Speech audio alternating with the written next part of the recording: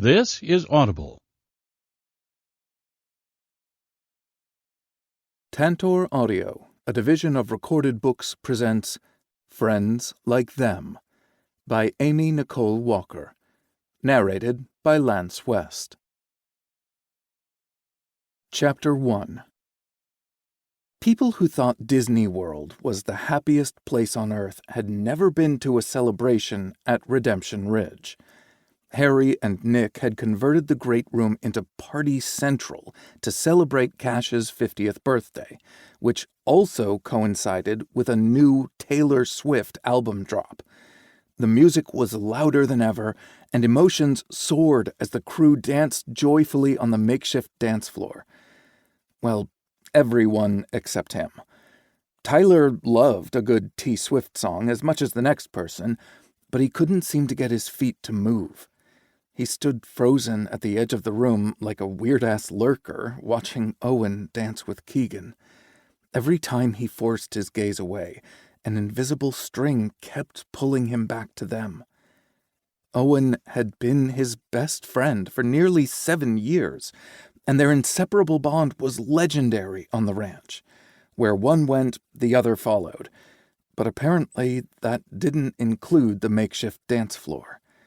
Hell, Tyler didn't even know Owen could dance until Taylor's version of Shake It Off came on, and he pulled Keegan into the center of the room with the others. Not Tyler, who knew him best, but the newest member on the ranch who knew Owen the least. He was too surprised to pout at first, but that hadn't lasted long. He mentally shook himself. Tyler's version, and scanned the room for anything to distract himself from the pity party he had going on.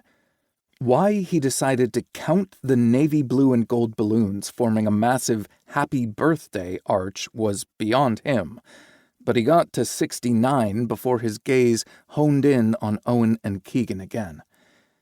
Was it his imagination, or had they moved closer together? Their bodies weren't touching, but they were close enough to make Tyler's stomach cramp. Their movements were fluid and perfectly in sync with one another and the fast-paced music. Damn, they looked like they belonged together. Tears stung the back of Tyler's eyes and nose as unfamiliar and confusing feelings washed over him. It felt a lot like grief, which made zero sense. Owen hadn't died, he just didn't have as much time for Tyler anymore. He honestly didn't know what Keegan and Owen were to one another. It was crystal clear that Owen had a soft spot for the guy, but you'd have to be a monster to feel nothing for someone who'd barely survived a conversion therapy on par with hell. Tyler had learned firsthand in jail that Owen's protective streak was a mile wide and as unyielding as a hurricane. But no one else had triggered that reaction in his best friend since they met almost 7 years ago. And Tyler selfishly realized he didn't enjoy seeing the instinct displayed with anyone else. He puffed out his cheeks and blew out a frustrated breath. He was the worst kind of asshole to resent the time and attention Owen gave to Keegan. The rented photo booth shook and distracted Tyler from his maudlin thoughts, and the husky laughter escaping the little structure made him smile. He scanned the room to see who was missing, and noticed all the ranch's inhabitants and employees were dancing or milling near the food and drinks. Then who was in the booth? Tyler got his answer a few seconds later when the door swung open to reveal Finley and Harry's parents, Hope and Gary Newton. Gary ran a hand through his silver hair to tidy it, while Hope reapplied lip balm. Ty averted his gaze before they caught him gawking, but it didn't prevent a hot flush from creeping up his neck. Extreme public displays of affection or uninhibited conversations about sex had that effect on him.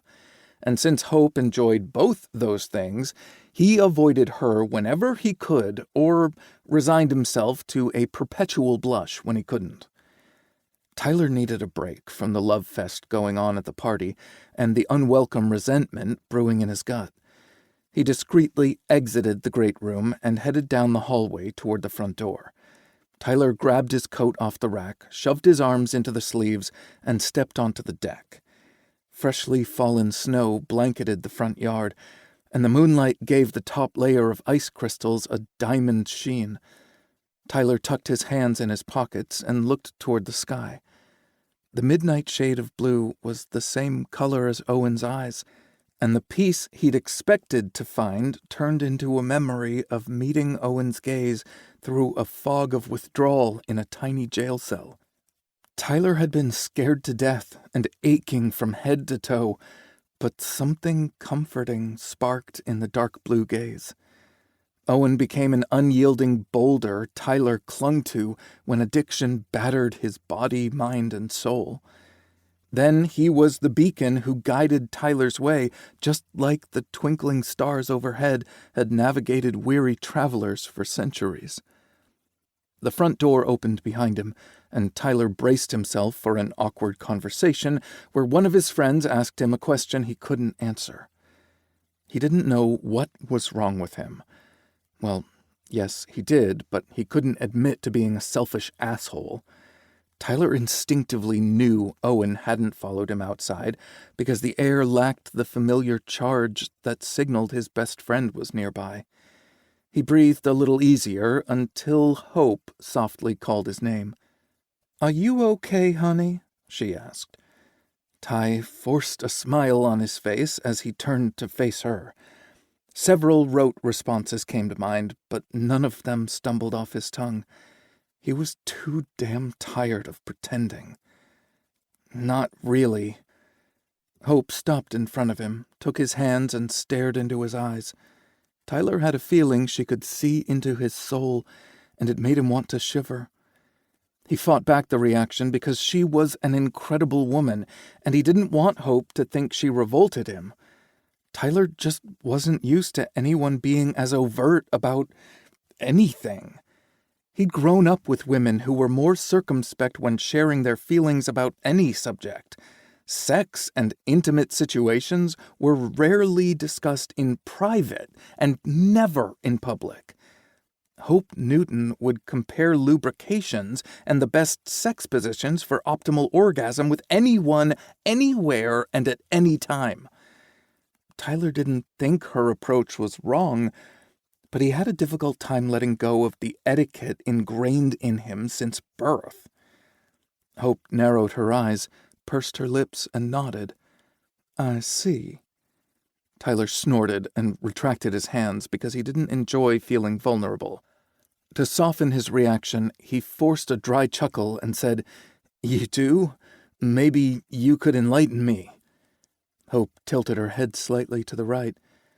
"I can't tell if you seriously don't know, or if you just haven't admitted the truth to yourself." Tyler's chuckle was as dry as autumn leaves. "I don't know what's wrong with me." She smiled softly and rubbed his upper arm. "Honey, there's not a single thing wrong with you.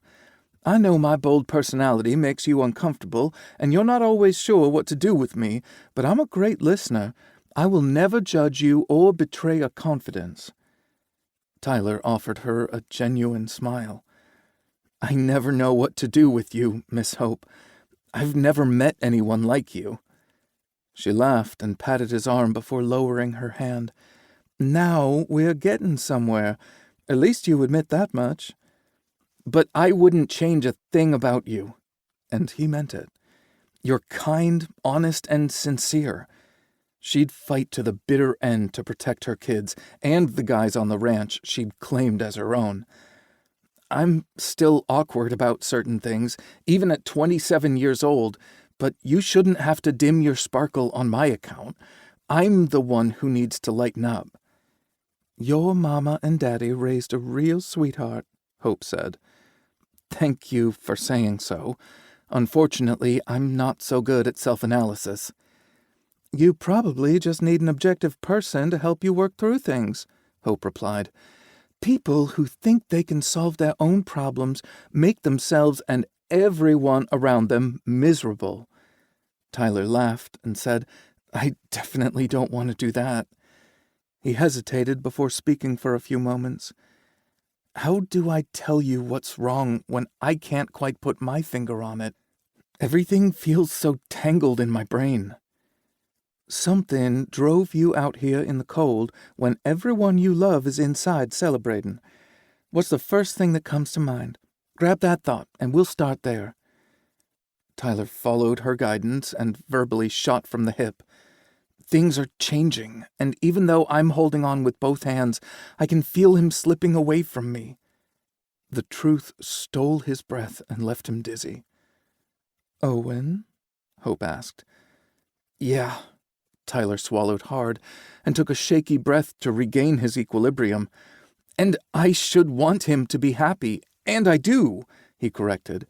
I just didn't expect the other confusing emotions. I've only known you guys as a package deal, Hope said with an easy smile. You rarely see one of you without the other, but I don't know much about either of you before you arrived here 4 years ago. Did you guys know each other before you came to the ranch? We were cellmates at Arrowhead Correctional Center, Tyler replied. Owen saved me in so many ways. He protected me from myself and any potential harm from other inmates. He even finagled his way into every job I had at the facility, even though his time served made him eligible for better positions. Hope smiled kindly. That's so sweet. I assume one of the jobs is how you met Cash? Yes, ma'am. Owen didn't know the first thing about agriculture, but he went because I did. Smiling, Tyler added, Boy, was Owen suspicious of Cash at first, especially when he offered us positions on the ranch. Who got released first? Hope asked. Owen, by 2 weeks, Tyler replied, his mouth struggling to fight off a grin. He was hell-bent on checking the place out before I arrived. If there was something hinky going on, Owen was determined to find it. Hope laughed at that. What was the backup plan if the ranch didn't work out? Tyler pursed his lips as he considered the question. We honestly didn't have one. Neither of us felt like we could return home, so sticking together was our only goal. It felt like Redemption Ridge was our only option, so I was thrilled when it worked out beyond my wildest dreams.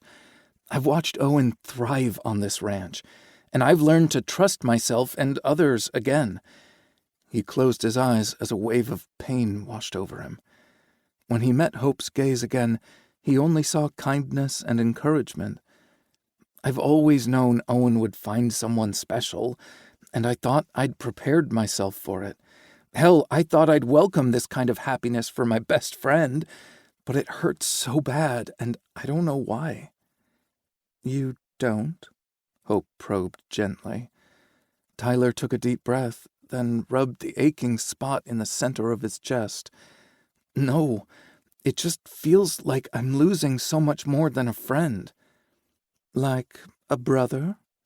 Tyler scrunched up his face to reject the suggestion, barely biting back an ew, no reaction. Instead, he replied, I have a few of those and don't need more. He huffed out a harsh sigh.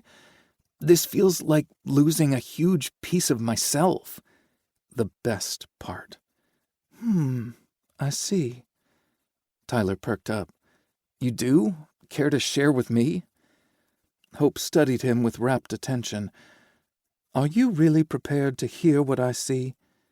Tyler closed his eyes, but kept them heavenward as if in prayer, though he wasn't seeking guidance from the deity his family worshipped. Tyler was too busy ignoring the little alarm bells going off in his head and bracing himself for the life-changing words Hope could deliver.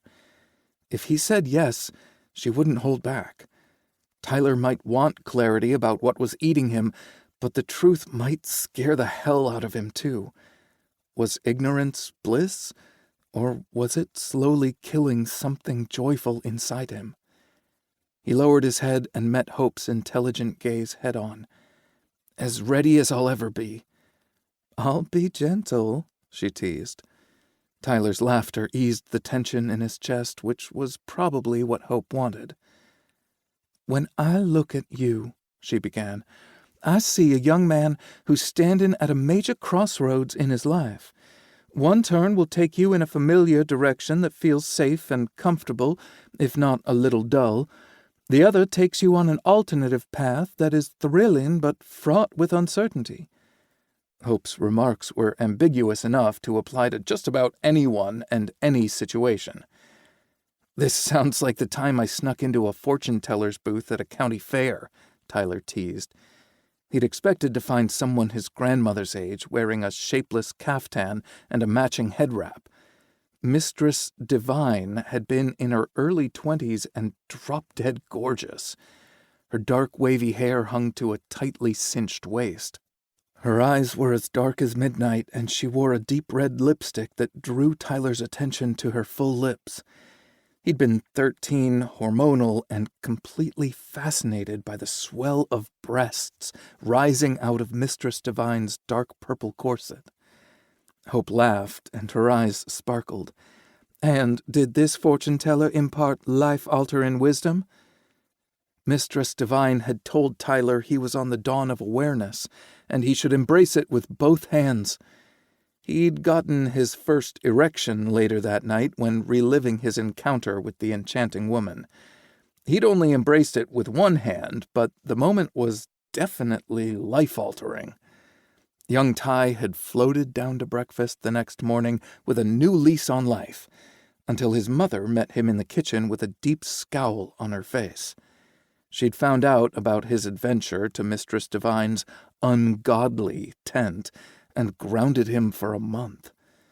Ty had been pissed at first because it meant he only got to leave the house to help at the family's plant nursery or go to church. He quickly got over his anger when he realized what good fun he could get up to alone in his room and how often he could do it.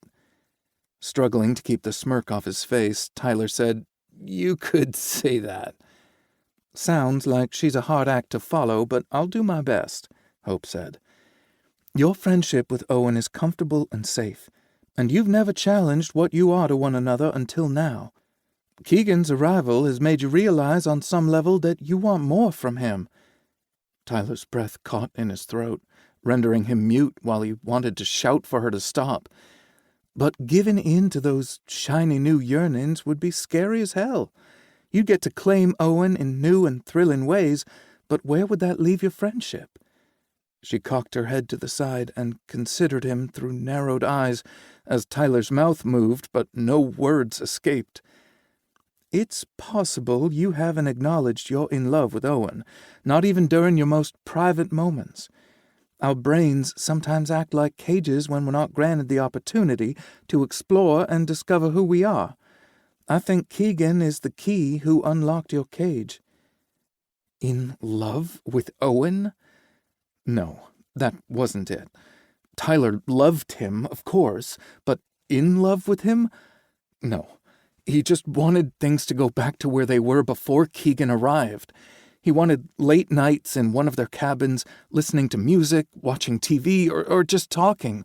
Tyler missed Owen watching him with a dopey smile instead of scrutinizing Keegan for any sign of distress. So basically, he wanted all of Owen's time and affection. Holy shit. But wait, that didn't mean he was in love with his best friend. Tyler's breath escaped him in a rattling wheeze as an invisible hand cinched around his chest. "Oh dear," Hope said. "I've scared the air right out of you." She patted his chest and made soothing noises. "Breathe with me, Ty. Inhale deep and fill up your lungs with precious air." Ty sucked in a half-lungful before he coughed. "Come on now," Hope crooned. "Try again." Tyler expanded his lungs more fully on the second attempt. The band loosened, but he still wasn't getting enough oxygen.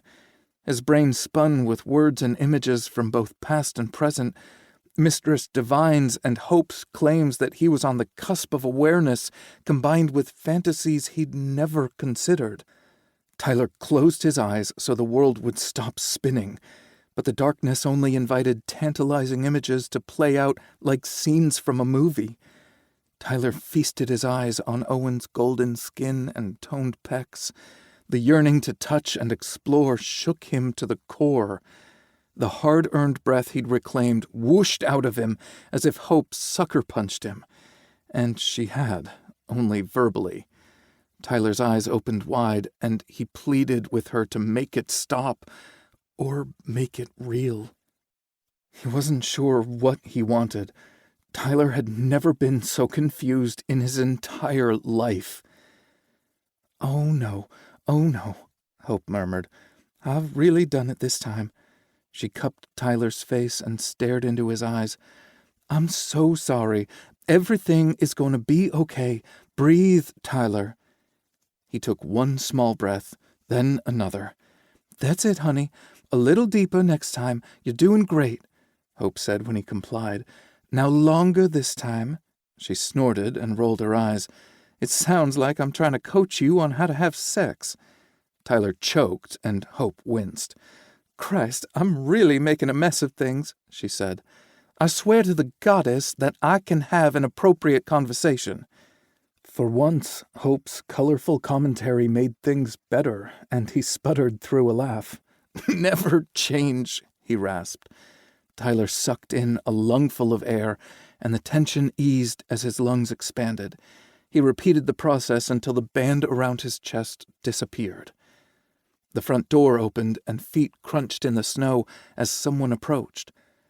Tyler didn't need to look to know it wasn't Owen. Why had he never questioned that phenomenon before now? "There you are!"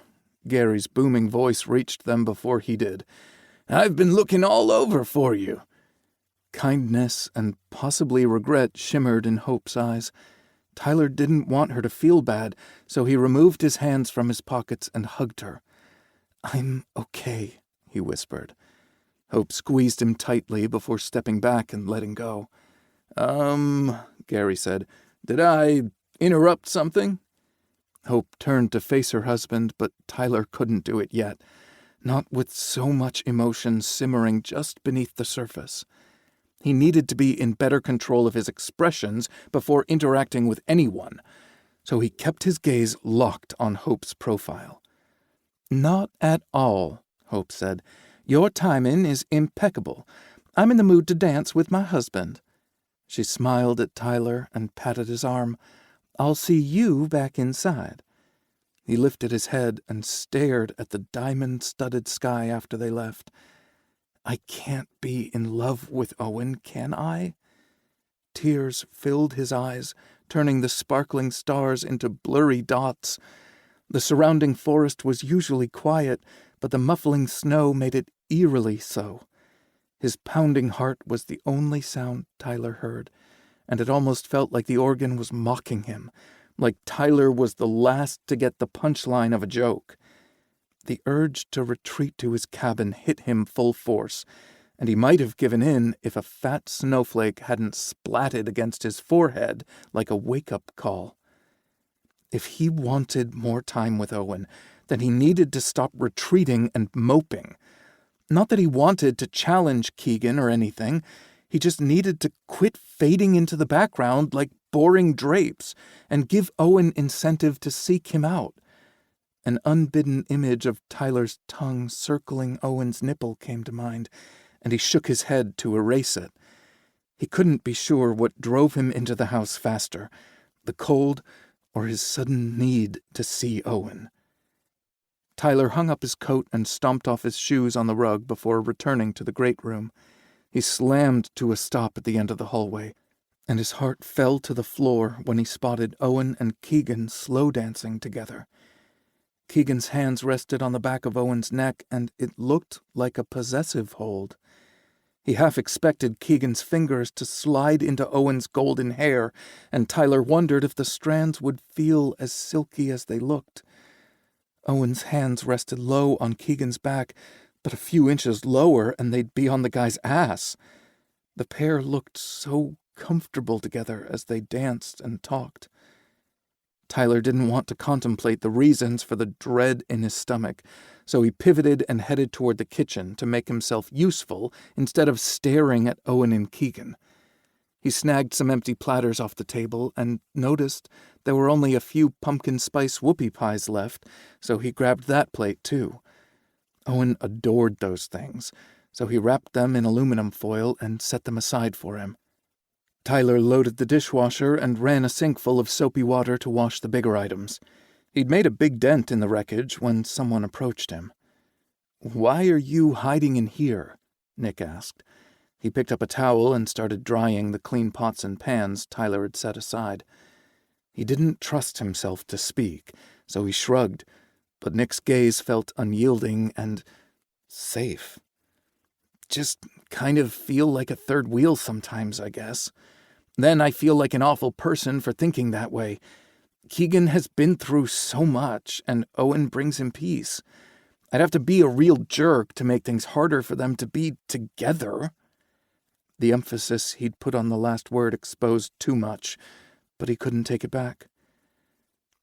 "They're not together romantically," Nick said, in a tone reserved for wounded animals and scared kids. Tyler should have felt offended, but the confusing hope unfurling in his chest made that impossible. He tried to play it cool with another shrug before shoving his hands back in the water to scrub another pot. "That isn't what romantic love looks like," Nick insisted, with a doggedness that had likely served him well in the FBI. Something warm and effervescent bubbled inside him. Hope's words echoed in Tyler's head, and his hands stilled in the water. Tears stung the back of his nose and filled his eyes. Was it true? Was he in love with Owen? Tyler turned his watery gaze to Nick. "When did you know you were in love with your best friend?" Nick set the towel down, crossed his arms over his chest, and considered Tyler for a few moments. "I didn't have a big aha moment," he said. "It happened slowly. I noticed little things at first. Catching guys checking cash out made me jealous. Thinking of him falling in love with someone else and being intimate with them drove me mad. Not being with him became a bone-deep ache." He knew exactly the pain Nick described. Tyler emitted a feral little growl that caught him by surprise and made Nick smile. He rubbed a hand over his sternum, but that didn't make the ache go away. "You'll miss 100% of the shots you don't take," Nick told him. "I wasted so much time pining after something that was mine for the taking all along. Swing for the fences, Ty." "What if he doesn't feel the same way?" "But what if he does?" Nick patted him on the shoulder. "Don't wait too long." Nick headed to the refrigerator, removed 2 water bottles, and headed back to the great room. But what if he does? Tyler had so many thoughts echoing in his head, but those 5 words were the loudest. He felt a familiar electric charge in the air that announced Owen's arrival. "Ty, I want to get pictures with you in the booth." Owen's voice was soft, but his suggestion landed like a bomb. That tiny, cramped space wasn't big enough. One would have to practically sit on the other's lap. Tyler's mind didn't need additional encouragement to replay the earlier fantasy. "Ty," Owen's voice was more urgent as he stepped beside him. "Are you okay?" No, he wasn't, but an honest answer would only invite additional questions he wanted to avoid. Tyler forced a smile and said, "Yeah, I'm great. Let's go take pictures." Owen responded with an excited whoop before he bounded out of the kitchen. Tyler dried his hands and trailed behind him at a more sedate space so he could coach his body and brain into remaining calm. It felt like every pair of eyes was on them as they made their way toward the booth, which looked even smaller up close. Owen reached for the door just as it swung open. Finley and Kieran stumbled out with mussed hair, swollen lips, and strips of photos in their hands. Clearly, the couples used the cramped space to suck face instead of smiling for the camera. Tyler's heart skipped a beat before galloping like a racehorse. "It's all yours, fellas," Finn said with a sweeping gesture. Kieran winked at them as they passed by, and Tyler re-experienced the sensation he was the last to figure things out. Mistress Divine's and Hope's words tangled in his brain. Major crossroads in life. Dawn of awareness. You're in love with him. The last one slammed into Tyler like a freight train, but Owen grabbed his hand and tugged him into the booth before he could freak out again. There was a narrow, short bench opposite a mirror that allowed the occupants to see the faces they made for the camera. Owen stared at the bench while Tyler studied his best friend. He'd always known Owen was good-looking, but it felt as if he were seeing him in a whole new light. Maybe it was the bright bulbs in the booth, or maybe Hope had cast some kind of spell under the full moon. Tyler leaned forward and discreetly breathed in Owen's scent. Bayberry, spiced cranberry, and evergreens. He always associated the fragrances with Christmas, and was suddenly struck with the impulse to unwrap his best friend like a gift. "Oh, wow," Owen said. Tyler jerked back like his friend had caught him sniffing or had read his mind. "What?" His brusque tone wasn't sketchy at all. Owen quirked a brow, but didn't comment on his weird behavior. "This is going to be a tight fit." Tyler swallowed hard as Owen's innocent remark conjured not-so-innocent thoughts. As he stared at Owen's reflection, he imagined his hand gliding over his best friend's bare chest again. Tyler pictured brushing his thumb over Owen's nipple and making him gasp. What would his sighs taste like? What sound would Owen make if Tyler licked his nipple, sucked it between his lips, raked it with his teeth? Did men even like that? "It will be worth a little discomfort, though," Owen said. Tyler jerked out of the fantasy, and his elbow connected with the side of the booth hard enough to make it rattle. "You better settle down before people get the wrong idea about what we're up to in here," Owen cautioned with a wry smile. "Damn, that bench is tiny. I'm going to give you a lap dance. You okay with that?" Owen waggled his brow. "Or do you want to give me one?" Tyler growled his frustration and plopped onto the bench. He tugged Owen down between his spread thighs and reached for the start button. The sooner they got this over with, the quicker he'd stop thinking about Owen's pert ass pressed against his groin. "Hold up," Owen said, knocking his hand away. "You're way too tense. Your body is hard as a rock. And about to get harder. Look at that somber expression on your face." "I don't know where to put my hands," Tyler blurted. "Anywhere you want to, baby," Owen teased. Tyler was used to his flirty remarks. Owen had used them as a test when they were cellmates to make sure he wasn't a homophobe. When they failed to get a response, Owen brought them out to lighten a tense mood. This time, the remarks ruffled Tyler's nerves instead of soothing them, and triggered a reaction in his groin. Tyler settled his hands on Owen's thighs and felt the muscles tremble beneath denim and flesh. Their eyes met in the mirror. Owen's midnight blue eyes shimmered with a mysterious emotion Tyler couldn't name, though he recognized it was only for him. Was this what romantic love looked like? Had Owen's 6 years of flirting meant something deeper? "Ready?" Owen asked. "Yeah." Tyler's voice sounded like he'd dragged it over a gravel driveway. "Then smile." Owen leaned forward, pressing his ass harder against Tyler's crotch, and pushed the button. A digital clock counted down from 3, and Tyler forced a smile on his lips. He posed and fooled around when the camera started clicking, but his mind was back in his fantasy of Owen, who turned this way and that, rubbing himself against Tyler's hardening dick. He knew the instant Owen felt it because his entire body tensed. Their gazes met in the mirror and held. Owen's mouth fell open in surprise, but thankfully not horror, as he searched Tyler's face for answers. For a heartbeat, Tyler thought Owen was going to bolt from the booth, but instead he angled his body, turned his head, and kissed Tyler. Chapter 2. Oh my God. Oh my God. He was kissing Tyler. Owen hadn't planned it. He'd just turned around to see if the desire and curiosity he saw in Tyler's reflection was real, and to confirm he hadn't imagined the erection pressed against his ass. Tyler's mouth was right there, his lips parting in surprise, and the expression in his coffee-colored eyes was even more potent up close. Owen had fantasized about this moment for 6 fucking years. From the first time he locked eyes with Tyler, he wanted to kiss him. There were days when he thought about nothing else. Maybe that was why Owen kept his eyes open for those first few seconds after pressing his mouth to Tyler's. Yes, he could have wanted to make sure his best friend wasn't revolted, but that wasn't it.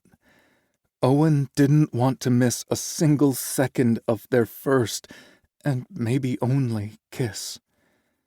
Tyler's eyes widened in surprise for a few seconds before his long lashes fluttered and his eyelids lowered to half-mast. Firm lips trembled against Owen's and parted to release the softest sigh he'd ever heard. The sound went straight to Owen's balls and squeezed them like a vice. Tyler fisted Owen's shirt at his waist, closed his eyes, and released a needy whimper, prompting Owen to stop thinking and start reacting. He shut his eyes too and lightly cupped Tyler's neck. Owen angled his head and swept his tongue over Tyler's bottom lip, making his intentions known and giving him the option to pull back or open wider. Tyler groaned hungrily as he parted his lips more, and Owen swept in.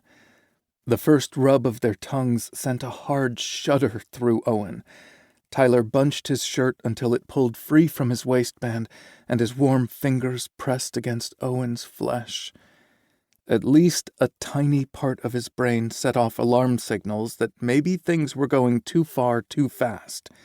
They needed to talk before things went further, and both the conversation and whatever followed needed to happen in a more private location. But then Tyler's curious fingers bumped along his spine, and Owen's ability to reason tumbled like a house of cards. Whatever Tyler wanted, he would have. Whenever, however, and how often he wanted it. Owen cupped the back of Tyler's neck, and though his hold was light, the embrace was possessive. It said, "You are mine." He deepened the kiss, pressing deeper into Ty's mouth and seizing complete control, while Tyler's fingers dipped beneath his denim waistband. If Ty could explore, so could he. But a repetitive beeping sounded in the booth before Owen could make his move. The guys sprang apart and looked toward the mechanism under the mirror just as it spit out a strip of photos with a whir. The paper fell face down into the tray below, but neither man moved to retrieve it. "Those are gonna be some pics," Owen said breathlessly. Knowing the camera had captured their first kiss made him ridiculously happy. Tyler leaned forward until his finger hovered over the start button. He held Owen's gaze and said, "Wanna go again?" "Hell yeah." This time, Owen turned and straddled Tyler's lap the best he could in the cramped space. He knocked his elbow against the thin booth wall with a hard thunk.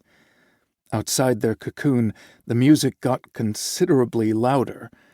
Either someone's favorite jam came on, or they were trying to cover the noises escaping the booth.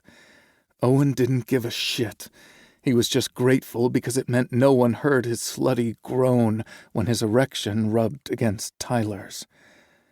"Oh." Tyler looked and sounded like a blushing virgin. A delicious flush spread across his cheekbones as he continued to stare at Owen with wide, dark eyes. Owen worried he'd pushed too far, too fast, until Tyler claimed his mouth in another toe-curling kiss. This time, Ty slid one curious hand onto the front of Owen's shirt and the other beneath the back. His fingers danced across Owen's skin, leaving a trail of fire in their wake. He longed to stretch out naked so Tyler could explore his body however and wherever he wanted to. He'd dreamed of this moment for so long, and now that it was here, Bam! Something or someone slammed into the side of the photo booth, and Tyler and Owen jerked apart and lurched to their feet. The little structure rattled and shook but didn't tip over. Owen's heart tried to beat its way out of his chest, and Tyler looked equally rattled. "Sorry," a sheepish voice said from the other side. Damn Reuben. The dude was probably just jealous because Burke wasn't there, and he didn't get to suck face in the tiny space like the other couples did. Other couples. Owen slammed on the mental brakes because he was getting ahead of himself. A few kisses, mutual hard-ons, and Tyler's mostly innocent touches didn't make them boyfriends. Tyler's cheeks turned a darker shade of pink, and Owen worried he might spontaneously combust at any moment. "You okay?" Owen asked. What he really wanted to know was if they were all right. Tyler averted his gaze, but gave Owen a jerky nod. His attention seemed focused on Owen's dick, which made it much harder to get his body under control. He had no intention of stepping out of the booth with an obvious erection straining against his jeans, and Tyler was in no better shape. Owen could think of several ways to ease his best friend's hard-on, but they sure as hell weren't ready for that step. Well, at least one of them wasn't. Owen had been primed and ready for this moment for over 6 years. The photo machine beeped and spit out the last strip of pictures into the tray. Neither of them moved to retrieve the photographic proof of what they'd shared, though Tyler's taste, his touch, and his moans were seared into Owen's brain. "I have a hard-on," Tyler whispered. He lifted his head, met Owen's gaze, and swiped his tongue over his bottom lip. "For you." Tyler stepped closer and swallowed hard. "And you're hard for me, too." The wondrous expression on Tyler's face made Owen want to smile and laugh, but he didn't want Tyler to think he was making fun of him. That was the absolute last impression he wanted Tyler to have about their first kisses. But how honest should he be? He didn't want to scare Tyler off after yearning for this opportunity for so damn long. Owen wanted to believe Tyler's erection signified something deep and meaningful, but it could have resulted from friction and loneliness. "Please let it be door number 1. Owen tempered his naturally assertive personality and aimed for chill. He took a step forward, too, so that they were toe-to-toe in the cramped space. "I am very hard for you." Tyler closed his eyes and swallowed hard. Owen longed to lean forward and kiss his neck, but he didn't dare move. Tyler twisted his fingers in Owen's shirt again and opened his eyes. "I don't know what to do with this." He didn't mean literally. They'd shared a small jail cell for 2 years, and Owen had heard the unmistakable sounds of Tyler jerking off when he thought Owen was sleeping. Tyler had meant he didn't know what to do with an erection for his best friend, who also happened to be a guy. Tyler wasn't raised in a world where men chose other men. Yes, he'd been around gay and bisexual men for the past 4 years on the ranch, but he never pictured that for himself. The turmoil in Tyler's voice made Owen's heart fall. In a perfect world, one kiss would prove they were meant to be together. Hell, that sounded more like a fantasy than any version of the world they lived in. "We don't have to do anything about it, Ty. We could pretend it never happened." Well, Ty could. Owen would hold on to the moment until his dying breath. Tyler darted a glance toward the photo tray. Owen removed the strips, folded them in half without looking at the images, and tucked the pictures in his pocket. He'd take them out later when he was alone and let his mind run free as a wild Mustang. "We don't have to talk about this if you don't want to, Ty. Nothing has to change. You're still my best friend." Owen's voice came out a little shaky, and Tyler's eyes widened. One of them sounded terrified, and the other looked it. Their friendship was the single most important thing in both their lives. Owen would do anything to keep Tyler in his life, even if it meant an end to his impossible dream. Tyler swallowed hard. "You want to pretend it didn't happen?" "I didn't say that," Owen replied carefully. "I said we could." He again debated just how honest to be with Tyler because he couldn't get a good read on his reaction. Tyler seemed upset by the idea Owen could forget about their encounter, but he didn't sound encouraged by the notion Owen wanted to remember it. He felt damned no matter how he responded. Someone thumped into the booth again, giving him a valid excuse to postpone a further response. "Can we talk about this in private?" Tyler searched his eyes for several seconds before nodding. "We should probably get back out there," Owen suggested. He received another nod, but neither made a move toward the door. "You should probably turn loose of my shirt first." Tyler looked down at his hands, but didn't release Owen's shirt. "I can't."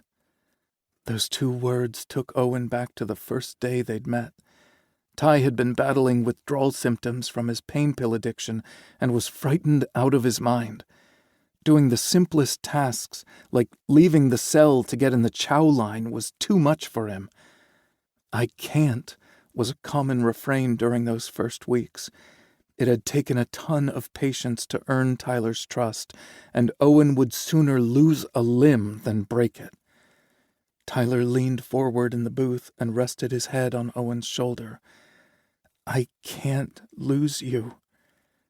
"I'm not going to disappear on you, Ty.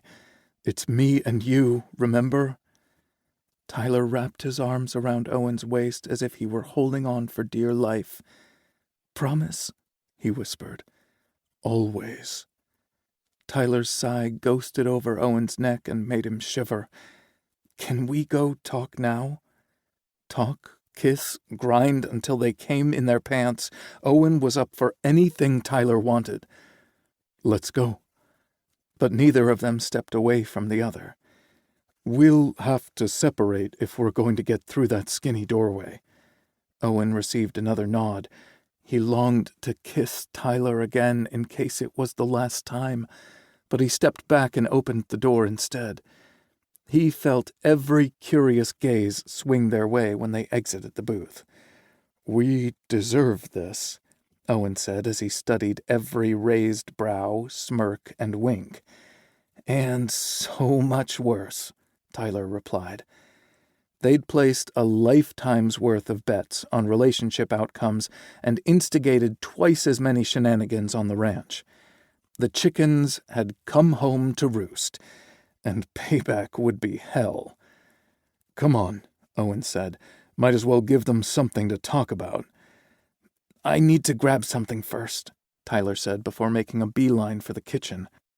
Owen watched his retreat longer than he should, knowing he was just fanning the flames of their audience. He tore his gaze away from Tyler and forced his feet to move, not stopping until he reached the front door. Owen grabbed his coat off the hook but didn't stop to put it on. He was hot enough to fuel a furnace for days and should probably cool off a little before he shut himself in a small cabin with Ty. Owen needed to exercise caution and control. Two things no one ever associated with him. "Okay, I'm ready." Tyler sounded breathless when he joined Owen by the front door with something wrapped in tinfoil. "What's that?" "I snagged the remaining pumpkin spice whoopie pies for you." Tyler's thoughtfulness never failed to move Owen. He showed how much he cared in a million little ways and made him feel like the most important person in Tyler's world. Owen leaned forward and pressed a kiss to Tyler's mouth. "So much for caution and control." Tyler's lips trembled and parted invitingly, and Owen wanted more than anything to deepen the kiss, but not until they talked first. Tyler scowled when Owen pulled away, and he wanted to kiss his cute pout away. "I really, really want to be alone with you right now," Owen told him. The front door wasn't visible from the great room, but that didn't mean someone couldn't wander down the hallway. They didn't need interruptions or input from anyone else. Tyler thrust the whoopie pies at him and grabbed his coat. "My cabin is closer." Fat snowflakes pelted them as they stepped onto the porch. It was coming down much harder, and the wind had picked up. The quick trip to Ty's cabin took twice as long as normal because of the deepening drifts, and Owen wished he'd put on his coat. They'd traveled this route so many times, but this time Owen didn't resist the urge to reach for Tyler's hand. They ducked inside the cabin and shut themselves away from the outside world. 2 cats, one bright orange and one the color of butterscotch, raised their heads from where they were curled around each other on the couch. When the ranch rescued a pregnant stray, Little Mama, they couldn't bear to part with her precious kittens. Tyler and Owen each chose one, naming them Lucy and Ethel after their favorite fictional duo. The cats followed them nearly everywhere on the ranch, but Owen wasn't sure he wanted witnesses to what he hoped would happen next. Then again, if what he truly wished for came true, there would be a lot of sleepovers, and the girls would have to get used to it. They hung their coats on the peg by the door, and then Tyler was on him, backing Owen against the wall. Tyler's lips were cold, but his tongue was hot and curious. He took the foil package from Owen's hand and flung it toward the coffee table, but it overshot and landed on the sofa. The girls bolted from the couch and darted onto the bed. A protest danced on Owen's tongue, but Tyler licked it away, along with his resolve to talk before they did anything else. Owen fisted one hand in Tyler's hair and gripped his pert ass with the other. He thought the frigid walk to the cabin would have cooled his lust, but his internal fires blazed hot. The earlier thoughts of caution and control returned, but Tyler's needy groans waved a red blanket in front of Owen's raging bull. 6 years of longing and loving had led to this moment, and he wanted it to be perfect. Sanity prevailed, and Owen eased his lips away and stared into glazed dark eyes. He brushed a thumb over Tyler's swollen mouth and barely resisted the urge to dive back in. "You are the most important person in my life, Ty." "You're mine, too," he replied breathlessly. "You saved me." Owen shook his head. "We saved each other." Tyler's brow furrowed, and he pursed his lips together. "Are you saying you don't want this?" Owen tightened his hold on Tyler's ass so he couldn't move away. "I'm saying I need to know what this means to you, because I can't lose you." The air wheezed from Tyler's body like Owen had kneed him in the balls. He rubbed his sternum like he did whenever something stressed him out. Owen hated to be the one causing the pain, but it would hurt a lot more if they screwed up their friendship.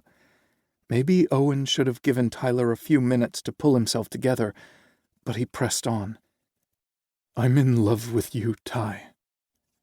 Brown eyes widened, lips parted on a soft gasp, and a pretty pink flush spread across Tyler's cheeks. "For how long?" Owen smiled and trailed a finger along Tyler's smooth jawline. "Since the moment I looked into your eyes.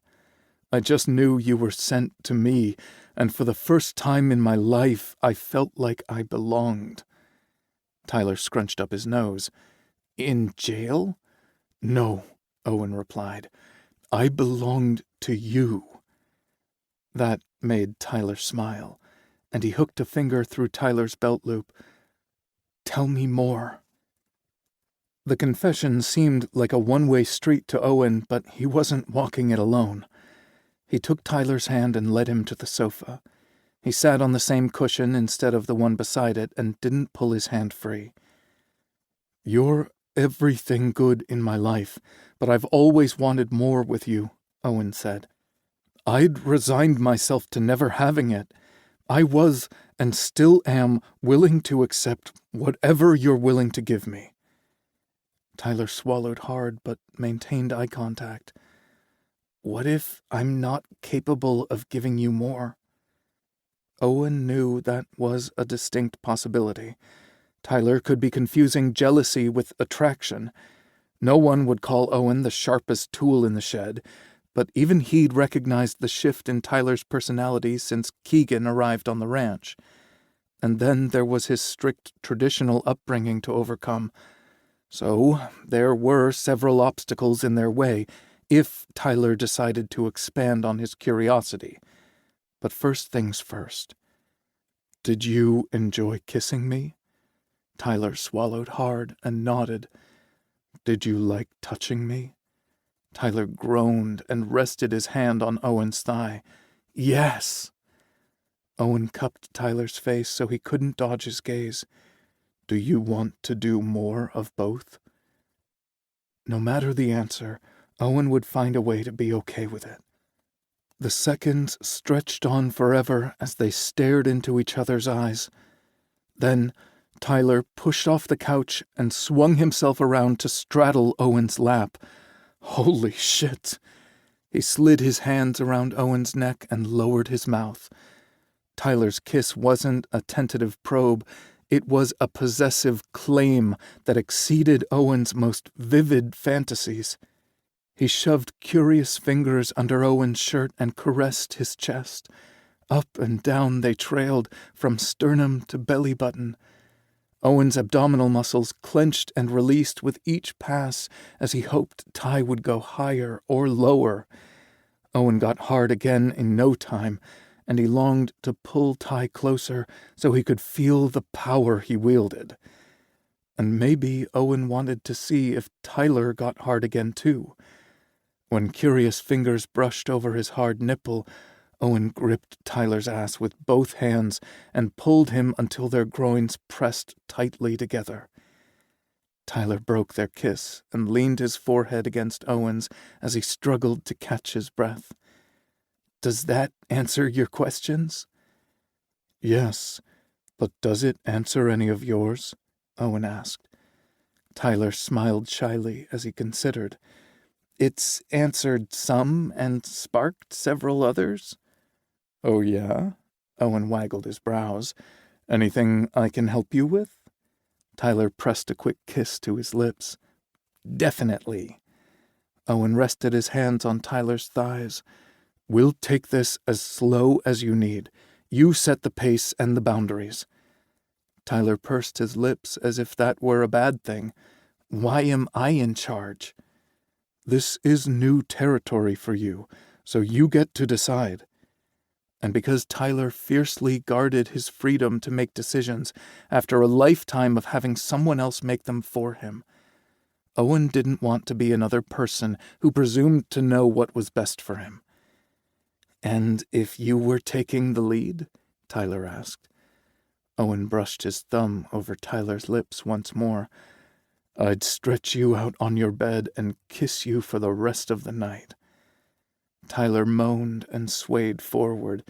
"Yes, I want to do that. What about touching?" "You can do whatever you want to me, and I'll reciprocate," Owen promised him. Tyler's dark eyes shimmered with curiosity and desire. Kiss for kiss and touch for touch? Exactly. Tyler glanced over his shoulder, then dragged his bottom lip through his teeth.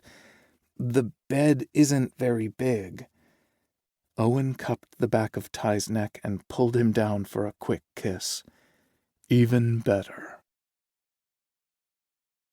Chapter 3. Tyler's brain threatened to short-circuit from the volume of information and sensations bombarding it. His heart swelled with emotions he struggled to process and contain. Owen loved him. No, he'd always known that. Owen was in love with him, which was something Tyler had never allowed himself to imagine. but the truth of his words shimmered in his blue eyes. So this is what romantic love looks like. It felt like Tyler was seeing it for the first time in his life, which was ridiculous. He'd grown up with parents and grandparents who openly loved one another. Why hadn't he recognized it from Owen? Had he been oblivious, or had Owen masked his feelings this entire time? He must have been silent for too long because the shimmering light in Owen's eyes dimmed. Then his seductive smile melted into a grim line, and his grip on Tyler's hips loosened. "We don't... Have you always looked at me like that?" Tyler asked before Owen could rescind his offer to let Tyler explore his body.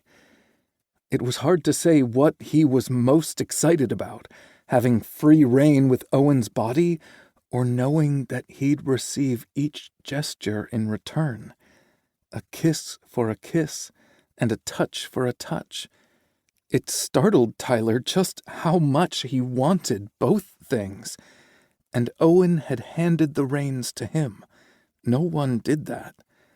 The Booths raised their children to follow the word of God, the will of their parents, and the rule of law. The one time Tyler had taken the reins, he'd ended up as a broken-down rodeo cowboy with a pain pill addiction.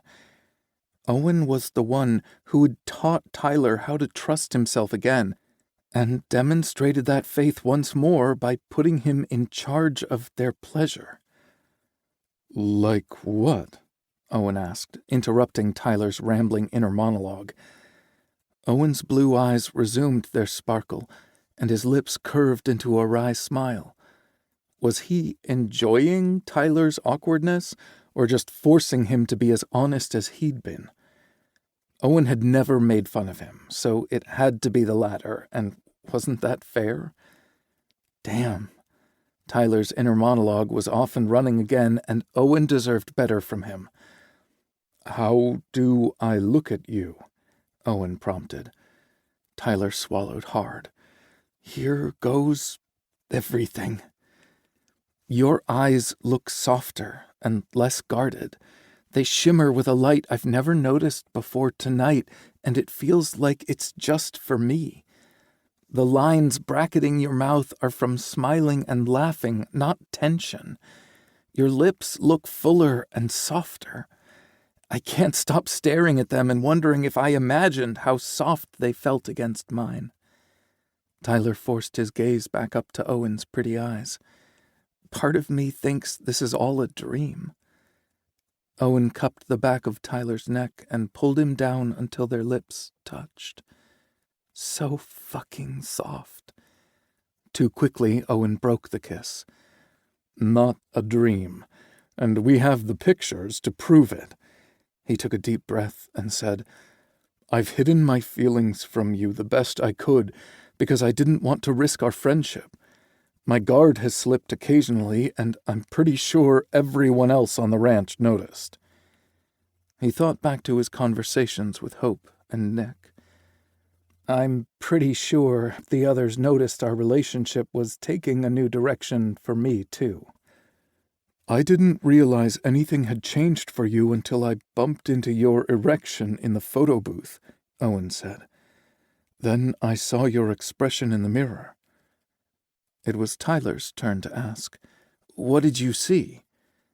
Owen inhaled long and slow before replying, "Curiosity and desire. Two things I'd always hoped to see looking back at me." Tyler's heart swelled until he thought it might burst. That would be a crying shame, since it felt like he was on the precipice of something truly amazing. He rubbed his aching chest and breathed deeply. "I'm afraid." "Me too," Owen admitted.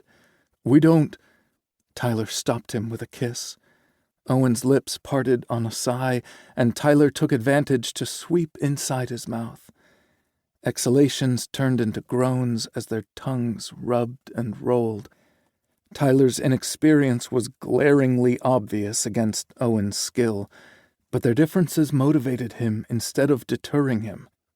Tyler's skin tingled everywhere, as if a million ants crawled beneath his flesh, and it was too tight, like it didn't fit his bones anymore. His dick throbbed and pulsed in time with his racing heart, and his balls drew tight against his body. There was an unfamiliar ache in Tyler's core, and it took him a minute to realize it was arousal. He'd had sex a few times in his late teens with his girlfriend, and had jerked off a lot, but this was the first time the yearning had bordered on painful. Tyler tore his mouth from Owen's and stared into dazed blue eyes. "I'm more afraid of not trying."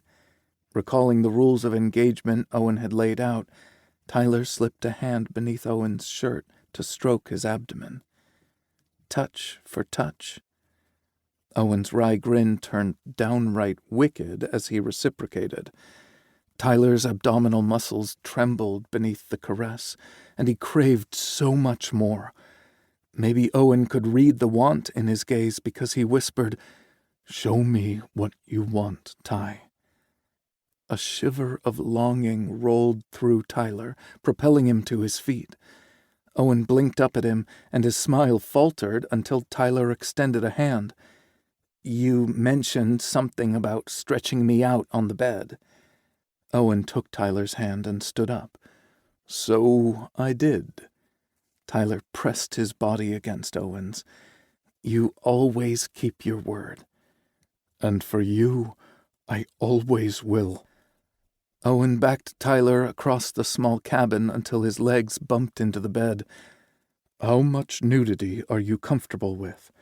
Want to just start by kicking off our shoes and removing our shirts?" Tyler's overwrought brain calmed for the first time since they entered the booth. It locked on the memory of his hand roaming over Owen's chest until his fingers bumped into a denim waistband, and he growled his frustration at the intrusion. When Owen arched a brow, he realized he hadn't just made the noise in his head. Tyler answered the inquisitive expression by dropping his hand to Owen's waist and opening his belt. Owen sucked in a sharp breath as he matched Tyler's gesture. He wasn't sure how far he was willing to go, but Owen's complete acceptance made Tyler brave enough to unzip his jeans. Blue eyes burned hot enough to set Tyler on fire as Owen went to work on his zipper too. Tyler reached for Owen's jeans again, then realized they still wore their boots. There was nothing sexy about getting tangled up and falling on their asses, so he eased down to his knees. Owen groaned lustily and slid a hand through Tyler's hair. The position put him at eye level with Owen's crotch, and he could smell his arousal. Tyler's mouth watered, and he nearly forgot about his intentions in his haste to get closer to the enticing aroma. He had the strongest urge to press his nose against Owen's cotton briefs and inhale his scent deeper. Was that something guys even did to each other? Indecision paralyzed Tyler until he lifted his head, and Owen's scorching gaze reminded Tyler that he was in control. He quickly untied Owen's boots and pulled them free. His socks followed, and then Tyler eased Owen's jeans down lean hips and long, toned legs. The fabric remained pooled at Owen's feet when Tyler's attention snagged on the erection tenting the boxer shorts and the tantalizing wet spot on the fabric. Fingers itched to touch the flesh Tyler bared, and so he did, starting at Owen's calves and working his way up. The friction of crisp leg hairs against his palm woke something primal inside Tyler. Evocative images of pressing his nose against Owen's cotton-covered dick flashed in his mind. Maybe he would have found the courage to act on his instinct if Owen hadn't moaned and tightened his fingers in Tyler's hair. "My turn," Owen said, his voice sounding as raspy as a chain smoker's. He stepped out of his jeans and held out his hand to Tyler. Rising on shaky legs, he tried not to hold his breath as he waited for Owen to match his gestures. Owen stood close enough that his body created a delicious friction against Tyler's during his descent, and his breath ghosted over Tyler's bare abdomen. Owen's stubbled cheek brushed against Tyler's underwear and made removing his boots and socks the most erotic experience of his life, until the focus turned to opening Tyler's jeans with deft fingers. Owen inhaled deeply, and his nostrils flared. He darted his tongue and swept over his lips like he really wanted to taste Tyler. A soft growl echoed in the room, and Tyler was surprised to realize it had come from him. Owen cocked his head to the side and smiled wickedly as he pulled Tyler's pants down. Calloused thumbs brushed over his skin, igniting sparks like a match against a strike plate. Owen slowly rose to his feet, and they stood staring at one another, their labored breathing the only sound in the cabin. "Shirts and underwear?" Owen asked to break the silence. Tyler whipped his shirt over his head and tossed it to the ground. Owen reached for his own hem, but Tyler stopped him. "Can I?" "I'm all yours, baby." Baby. Tyler had thought endearments were lame, and now he wanted to earn them like sexy little merit badges. He took his time, dragging Owen's shirt up his chest, positioning his fingers to rasp over Owen's skin the way he'd done when removing Tyler's pants, relishing the little goosebumps that popped out along the journey. Once the shirt reached Owen's pits, Tyler paused to brush his thumbs over hard nipples. Owen sucked in a sharp breath, and his midnight eyes danced with the promise of retribution. "Touch for touch," Owen said. "Do you want to do this lying down?" Tyler hastily removed Owen's shirt and tossed it to the floor, then climbed onto his bed. He stretched out on his side and patted the empty spot beside him. Tyler had been so anxious when they first entered the cabin, but his confidence grew with each kiss and caress. He still didn't know how far he would follow his urges, but knowing there was no pressure provided a safe place to explore these new feelings for Owen. The mattress dipped when Owen placed a knee on it.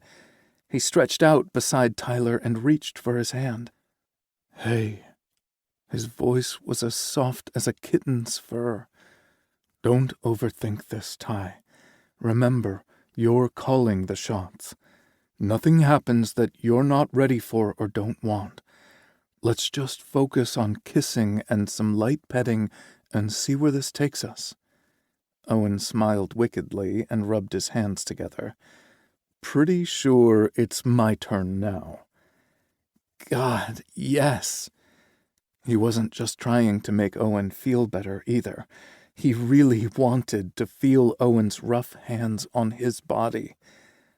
Owen started low at Tyler's abdomen and took his sweet time, stroking a fiery path upward, making Tyler squirm when fingers caressed the sensitive skin just beneath his pits. "I'm making a mental note to come back here and explore more when you give me the green light to do whatever I want with you." Owen winked, then smirked sexily. "And you will." Tyler squirmed for an entirely new reason as he tried to figure out what Owen meant by exploring his pits. "Do you mean you want to come back and tickle me there?" Owen's lips curved into a delicious smile, and he scooted even closer. "Well, maybe that too, but that wasn't what I meant." Owen ran a finger just below his line of pit hair. "I want to shove my face here and breathe you in, lick you." "Guys do that?" Tyler asked. "Some do, but not everyone likes it. So you try stuff and pass on the things that don't appeal to you." Owen leaned closer to Tyler's pits and inhaled. "Damn, you smell good, baby." Tyler's heart tripped on the endearment, but galloped when the rest of Owen's statement registered. "You want to lick me there? My armpit?" Owen held his gaze and breathed him in again. "I want to taste you everywhere." That answer threatened to short-circuit Tyler's brain with images of all the places Owen might lick. Some of them made his toes curl, and others rendered him speechless. "But we can work up to that." He swiped his thumbs over Tyler's nipples, eliciting a sharp gasp as acute pleasure unfurled in his belly. "Oh, my!" "You've never experienced nipple play?" Owen asked. "Not even with yourself?" Tyler shook his head. "I didn't know that was something guys liked." Owen cupped Tyler's face and stared into his eyes. "It only matters what you like and what we like to do together." Warmth spread throughout Tyler's body.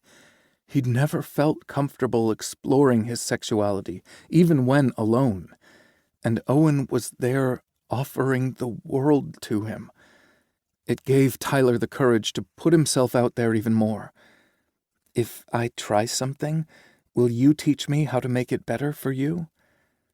"As long as you only do things that you're comfortable receiving from me." Tyler nodded vigorously before leaning in and swiping his tongue over Owen's nipple. "Baby," Owen groaned. He slid one hand into Tyler's hair, holding him close to his chest. "Do it again." Tyler swirled his tongue around the tight bud, then drew it into his mouth. "Fuck, yes. You're a natural, Ty. Follow your gut." Tyler swirled and sucked until Owen's body vibrated, and then he moved to the other nipple. This time, he lightly grazed the tight bud with his teeth, and Owen nearly bucked off the bed. "Make this any better, and I'm going to come in my underwear like a virgin," Owen groused. Tyler loved the sexy rumble of his voice, so he did it again. Owen's fist tightened in his hair, making Tyler's scalp tingle and his dick leak even more. He didn't recognize a single thing about himself or the situation, but he didn't give a damn. He eased away from Owen's flushed chest, licked his lips, and boldly said, "My turn." Owen growled sexily as he tumbled Tyler to his back so fast the room spun. Following his instincts, Tyler parted his legs to make room for Owen and earned a pirate's smile that promised a thorough ravishing if he wanted it. Did he? Could he make such an enormous leap after only a few kisses and caresses? Owen's swagger dimmed a little as he studied Tyler's reaction. "Too much?" Owen asked. He'd used his forearms to take the brunt of his weight instead of lying fully on top of Tyler, but their lower halves aligned, and he felt Owen's urgent need pressed against his. It both terrified and thrilled him how badly he wanted to remove the last barriers between them. Tyler's heart skipped a beat, and butterflies stirred in his stomach. It felt like he had a front row seat on a roller coaster that teetered at the top of an enormous hill. Any second, he'd careen down at breakneck speeds, but he knew Owen would be right there to keep him safe. So when Owen mistook his delayed response and pushed up to move off him, Tyler wrapped his legs around Owen's calves to keep him in place. "It's not enough," Tyler corrected. Owen pressed the full length of his body against Tyler's and captured his mouth in their hottest kiss yet. And down the hill they flew together. Chapter 4. Owen had trained and fought as an amateur boxer before he was old enough to drive, so he wasn't a stranger to having the wind knocked out of him. But this was different. It hurt just as much as taking a hard jab to the gut because he had to be dreaming. There was no other explanation for why Tyler was beneath him on the bed, staring up at him with a lust-drunk expression in his big dark eyes. Dreams came true for other people, not the Doyles. Hadn't his Uncle Howie pounded that into his head during training? "This world won't give us anything besides a shit sandwich," he'd said. "You want something, you better take it." And Howie's predictions had come true right up until the day Tyler became his cellmate, and Owen's luck changed for the better. So why couldn't the vision beneath him be true? Tyler reached up and brushed strands of hair off his forehead. "Now who's having second thoughts?" "Pinch me," Owen said. Tyler scrunched up his nose adorably. "Huh?" "Do it. Prove to me I'm not dreaming."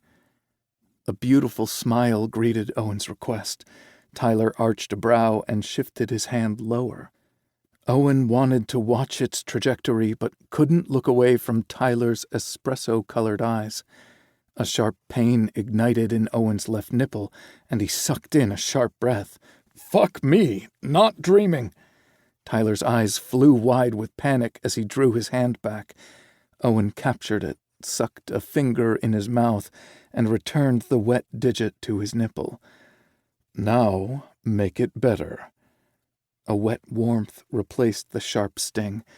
The pleasure was so intense that Owen rocked his hips forward. Tyler grunted, and his eyes nearly rolled back in his head. He couldn't wait to introduce Tyler to the delicious secrets his body held. "I believe it's my turn to kiss and touch you." Tyler squirmed on the bed and thrust his hips upward, seeking more friction. Owen shifted his body weight to hold his pelvis still, earning a dark scowl and a pouty mouth he couldn't resist kissing. The bedding smelled like Irish Spring soap, which comforted Owen and aroused him to no end. Tyler tasted like the butterscotch candies he preferred, and a hint of the coffee he could never resist. Owen didn't stop kissing Tyler until forced to separate so they could catch their breath. Then he eased down, though not as far as he would have liked. One day, he'd kiss a path down to Tyler's dick and blow his mind. But for now, he stopped at Tyler's sternum. Did he go left or right?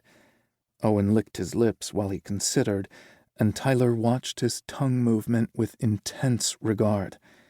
He went left, curling his tongue around and around the hard nipple before sucking it into his mouth. Tyler cried out, fisted both hands in Owen's hair, and rubbed his pelvis against Owen's abdomen. "Christ! Oh, fuck!" Owen chuckled and pulled the nipple harder between his lips. He swirled his tongue around it to ease Tyler, then sent him out of the stratosphere by grazing it with his teeth. "Oh, Tyler stammered. He locked his legs tighter around Owen and snapped his hips up over and over. Owen felt the wet evidence of Tyler's arousal on his stomach, and the scent drove him wild. Fuck, he wanted to peel those briefs down and give Tyler what he needed, but Owen had promised to let Tyler set the pace. He clearly wanted to get off, but he might not be ready for it to occur by Owen's mouth or hand. So he switched to the right nipple and repeated his sensual onslaught, while Tyler dug his fingers into Owen's scalp and his heels into the mattress. Oh, Owen, please!" With one last scrape of Owen's teeth, Tyler came on a strangled cry. His briefs were no match for his hot release. It soaked his underwear and smeared up and down Owen's belly as Tyler rubbed out his orgasm. Owen nuzzled a path back up to Tyler's mouth and kissed him until he was fully pliant and replete beneath him. Pushing up on his arms, Owen moved to roll over, but Tyler wrapped his legs around his calves once more and tightened his fingers in Owen's hair. If Ty weren't careful, Owen would have a bald patch or two in the morning. "But you didn't," Tyler said. "This isn't about me." Tyler scowled. Kiss for a kiss and a touch for a touch. You got to see me come. Owen smirked. And I felt it, too. Do you always come that much, or have you been saving it up? A blush stole across Tyler's cheeks. You don't have to answer that, Ty. Owen inhaled deeply and said, I love smelling your spunk and wearing it on my skin. Tyler's cheeks flushed a darker pink, but his eyes glittered with pure arousal. I want the same. Your dick does too. It's escaped your boxers. Owen had been so caught up in taking care of Tyler that he hadn't noticed. He pushed up on his elbows and looked down the length of their bodies. So he has. Owen met Tyler's gaze again. The idea of getting off while Tyler watched amplified Owen's arousal to dangerous levels. He didn't want to stroke out before he shared this moment with Ty, so he focused on a strategy.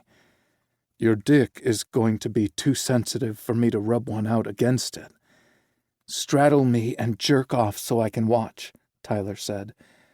Owen could only blink for a few seconds as he inhaled deeply through his nose. If Ty kept up the dirty talk, the fun would be over before he wrapped the first finger around his dick. You'll need to let go of my hair, then. Oh, Tyler said. He relaxed his fingers and took his sweet time, carding them through the strands.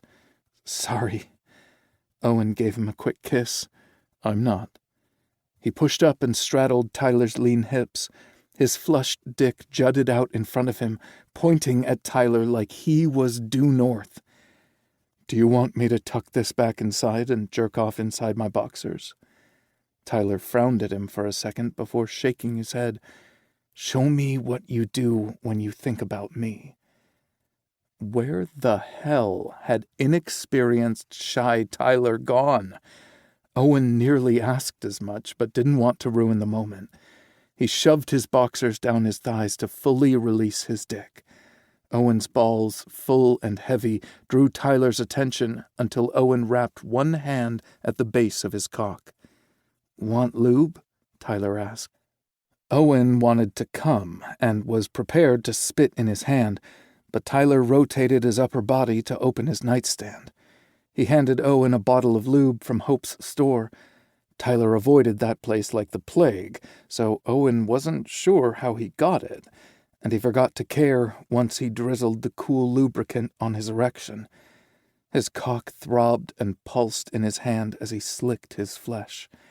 On the second pass, Owen tightened his fist to give maximum pleasure, rotating his wrist at the end to hit the sweet spot just under the cockhead.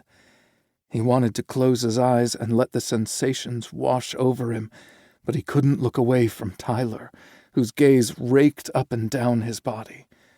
Tyler's lips parted, and he panted softly as if he felt every one of Owen's strokes, too. He was so fucking ready to come, but wanted to drag this pleasure out for as long as he could. Maybe he was dreaming. Perhaps Tyler would change his mind when the sun came up, or just fucking possibly everything he dreamed of was coming true. Owen reached down and cupped his balls with his free hand. He gave them a firm tug as he continued working his cock faster and harder. Watching Tyler's reactions to Owen getting himself off was the hottest thing he'd ever done. Pleasure built inside him like a pressure cooker. On you? Owen rasped. Please. Owen leaned over Tyler, bracing his weight with one hand by Ty's head and working his dick with the other. It only took a few pumps before he painted Tyler's abdomen. Black dots danced in front of his vision as he sucked air into his lungs. He'd never come so hard in his life, and they'd barely scratched the surface of intimacy. Owen's bones had turned to jelly, and the arm supporting his weight trembled from strain. Reality tried to intrude as his blood flow redirected back to his post-climax brain, but Owen ignored any negative thoughts. Tyler stared at his splattered stomach with a delighted smile on his face. And that was what Owen wanted to focus on. "I wanted to touch you," Tyler said. He raised his head and met Owen's gaze. "I wanted to feel your thigh muscles as they flexed and test the weight of your balls in my palm." He swallowed hard, and his eyes widened. "Those thoughts came so naturally to me, and I didn't stop to consider if they were right or wrong.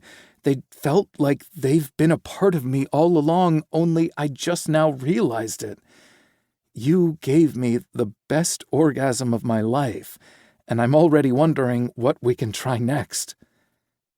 Pride swelled in Owen's chest. "It was the best I've ever had." Tyler wore a dubious expression that Owen quickly kissed away.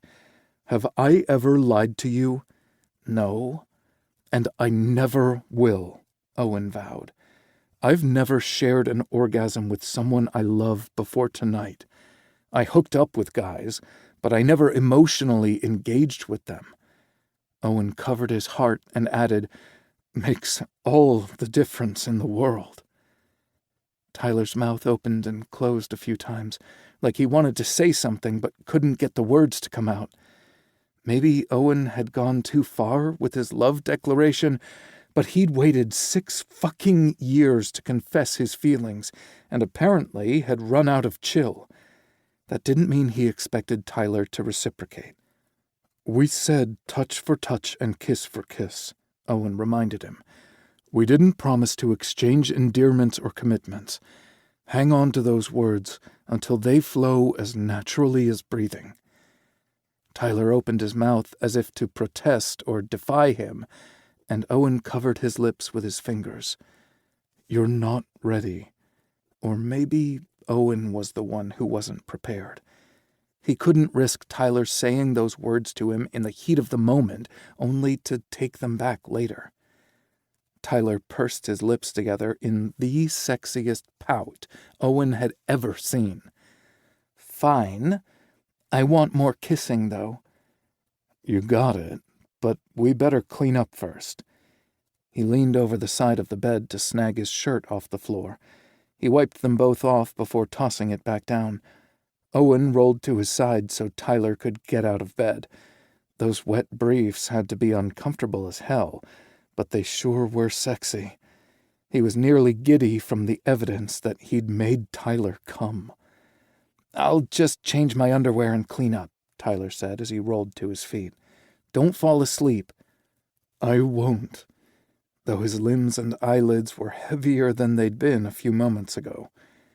Tyler narrowed his eyes as if he had read Owen's mind. "Don't leave either." "I'm not going anywhere," even if it was probably the smartest course of action.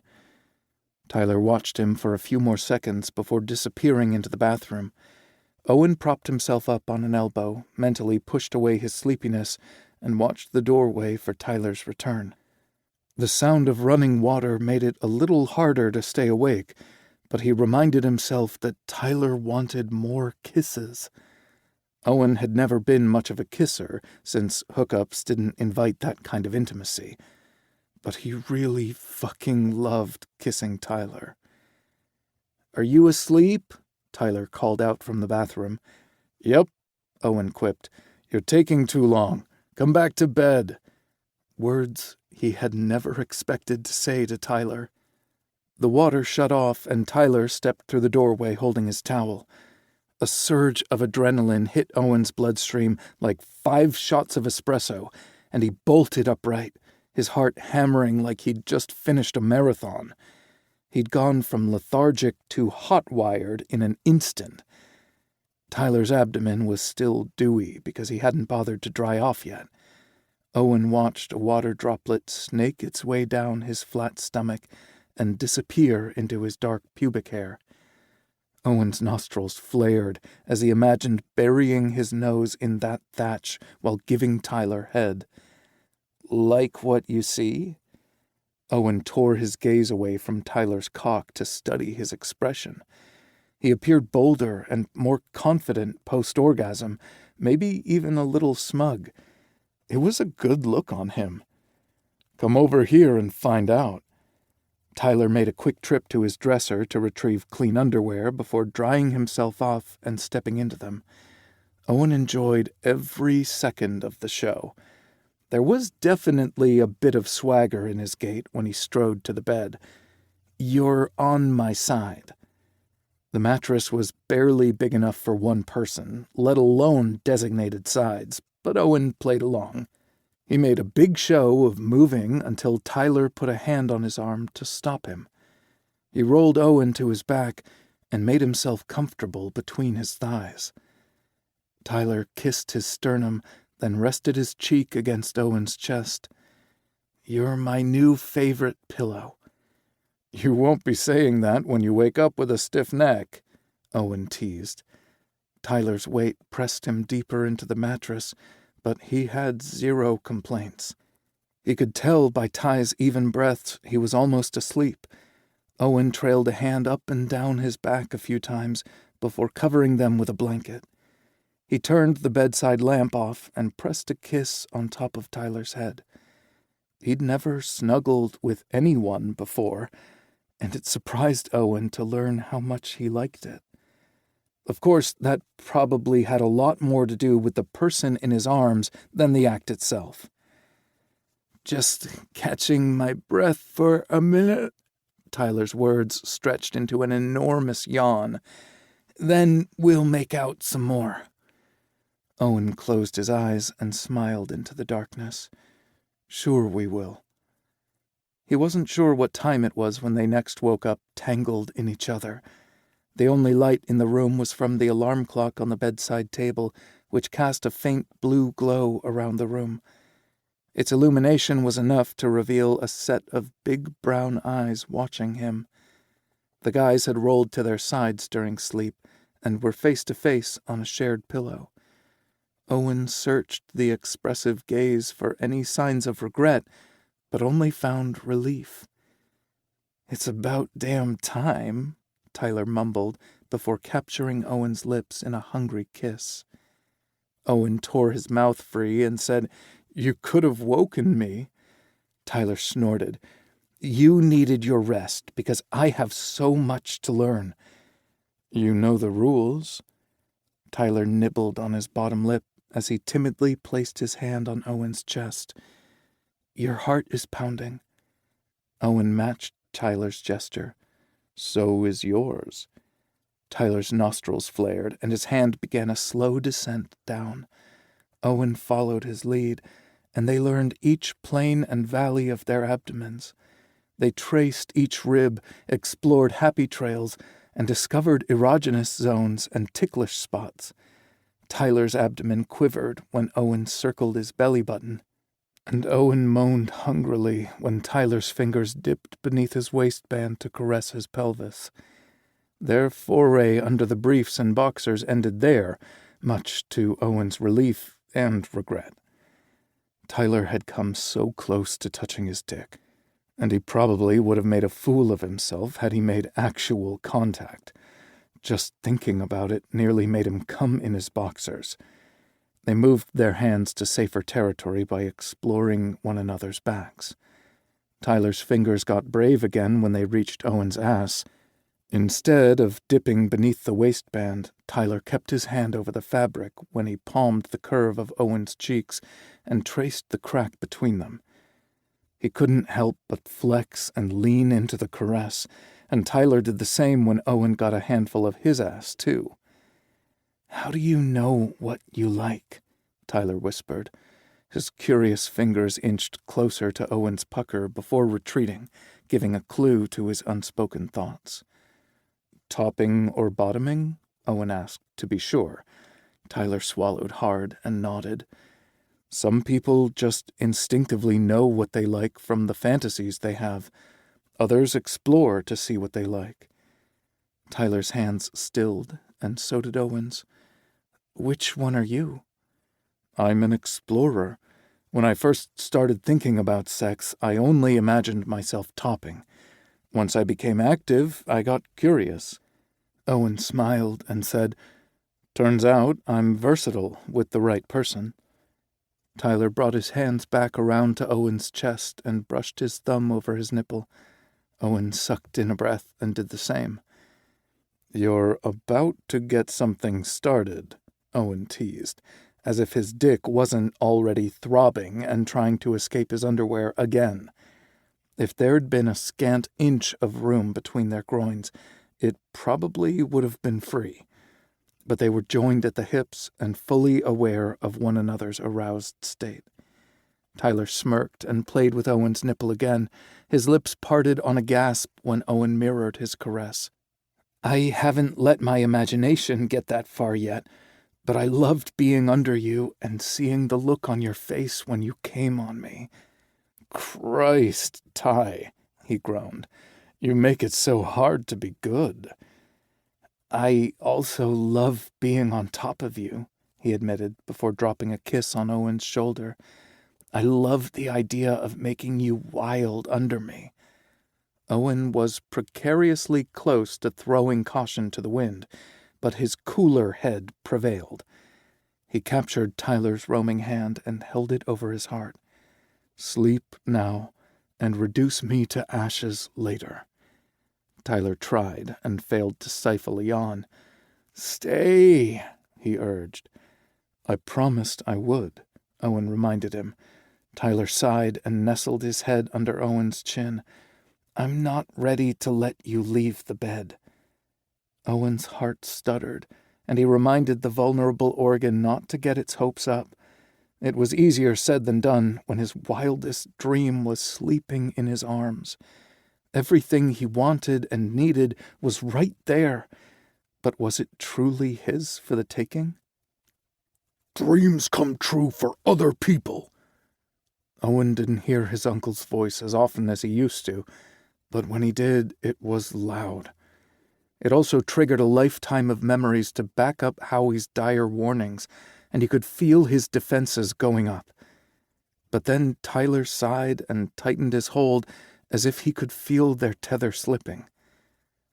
"I'm here," Owen whispered, as much for himself as for Tyler. He forced the negative thoughts from his head and matched his breathing to Tyler's. There was no sense in mourning someone he hadn't lost yet. Maybe this time Doyle will land his dream. Chapter 5. Tyler woke up hard, horny, and very much alone. Not even the cats were in his cabin. He thought he'd dreamed the entire night until he rolled over and got a whiff of Owen's body wash on his sheets. Tyler pulled his bedding higher and inhaled deeply, catching the mingling of their preferred soaps and shared orgasms. He meant to check the time on his alarm clock, but got distracted by the strips of photos on his bedside table instead.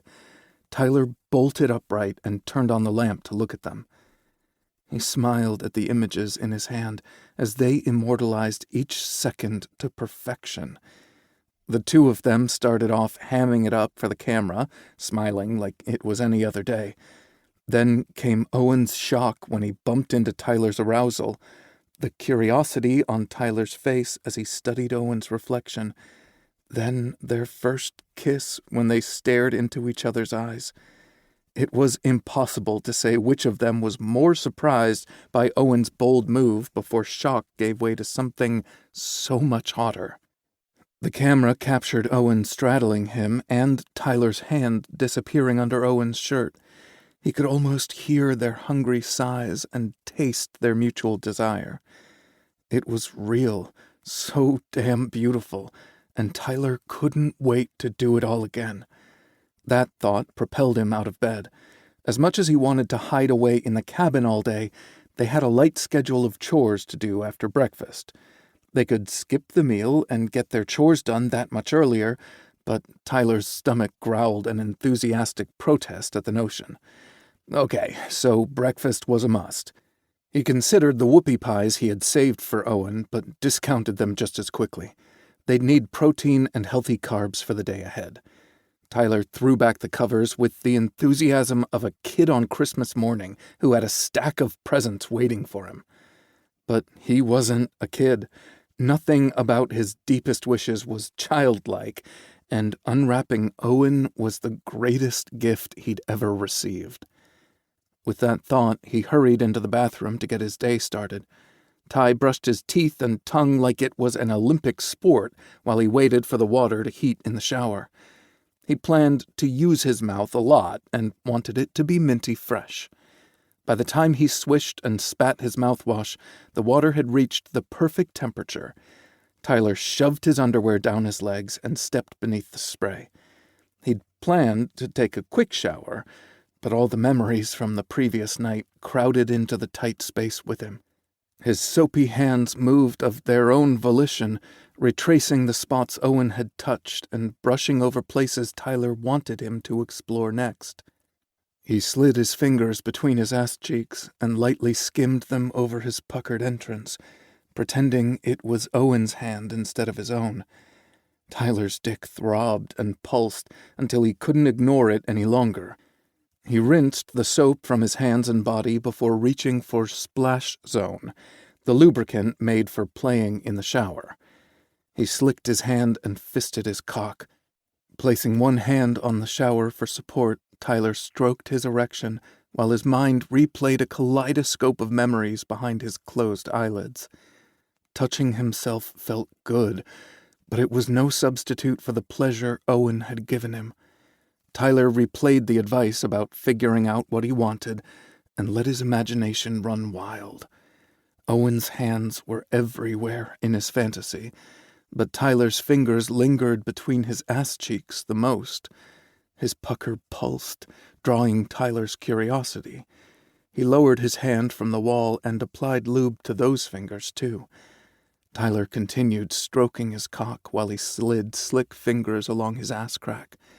Uncertainty made him hesitate when he reached the crinkled entrance again, until he let his imagination carry him away. Nerve endings he never knew existed came alive as he rubbed the lube around the rim. A low moan escaped Tyler's lips and momentarily jerked him out of his fantasy. He'd been so enthralled that he almost fooled himself into believing Owen was the one touching him so intimately. Tyler was too far gone to be embarrassed and resumed pleasuring himself, one hand shuttling back and forth over his cock and one finger tapping against his anus. The friction made him crave more, and Tyler pushed the tip into his hole. It burned a little, but that gave way to a delicious tingling and made him crave more. The angle limited his penetration, but he worked his digit in and out of those few inches as he jerked off. Tyler fantasized about Owen's dick stretching him open and sliding in deep.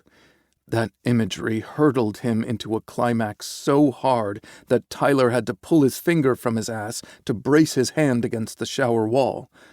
He cried out when he came, thinking of Owen's release splattering against his stomach. Tyler never realized watching someone pleasure themselves could be so sexy, and he sure as hell never fantasized about someone watching him jerk off. But he really wished Owen had been there to talk dirty and kiss him as he climaxed. Tyler turned on wobbly legs to put his back under the spray. He closed his eyes and let the hot water wash over him as his heart and lungs settled into normal rhythms again. The hot water tanks were too small to support long showers in the cabins, so the subtle drop in temperature spurred Tyler into action. He quickly washed his face, hair, and the lube off his cock while he still had hot water left. Tyler turned the faucet off in the nick of time and reached around the curtain for his towel. He'd left Texas over 7 years ago, but his chattering teeth proved he still hadn't adjusted to the Colorado winters. Snuggling all night long with Owen would go a long way to converting his opinions on frigid temperatures, snow, and ice. Just thinking about it overheated his body to the point he'd embrace a cooler breeze. He jerked back the shower curtain and heard movement on the other side of the bathroom door. The hair stood up on the back of his neck, not from fear for his safety, but from embarrassment over what his visitor had overheard. Owen was the only person who would have let himself into Tyler's cabin. How long had he been there? Had he overheard Tyler jerking off? He didn't think he'd made a lot of noise, but it would only take one grunt or groan to give someone away. Tyler recalled the fantasy that had made him come so hard. He loved the idea of Owen watching him and spurring him on with his dirty mouth. How much hotter would it be in reality? Tyler wrapped the towel around his waist without bothering to dry off and exited the bathroom. Lucy and Ethel sprawled on his bed, bathing themselves like they did after every meal. "Looks like the girls ate breakfast already," Tyler said.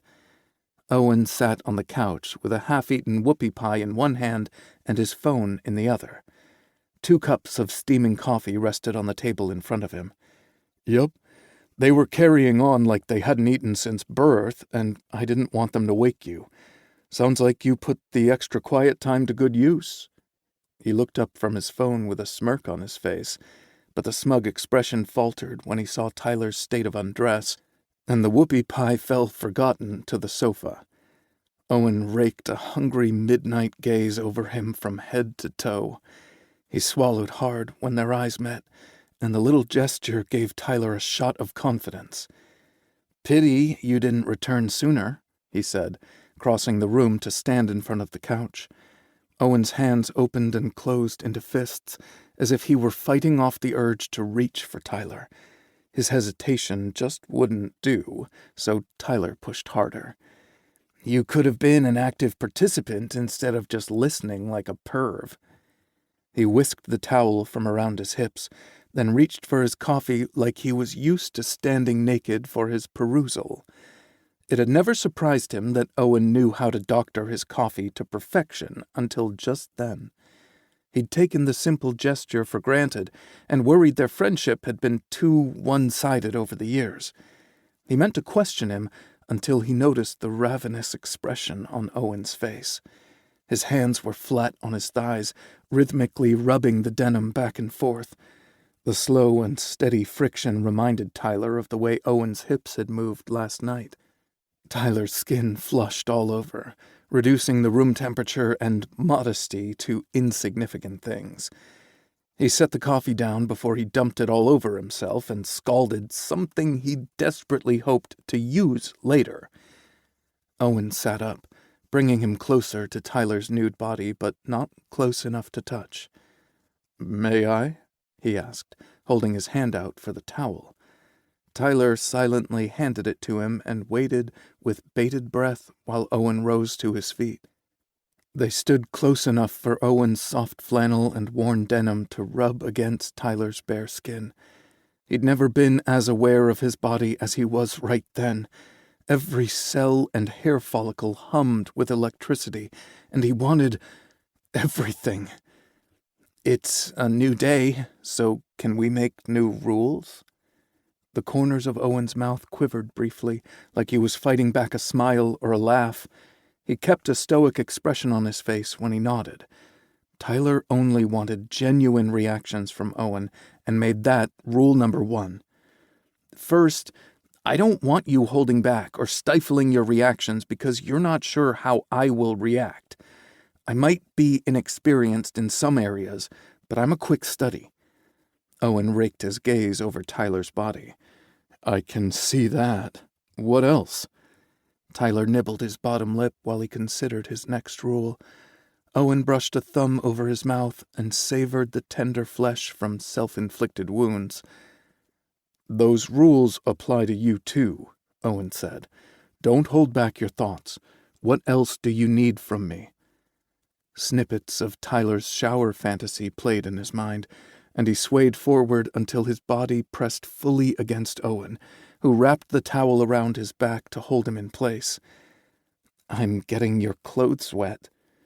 "Then I'll change," Owen husked. "Tell me what you want." "Kiss me wherever you want," Tyler blurted. Once he broke the ice, the rest of his words tumbled free, too.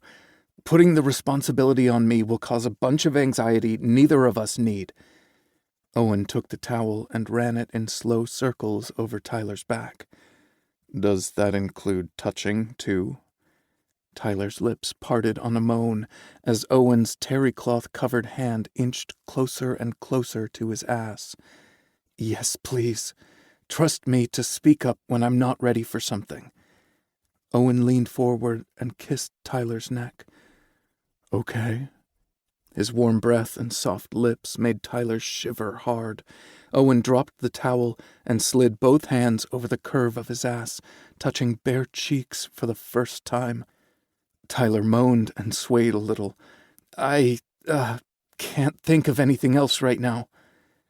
Owen pressed another kiss to his neck, and he bounced Tyler's ass with his palms. "We can talk about any—" Tyler cut him off with a ferocious kiss. He was all tongue and teeth, no finesse, but Owen's sexy growl said he didn't mind one bit as he alternated between bouncing Tyler's ass cheeks and squeezing them together.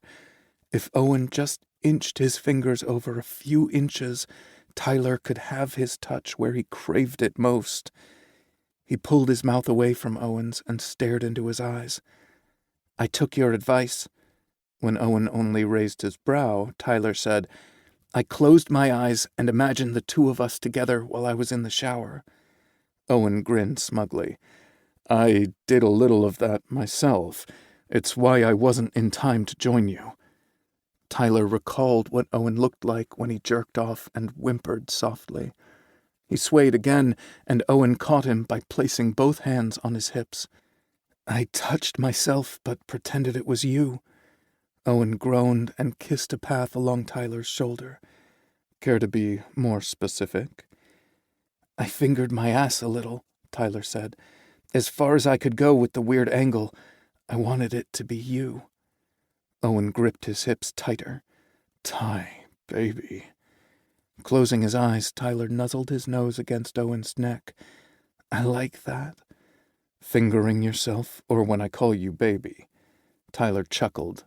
"Yes?" Owen wedged a hand between their bodies and caressed his pelvis. Tyler shivered and wrapped his arms around Owen's neck. Wicked fingertips inched closer to his pubic hairline, but never dipped lower. "God, you terrify me." That caught Tyler by surprise, and he took a step back. "Me?" Owen stared into his eyes and said, "You make me believe something truly wonderful could be mine." "Good."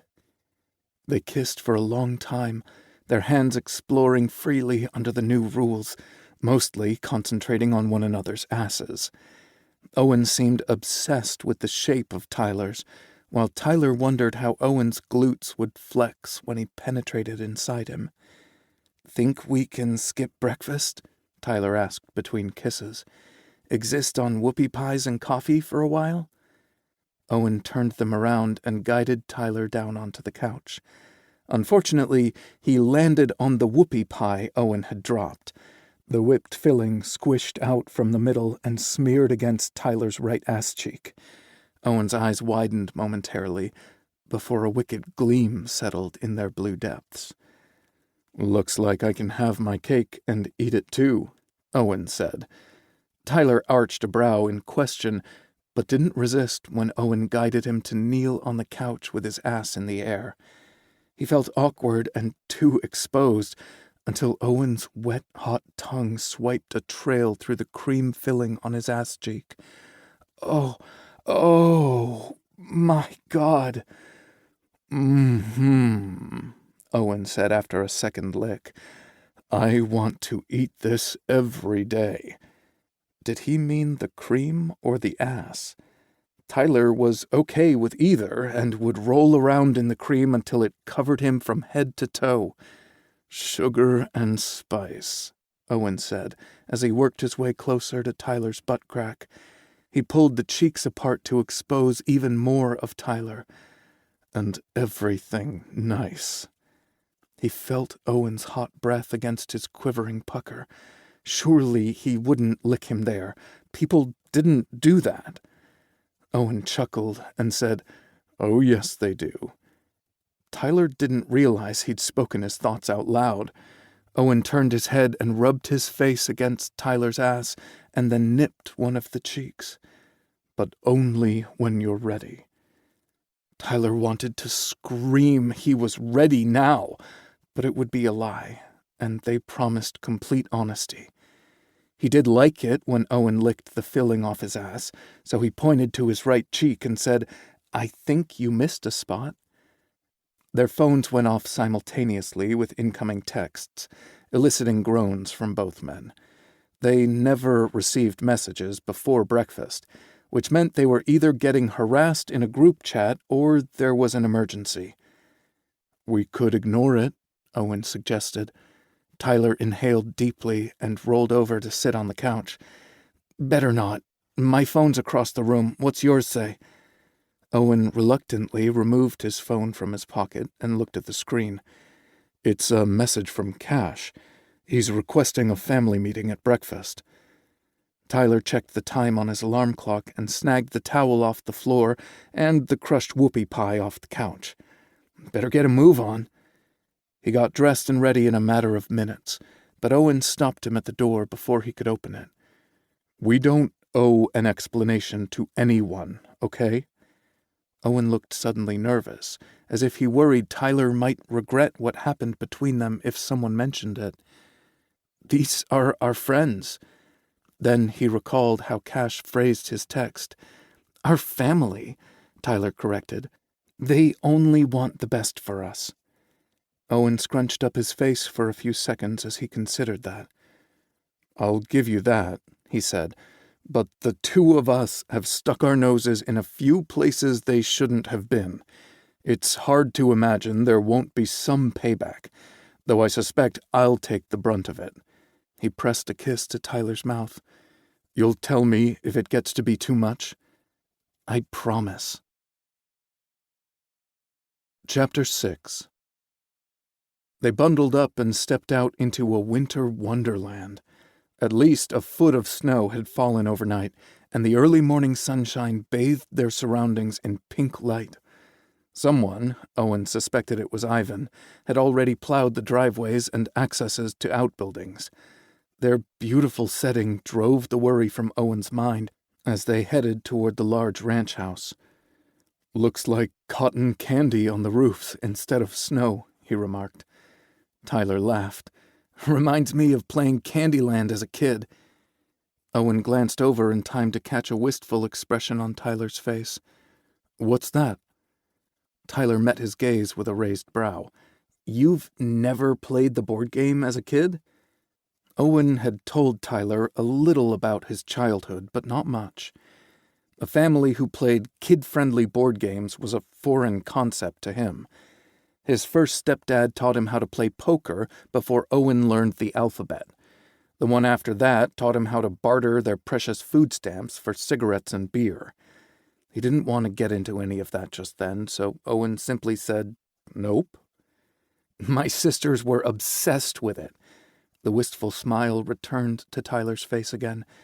He hadn't visited Texas in nearly 2 years, and Owen wondered if he was missing his family.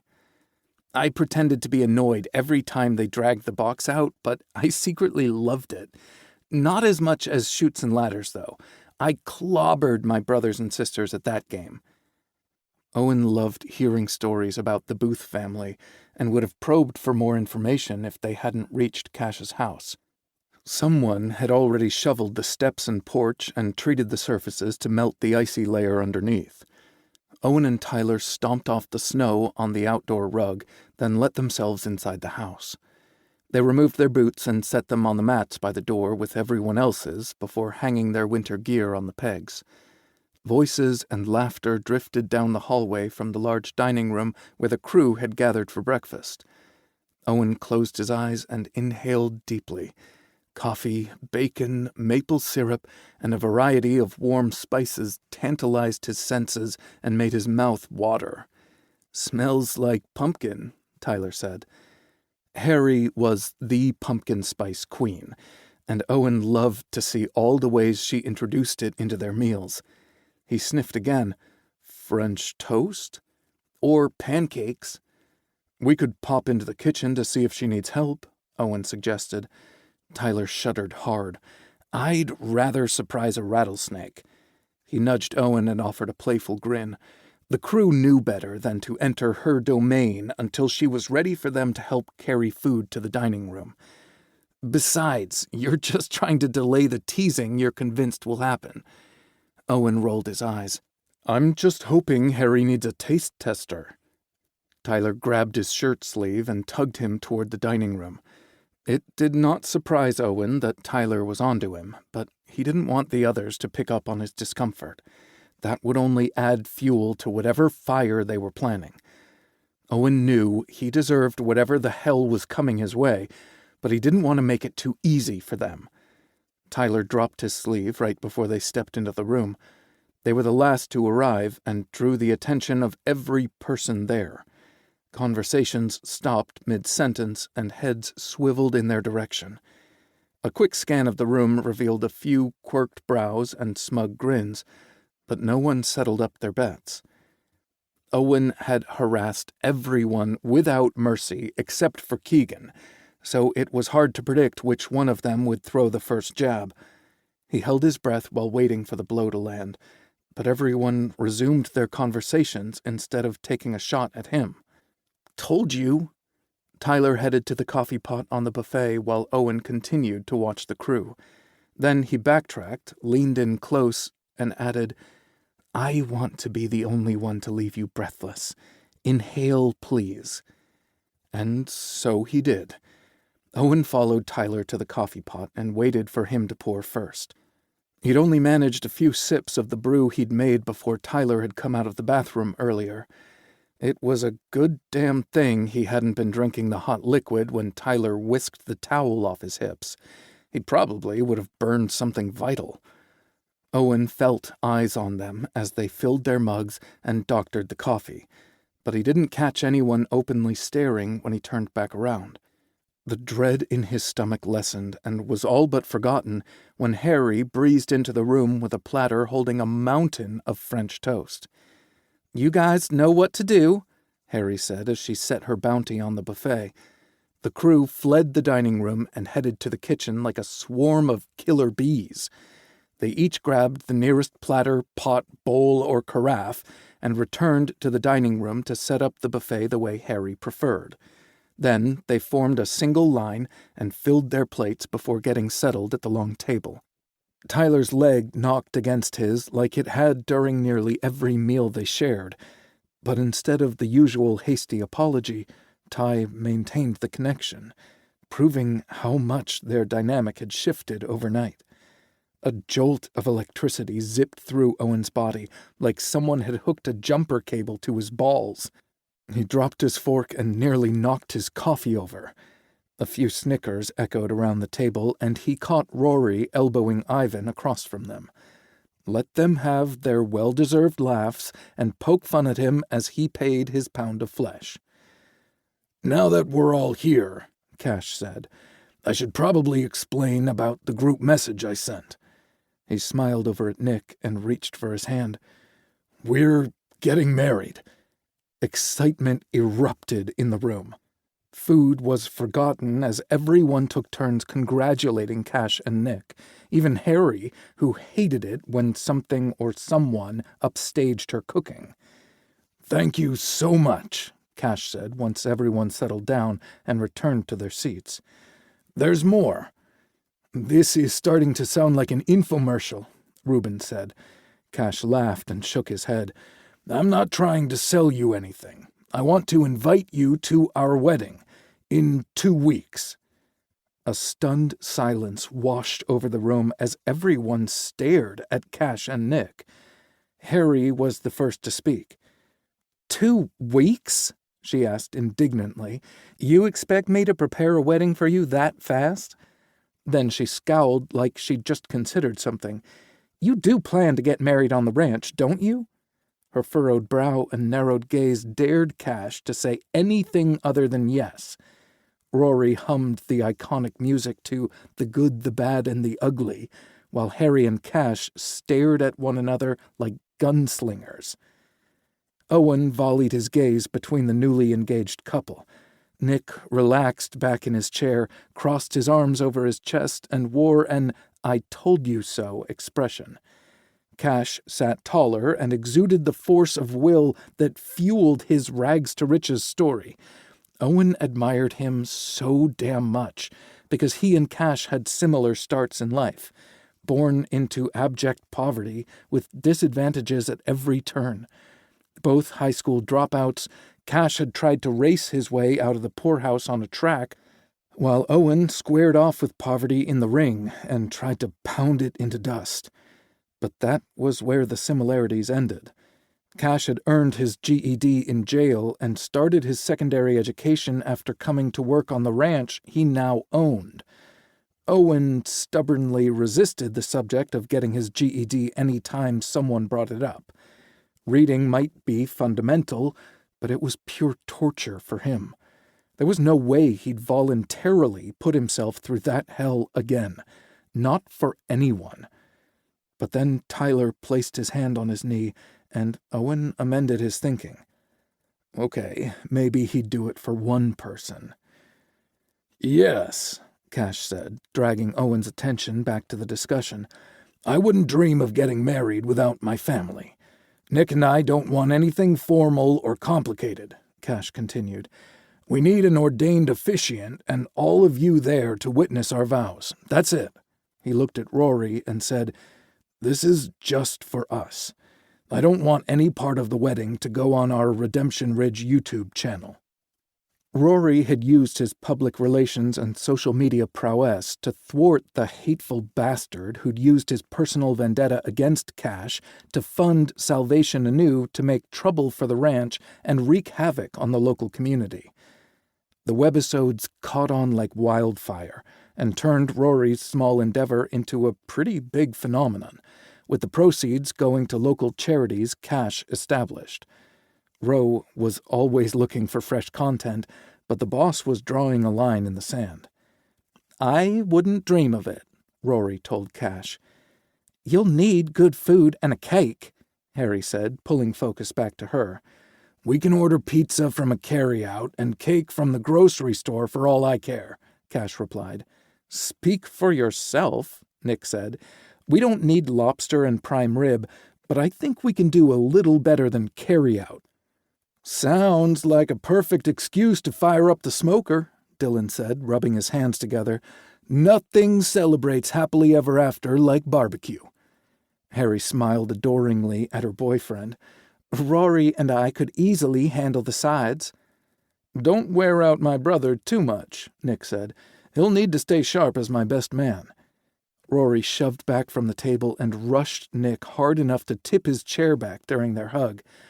I'm so happy for you, Nicky, he said before returning to his seat. Ivan, Cash's voice sounded extra gravelly when he called out their foreman's name. The big guy had lived on the ranch the longest and was Cash's first attempt at redeeming someone besides himself. Yeah, boss? Will you be my best man? Ivan's eyes widened in surprise, but he was the perfect one to stand beside Cash on his big day. It would be my honor. Then he cleared his throat and averted his gaze. Damn it, he muttered before wiping his eyes.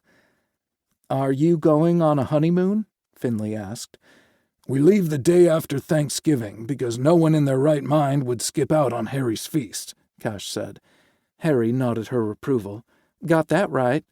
She gestured around the table and said, Everyone needs to eat their breakfast before it gets cold. She turned her attention to the newly engaged couple next. We can work out all the details later.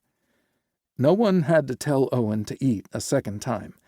He tucked into his food as if he hadn't eaten in a week and tried his best not to react to the weight of Tyler's hand still resting on his leg. The sooner they finished breakfast and their chores, the faster they could shut themselves away from the rest of the ranch. Conversation buzzed around the table, but luckily none of it was about him and Tyler. Oddly, Owen found that more worrisome than if they'd started probing him about their evening. It felt too much like circling an opponent while anticipating their strike. Lots of boxers liked to take those first few seconds in the ring to size up the other fighter, but Owen had a more aggressive approach. Strike first and hard was his motto, but his fighting style wouldn't translate to the situation. He wasn't about to volunteer information about what he shared with Tyler, just to take away their element of surprise. He set his fork down and forced himself to sip his coffee while Tyler finished eating. It wouldn't help their cause if he shoved back from the table and dragged Tyler out of there like a caveman. He caught Reuben smirking at him across the table and barely resisted the urge to roll his eyes. Owen forced his gaze to Keegan instead and caught the curved corners of his mouth before he ducked his head. He'd need to have a conversation with the ranch's newcomer. Owen knew Keegan didn't harbor romantic feelings for him, but he wanted to assure the guy he wasn't abandoning him during his recovery. For reasons unclear to him, Keegan felt safest with Owen, and they'd spent a lot of time together. An alarm trilled in his head, and a surly voice suggested Tyler was only interested in Owen because he'd been jealous of Keegan. It didn't surprise him that his internal demons sounded like Howie, the uncle who'd built him up and tore him down in equal measure. Howie didn't know jack about love, because he'd never experienced it for himself. He'd been a jaded man, bitter until his dying breath, and had aimed to make Owen that way too. Maybe it would have worked had he not met Ty, who'd earned Owen's trust in hundreds of ways, big and small. He wouldn't let his insecurities destroy the trust he'd built with Keegan either. "Key," Owen said, "you still want me to drive you to town on Wednesday?" Keegan raised his head, and weary amber eyes darted in Tyler's direction before meeting Owen's gaze. "If you're sure you can still take me." He'd started seeing a therapist after he recovered from the physical injuries the cult leader from Salvation Anew had inflicted upon him as part of his conversion therapy. Keegan's mom had joined the religious order and had literally thrown her only child to the wolves. The woman had better hope she never showed her face near Keegan again. The last they'd heard, she'd moved in with another cult member's family near Boulder. "Of course I can. We need to leave by 2:00, right?" Keegan's shoulders sagged in relief as he nodded. He shifted his gaze toward Tyler and said, "You should come with us and keep Owen company while he waits for me." "That would be great," Tyler said. "There's a new chicken wing joint that's getting rave reviews. Maybe we could check it out afterward if you're up to it. My treat." The room went completely quiet while they waited for Keegan's response. Everyone who cared about them had a vested interest in their relationship, sure, but the silence felt deafening as they waited to see Keegan's reaction to Tyler's gesture. It wasn't as if they hadn't gotten along, but tension definitely existed between them.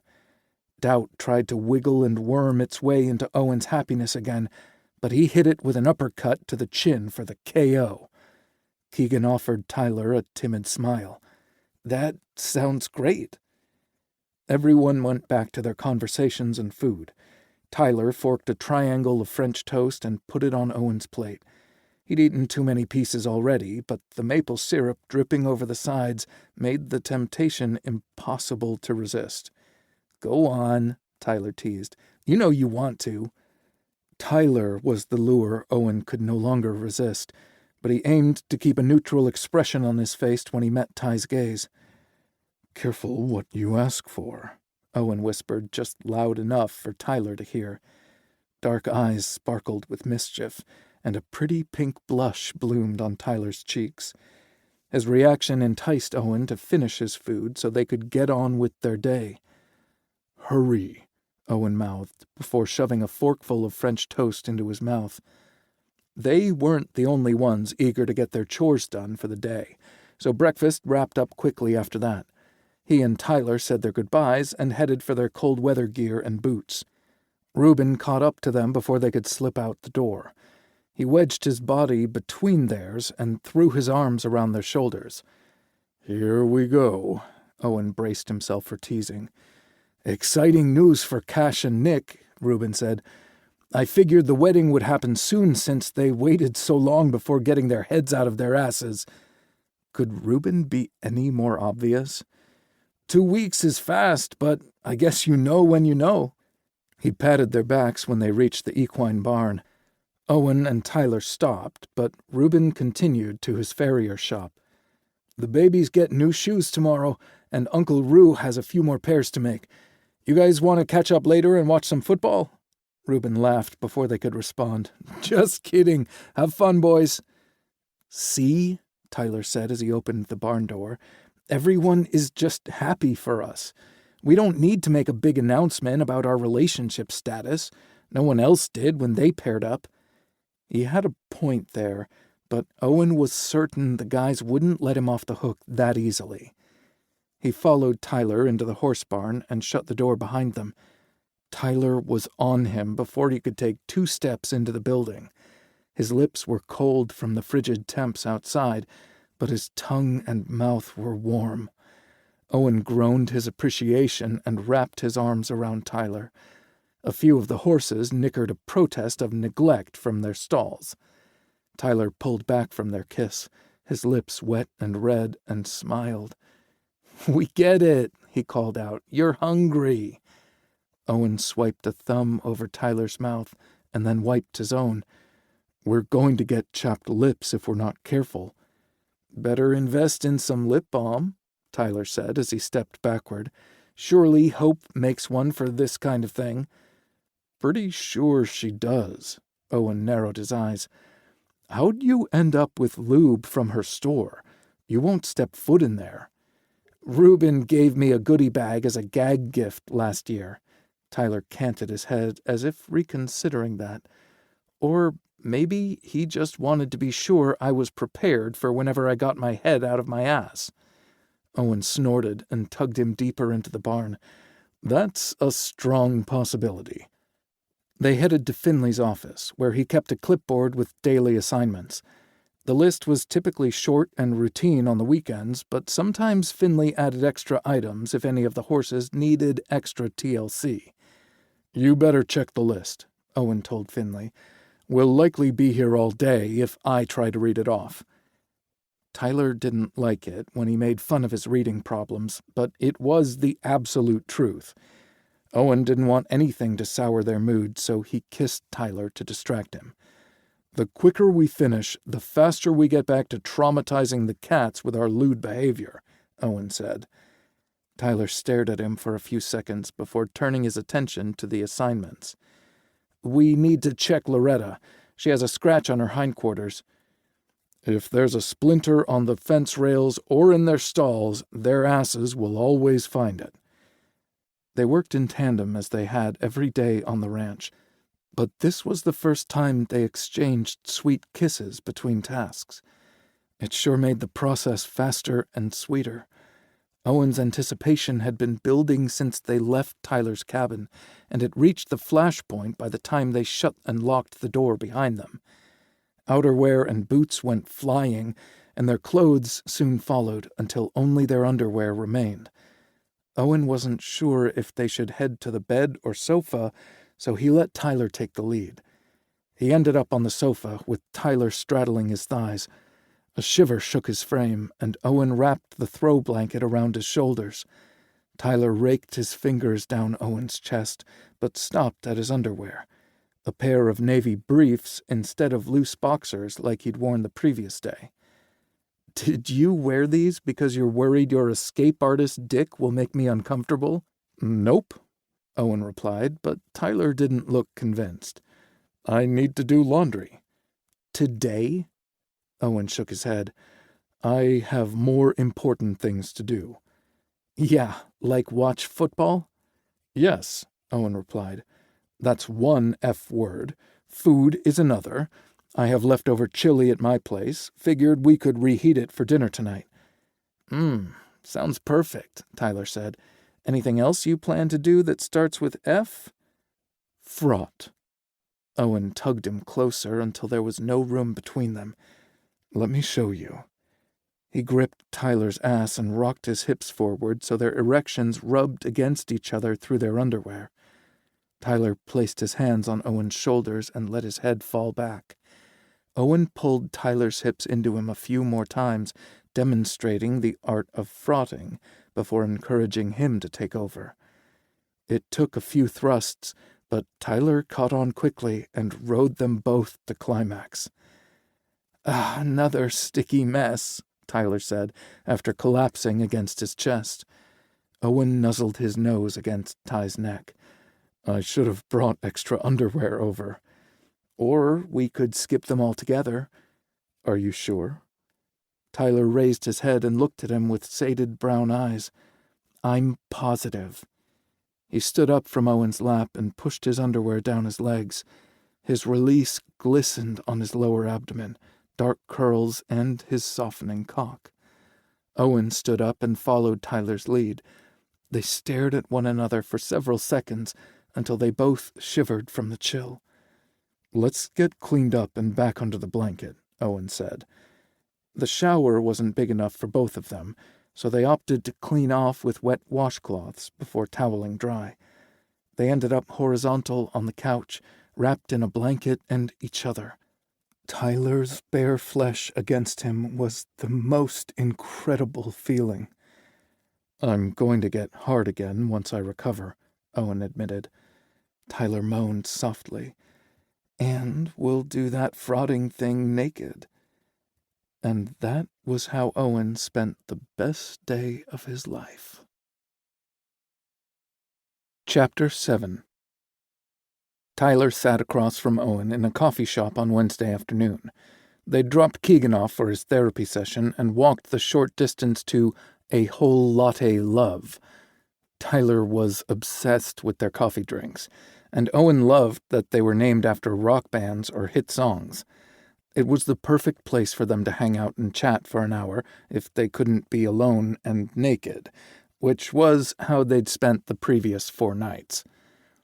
Owen lifted his second cup of Smashing Pumpkins Spice to his mouth, drawing Tyler's attention to the long tan fingers wrapped around the white mug. That triggered thoughts of the recent locations those digits had explored on Tyler's body, places that started to react in public. He forced his gaze and thoughts elsewhere, but they only drifted to the thick tan forearms that Owen's rolled-up sleeves put on display. Tyler had watched those same muscles flex and move when Owen's hand worked up and down his... "You're staring," Owen whispered. Tyler snapped his gaze up to meet twinkling blue eyes.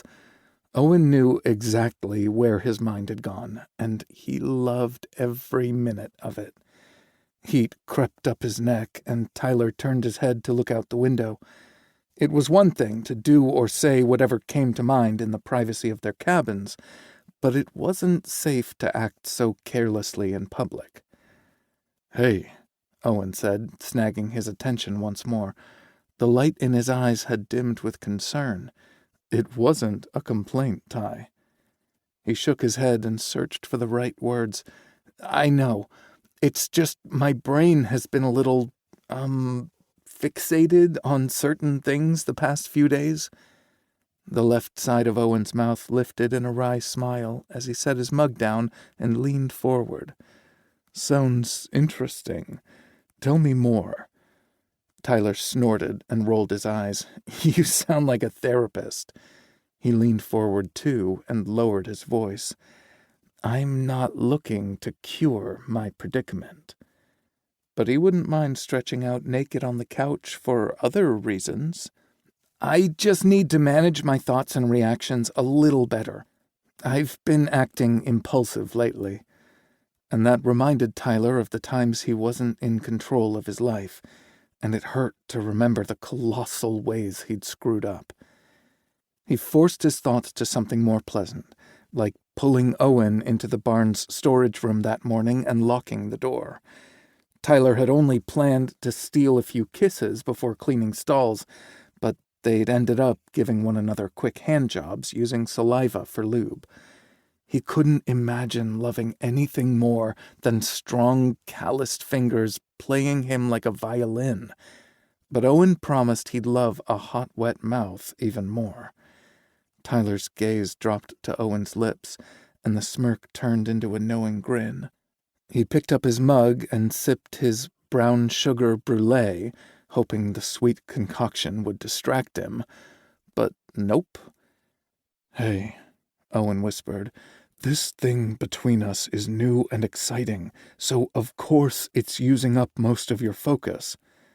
Tyler smirked in disbelief, Are you trying to tell me this will get boring someday? Hell no, Owen replied. Well, at least I hope not, but your urges will become more manageable.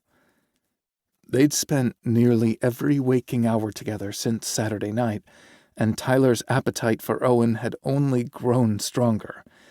What would happen when they advanced past frotting and handjobs? There was no way in hell Tyler would obsess less once he knew the feel of Owen's mouth on his dick. Hours had passed since Tyler last jerked Owen off, but he could still feel the weight of his cock in his palm. Would it be the same way when Tyler gave Owen head? Would his lips feel stretched for hours? You're doing it again. Owen shifted in his seat, proving he wasn't unaffected by Tyler's attention. Sorry. Worry rose to the forefront again. If he wasn't careful, his attraction to Owen would control him the same way his addiction to pain pills had. Something so beautiful could turn into something insidious. No, you're not. Owen's teasing voice yanked him away from the edge. Tyler smiled and sipped his coffee before replying, You're right.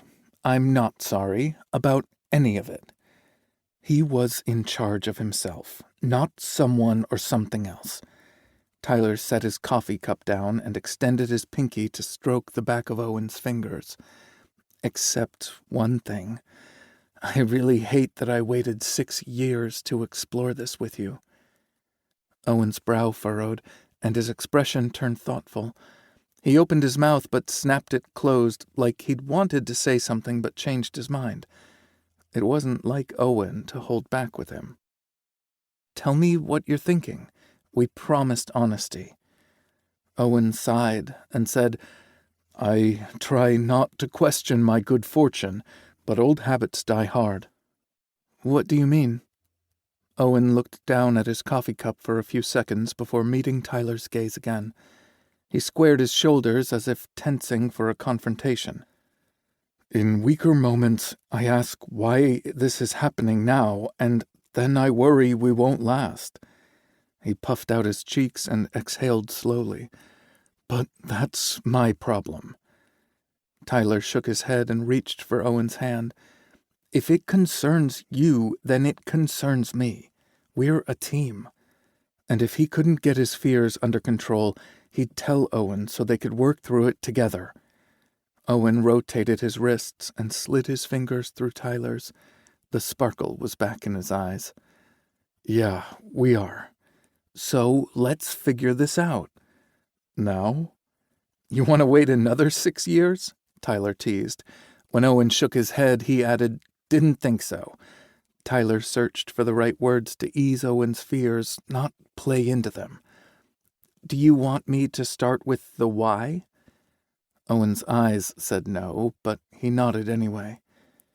You probably noticed that I'd been moping around a lot since Keegan came to live on the ranch.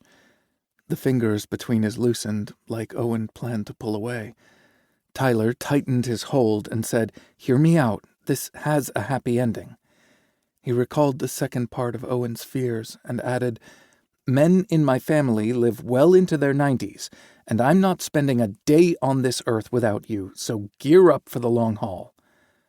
Owen's eyes filled with tears, and he lowered his head to hide his vulnerability. Tyler would allow it this time, but only because they were in public. And I've thought that way for a long time, even if I've never told you or acknowledged it to myself. Tyler's mom had verbally painted vivid pictures of a future she imagined for him during their phone conversations, but they just looked like abstract art to him because her versions didn't include Owen. He sucked in a breath as the reality hit him in the gut. Owen jerked his head up and studied him with a worried expression. Tyler smiled as he realized he'd reorganized those colors and shapes until they formed a future that always included Owen by his side. It was his turn to get teary-eyed, but he didn't look away. That should clear up the worry about how long this will last. Owen stood up suddenly from the table and pulled Tyler up with him. "It's time to go." They'd paid for their drinks and tipped the barista when they placed their order, so they only had to carry their dirty cups to the designated area. They quickly pulled on their coats and exited the coffee shop. Tyler hastened his stride to catch up with Owen, who'd taken off like a rocket down the sidewalk. "Did I say something wrong?" Owen stopped suddenly and spun to face him. Tyler hadn't expected the move, so he stumbled into his hard body. Firm hands gripped his hips to steady him, and Tyler stared into intense eyes. "Why would you think that?" Owen asked. "You look determined." "I am," Owen replied, "to kiss you." He cocked his head to the side. "And you were right to insist on a conversation. My mind has played some mean tricks on me, and maybe you can help shut it down." Tyler easily kept pace with Owen for the rest of the walk. The skies had turned overcast while they were getting coffee, which provided them a little cover when their lips met inside the truck.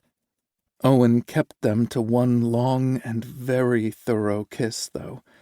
Tyler sighed happily when they separated, and he leaned into the warm palm pressed against his cheek. "Where were we?" Owen smiled and lowered his hand to hold Tyler's. "You answered the how long part." "Forever," Tyler reiterated, just to make sure it was clear. "And now you're going to finish explaining the why." "Okay, but you need to promise to hear me out and not jump to conclusions," Tyler said. He waited for Owen to nod before continuing. "Cash's birthday party was a wake-up call for me. I'd been moping around the ranch because you were giving so much of your time to Keegan. I thought I'd hidden my distress, but I'm more transparent than I realized." Tyler held up his free hand when it looked like Owen might interrupt. "A few well-meaning friends pointed out some things that I hadn't considered. I want to tell you about those conversations, but I'm worried you will think they influenced the why part of your concerns." Tyler couldn't resist leaning forward to kiss Owen's mouth. "Those chats opened my eyes, so my brain could catch up with what my heart already knew." Tyler inhaled deeply, then said, "I love you. That was never a question, but now I realize that I'm also in love with you." Owen's smile was immediate and blinding. "I have so many questions." "Just let me tell you what happened, and I might answer all of them." Happiness bubbled inside Tyler like he'd taken several swigs of Coca-Cola, but instead of a burp, he blurted out, "I love you," again. "This will take all night at this rate." Owen laughed and kissed Tyler. "But you promised forever. No takebacks." The light banter and happiness radiating from Owen made Tyler's pulse gallop, and he pressed a hand to his chest. Owen watched the gesture with a puzzling expression on his face. "You only do that when you're stressed." Tyler shook his head. "My pulse is racing, and it feels like my heart is trying to escape." "I'm not the sharpest tool in the shed, but even I know that's impossible." Tyler hated when Owen made derisive comments about his intelligence, but previous attempts to change the behavior smashed into a brick wall of pure stubbornness. He either deflected or doubled down on his lack of education. Tyler couldn't just let the remark go. "You're the wisest person I know," and he meant it. "And we're getting off topic." And deflection it was. "Tell me about the eye-opening conversations." Tyler had a stubborn streak of his own, though he rarely displayed it. Was it the right time to dust it off and stand his ground? He wasn't sure how much longer Keegan's therapy session would run, and he didn't want to halt this conversation midway through. So, Tyler reluctantly left Owen's self-deprecating remark alone to have the conversation that felt most critical. And if he wanted Owen to believe him, then Tyler couldn't pull his punches to soften the blow. Watching you dance with Keegan really got to me. There was nothing especially sexy in the way the two of you moved, but you shared an experience with him that you didn't feel comfortable sharing with me. It hurt me in some ways that made sense, and others that didn't. Owen's expression softened, and he inhaled slowly. But now you know why I could never have danced with you, right? Tyler nodded. But it took those friendly chats to help me get there. He chuckled when he recalled Hope's blunt remarks. Okay, one of them kinda kicked me in the balls. At Owen's scowl, Tyler reached out and cupped his face. Verbally. And it was the best thing to happen to me since meeting you. Owen narrowed his eyes, and it was obvious he still wasn't convinced. So Tyler told him about Hope joining him on the front porch. He snorted when Tyler repeated the part about Mistress Divine. Oh man, it's been a while since you mentioned her. Tyler must have made an irritated expression because Owen leaned his head back and laughed. The joyful noise filled the truck cab and infused Tyler's soul with sunshine, but he aimed the darkest scowl he could muster at Owen. I regret telling you about her. Owen wiped the tears from his twinkling blue eyes. You just regret telling me what she was really selling in that tent. Tyler's mother hadn't told him about Mistress Divine's second room for more private readings, but he'd overheard her telling his father that the fortune-teller propositioned an undercover officer. Are you finished yet? Tyler asked when Owen gave in to another fit of laughter. Because you're not inspiring me to share my deepest secrets with you. Sorry, Owen said, holding up his hand as he stifled his mirth and worked to bring his laughter under control. I would have loved to see your mom's face when she found out her innocent, precious boy sought a reading from Mistress Divine. Anyway, Tyler said to steer them back on course, I teased Hope about her vague crossroads remark, and by God, she hit me between the eyes with a truth bomb. Just recalling the shock made his pulse leap. What exactly did she say? Emotions swelled inside Tyler that felt too big to contain as he repeated the conversation he'd had with Hope. He lifted his hand to rub his sternum, but Owen got there first. He closed his eyes and took a shaky breath before looking into those midnight eyes he adored so much. Gary came looking for her because he wanted to dance with his wife. I followed behind them after a bit, still full of denial, until I saw you slow dancing with Keegan. I imagined myself in your arms, and the yearning was so strong it scared me. I bet, Owen said, his voice warm and tender. I didn't even know that level of desire existed. His previous conquest amounted to losing his virginity on his 17th birthday. His girlfriend had been a year older but lived in a stricter environment than his. Their encounter was a clumsy fumble in a pitch-black room with only the necessary clothes removed. It was over before it began, and the only impressions Tyler had from his first time were embarrassment and guilt. He'd hooked up with a woman on the rodeo circuit once, but he'd been too high on pain meds to remember much. He woke up some time later with his jeans pulled down to his knees and his spent dick still in a condom. Nothing and no one ever prepared me for the way you make me feel. Christ, I wish we were back at the ranch, Owen said huskily. But the rest of our conversation would get delayed. But he pressed a quick kiss to Owen's smiling lips. Anyway, I saw you dancing with Keegan, and I thought my revelation came too late. I moped into the kitchen and started doing dishes. And Nick came in there to talk to you. When Tyler only stared at him, Owen added, I always know where you are.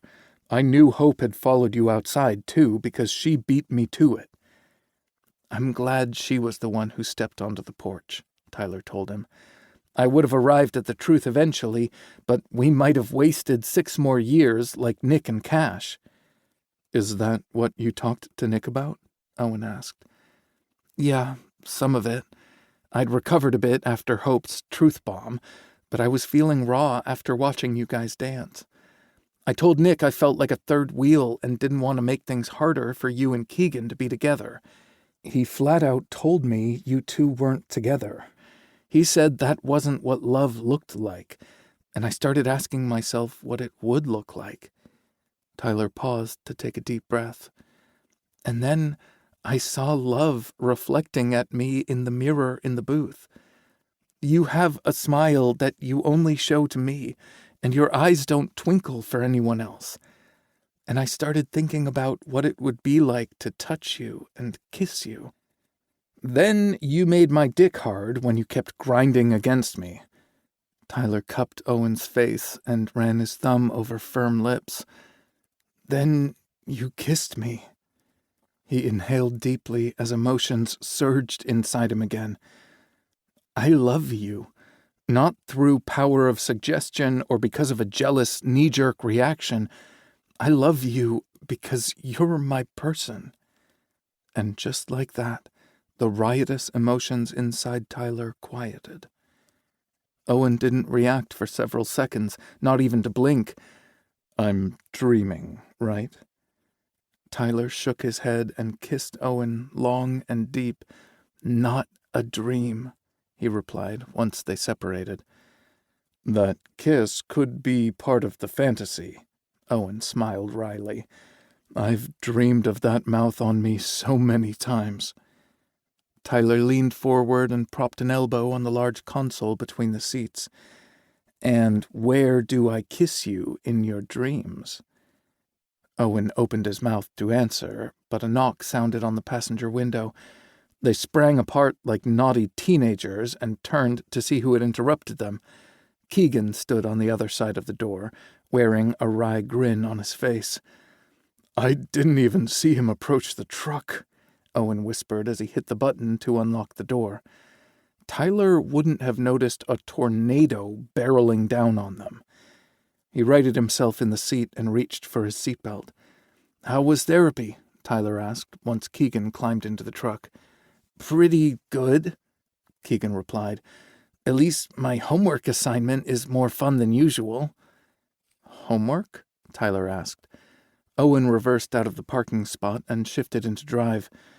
"He gets weekly assignments to ensure he's putting in his time and staying committed to the therapy plan they developed on his first visit." "Owen makes sure I stay on track," Keegan said. "I told Bryant how helpful you've been, and he says you're a natural." "At what?" Owen asked. "Nagging?" Keegan snorted and said, "I'm also rolling my eyes." Tyler smiled because it was the most animation he'd seen since Keegan came to live on the ranch. He glanced over at Owen and caught his big grin too. "Bryant says you're a natural at guiding people through trauma. He thinks you should change careers?"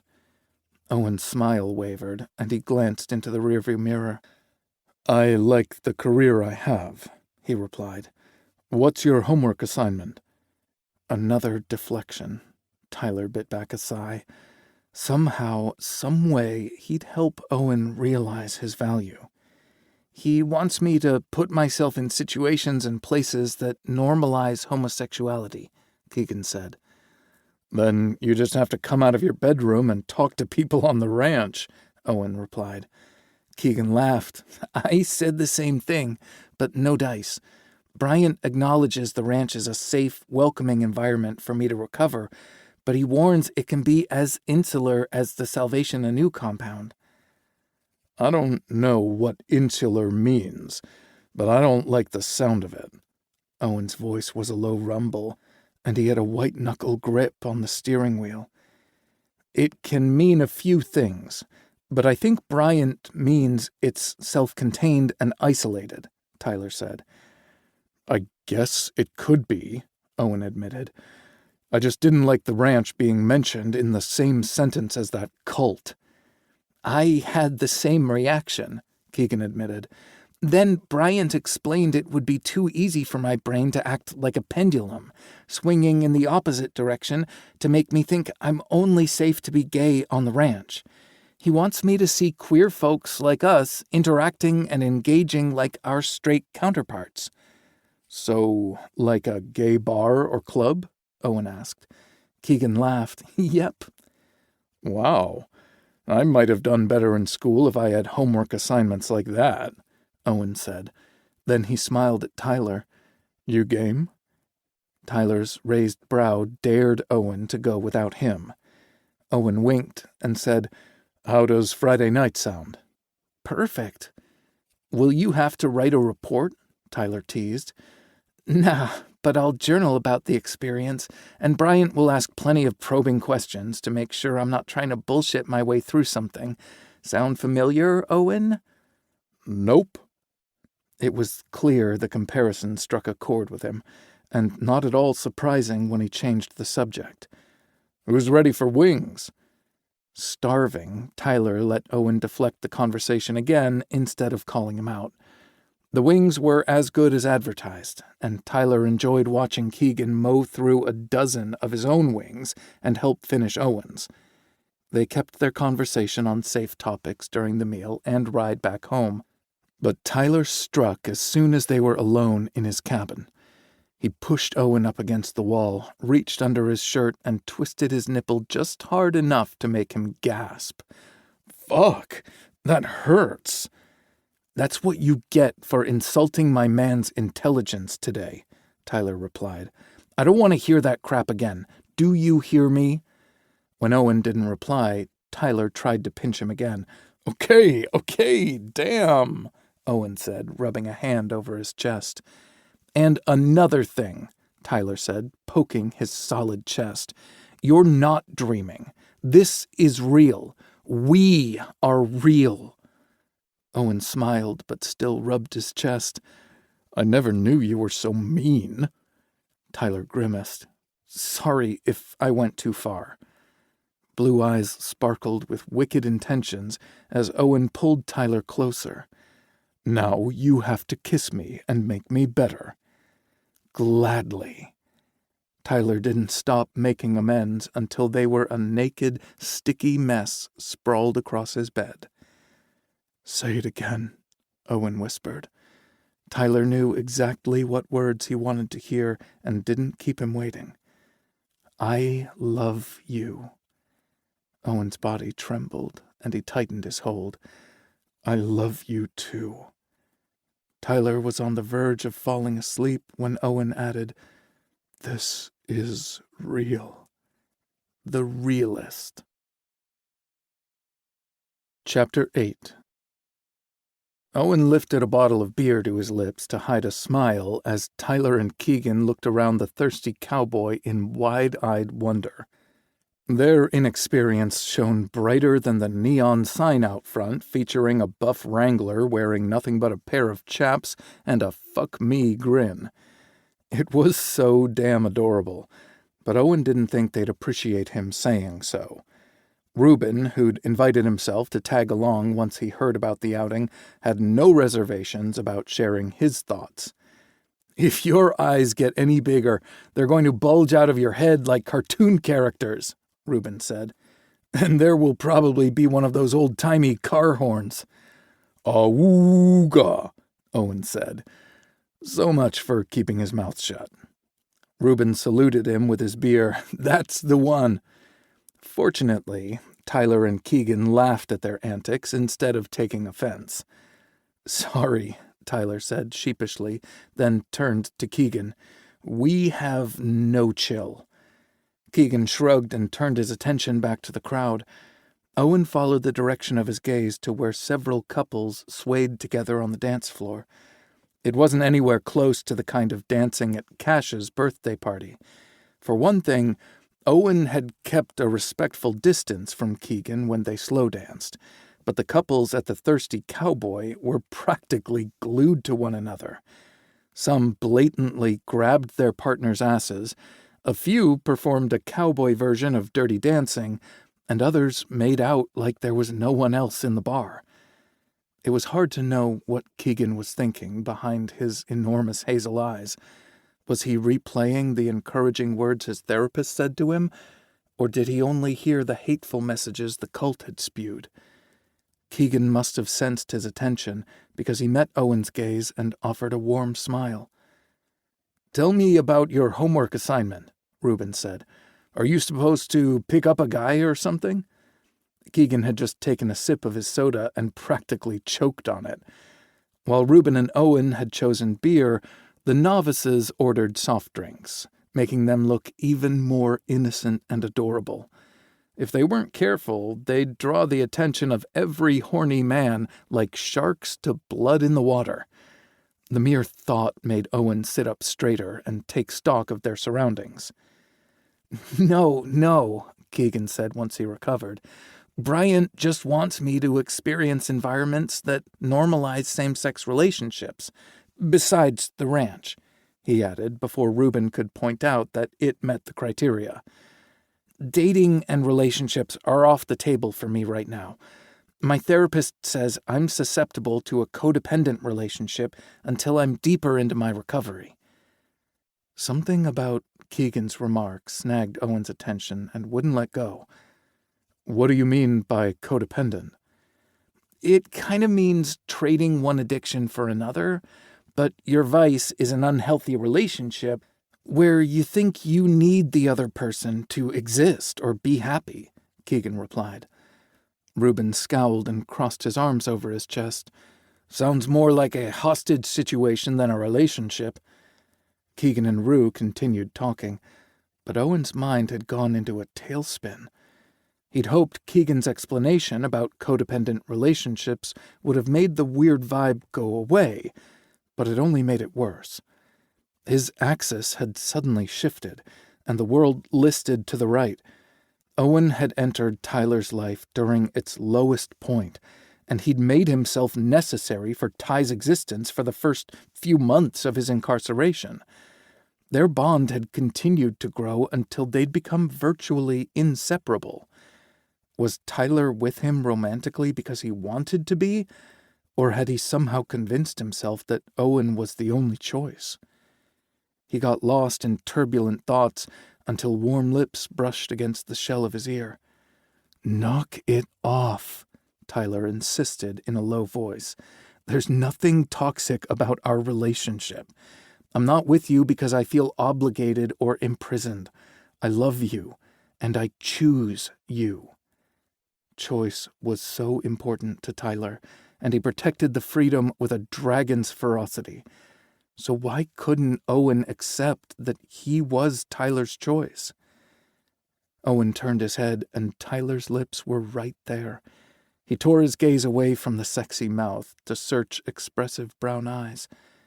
Owen wanted to kiss him so badly, but wasn't sure what level of PDA Tyler would be comfortable with yet. Tyler's gaze said, "Hell yes," but he wanted to hear the consent from his lips, too. "Can I kiss you?" Owen asked. Tyler's lips curved into a broad smile. "You freaking better." Owen closed the scant distance and pressed his lips to Tyler's. He made no move to deepen the kiss and just enjoyed the give of soft flesh beneath his.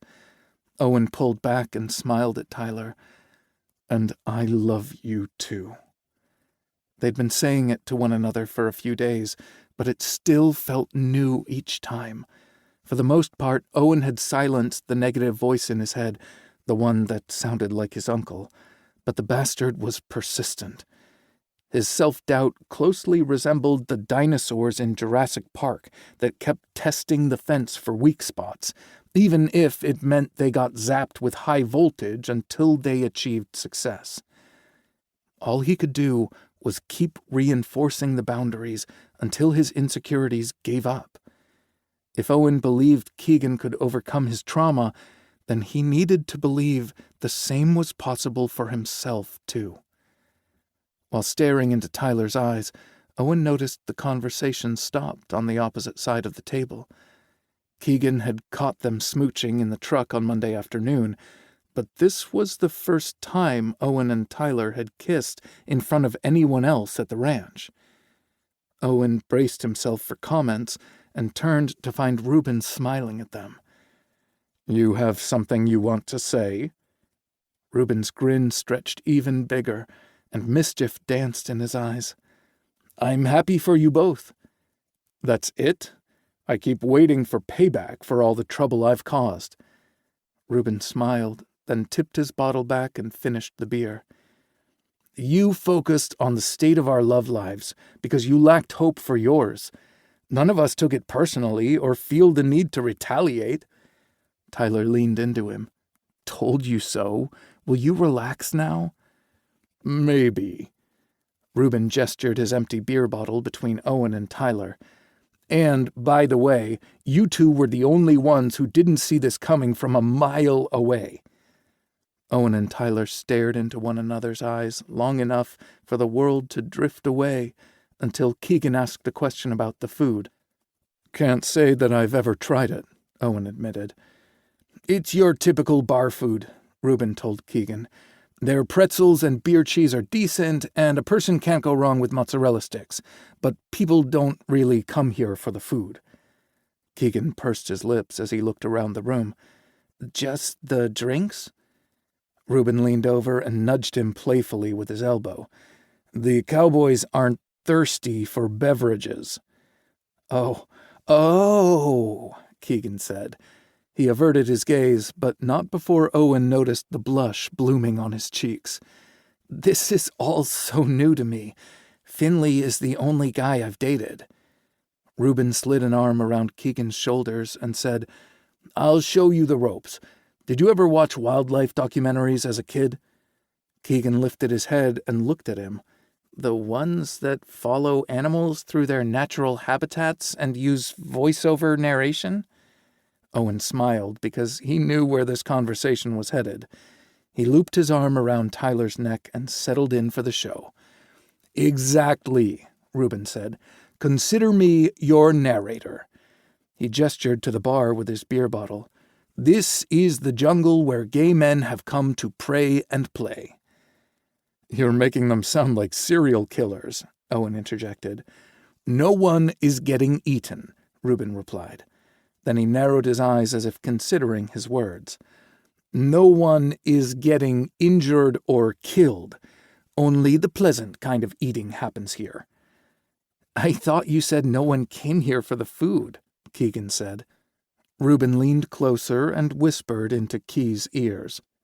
His hazel eyes nearly took on cartoon character form again. Owen remembered licking the whoopie pie cream off Tyler's ass and squirmed a little in his seat. He glanced over at Tyler to see if his mind had wandered there too, but his guy was too transfixed on the conversation across from them. "See that dark-haired hottie in the bomber jacket at the end of the bar?" Rue asked, gesturing with his beer bottle. "Yes," Tyler and Keegan said at the same time. Owen wanted to be annoyed or jealous, but Tyler's rapt attention made him smile. "That guy is like a lion," Reuben said. "Big, brawny, and on the prowl." Then he pointed at the other end of the bar, where a slender blonde in a pale blue cropped sweater smiled and flirted with the bartender. "And that's his gazelle. Long, lean, and graceful. He's drawn the eye of most men in this bar, and they either want to be him or fuck him." Tyler darted a quick glance at Owen, who shook his head. The guy was gorgeous, but he didn't hold a candle to Tyler. The crop top looked great on the gazelle, but it would look ridiculous on him. "He's so beautiful," Keegan said wistfully. "I never knew boys could wear sweaters like that. It looks so soft." "It does," Reuben agreed. "We're men, not boys, and we can wear whatever the hell we want to." He held Keegan's gaze until he nodded, then gestured at the bar. "And our lion across the way is currently wondering how the sweater will feel against him, or how it would look on his bedroom floor." "You're being mighty generous," Owen interrupted. "Most bar hookups end up in a bathroom stall or in the back seat of someone's car." 3 pairs of eyes swiveled in his direction, but only Tyler narrowed his.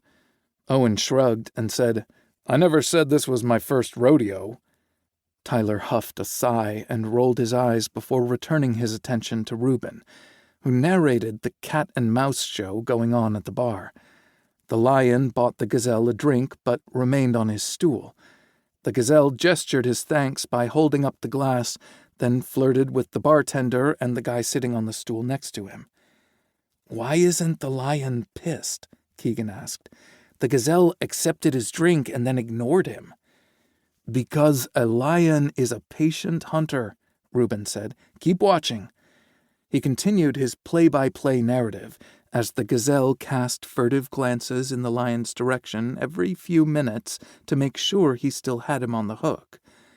As soon as the seat next to the lion opened, the gazelle sauntered toward the lion with the drink he sipped suggestively through a straw. Even across the room, the lion's interest was palpable as he devoured the gazelle with his gaze. The prey sat on the stool and swiveled toward the hunter, who placed his big, brawny hands on slender hips to pull him closer. "Whew," Keegan said, fanning his face adorably. "I want to have that kind of confidence someday." "And you will," Reuben said, saluting him before taking a drink of his beer. Owen darted a glance in Tyler's direction to judge his reaction, but his man's attention was all on him. "What?" Tyler leaned in and put his mouth to Owen's ear. "You're the lion." Warm breath ghosted over his skin, making him shiver. Owen rested his hand on Tyler's thigh, wishing they were alone in his cabin. "Not always. Sometimes I want to pursue, and sometimes I like to be pursued." It was similar to their conversation about sexual positions. "But I'd never be able to pull off a sweater like that." Tyler looked across the room, then back at him. "Is that something you'd want me to wear?" Owen circled his thumb against Tyler's jeans as he considered the question. Could he picture Tyler stretched across his bed wearing nothing but a crop top and a barely there pair of underwear? Absolutely. "I think the real question is whether you picture yourself in something like that. I only need you to be yourself, no matter what you choose to wear." He must have given the right answer because Tyler rewarded him with a kiss. This time, Tyler lingered, slipping his tongue inside Owen's mouth. The boldness was a big surprise, and Owen forgot all about their table mates until a new voice intruded, one that was familiar and panic-inducing. Owen wanted to ignore the newcomer and continue kissing, but Tyler's curiosity got the best of him. He reluctantly turned his attention to the conversation between Reuben, Keegan, and Carrie freaking Hart. The latter was watching him with amused dark eyes. Carrie darted his gaze between Owen and Tyler, a wry smile playing at his full lips. "Guess I know why I haven't seen you in a while." Tyler snapped his head in Owen's direction. Damn it. There was no way in hell Tyler missed the innuendo in Carrie's voice. He'd insist on a conversation before they could play lion and gazelle back at the cabin. "Good to see you, Carrie," Owen lied. "Uh-huh." He came around the table, extended a hand to Tyler, and blasted him with his megawatt smile. His tan skin and dark stubble made a sharp contrast to his exceptionally white teeth. Carrie's shoulders looked impossibly broad in his black leather jacket, and his faded jeans looked nearly threadbare in interesting places. Owen was pretty sure Tyler made an audible gasp when he swiveled his chair and got a look at Carrie up close. "I'm Tyler," he sounded dazzled as he shook Carrie's hand, and it annoyed Owen to no end. "I'm Carrie Hart." How do you know Owen?" Tyler asked. Carrie shot him a bemused look before giving Tyler his full attention again. "Oh, you know, I've seen him here and there." Reuben snorted across the table, pulling everyone's attention to him. Owen wasn't sure if he should thank his friend or smack that knowing smirk right off his face. "And why the hell aren't you out with my cousin tonight?" Carrie asked Reuben. Owen didn't know Carrie's cousin was the county sheriff and maybe Reuben's boyfriend. They'd only gone out once, and Rue had stopped mentioning his name in every other breath. Owen had been dying to ask him what happened, but he'd kept his mouth shut. Reuben's shoulders rose with a deep inhale and fell on a heavy sigh. "Seth can't get involved with me until after the Salvation Anu guys go to trial." Rue had gotten caught in the cult's crosshairs during their murder plot to kill Cash. The same assholes physically and verbally abused Keegan as part of his conversion therapy. Both were star witnesses for the prosecution, so a relationship between them could jeopardize Seth's career and compromise the cases.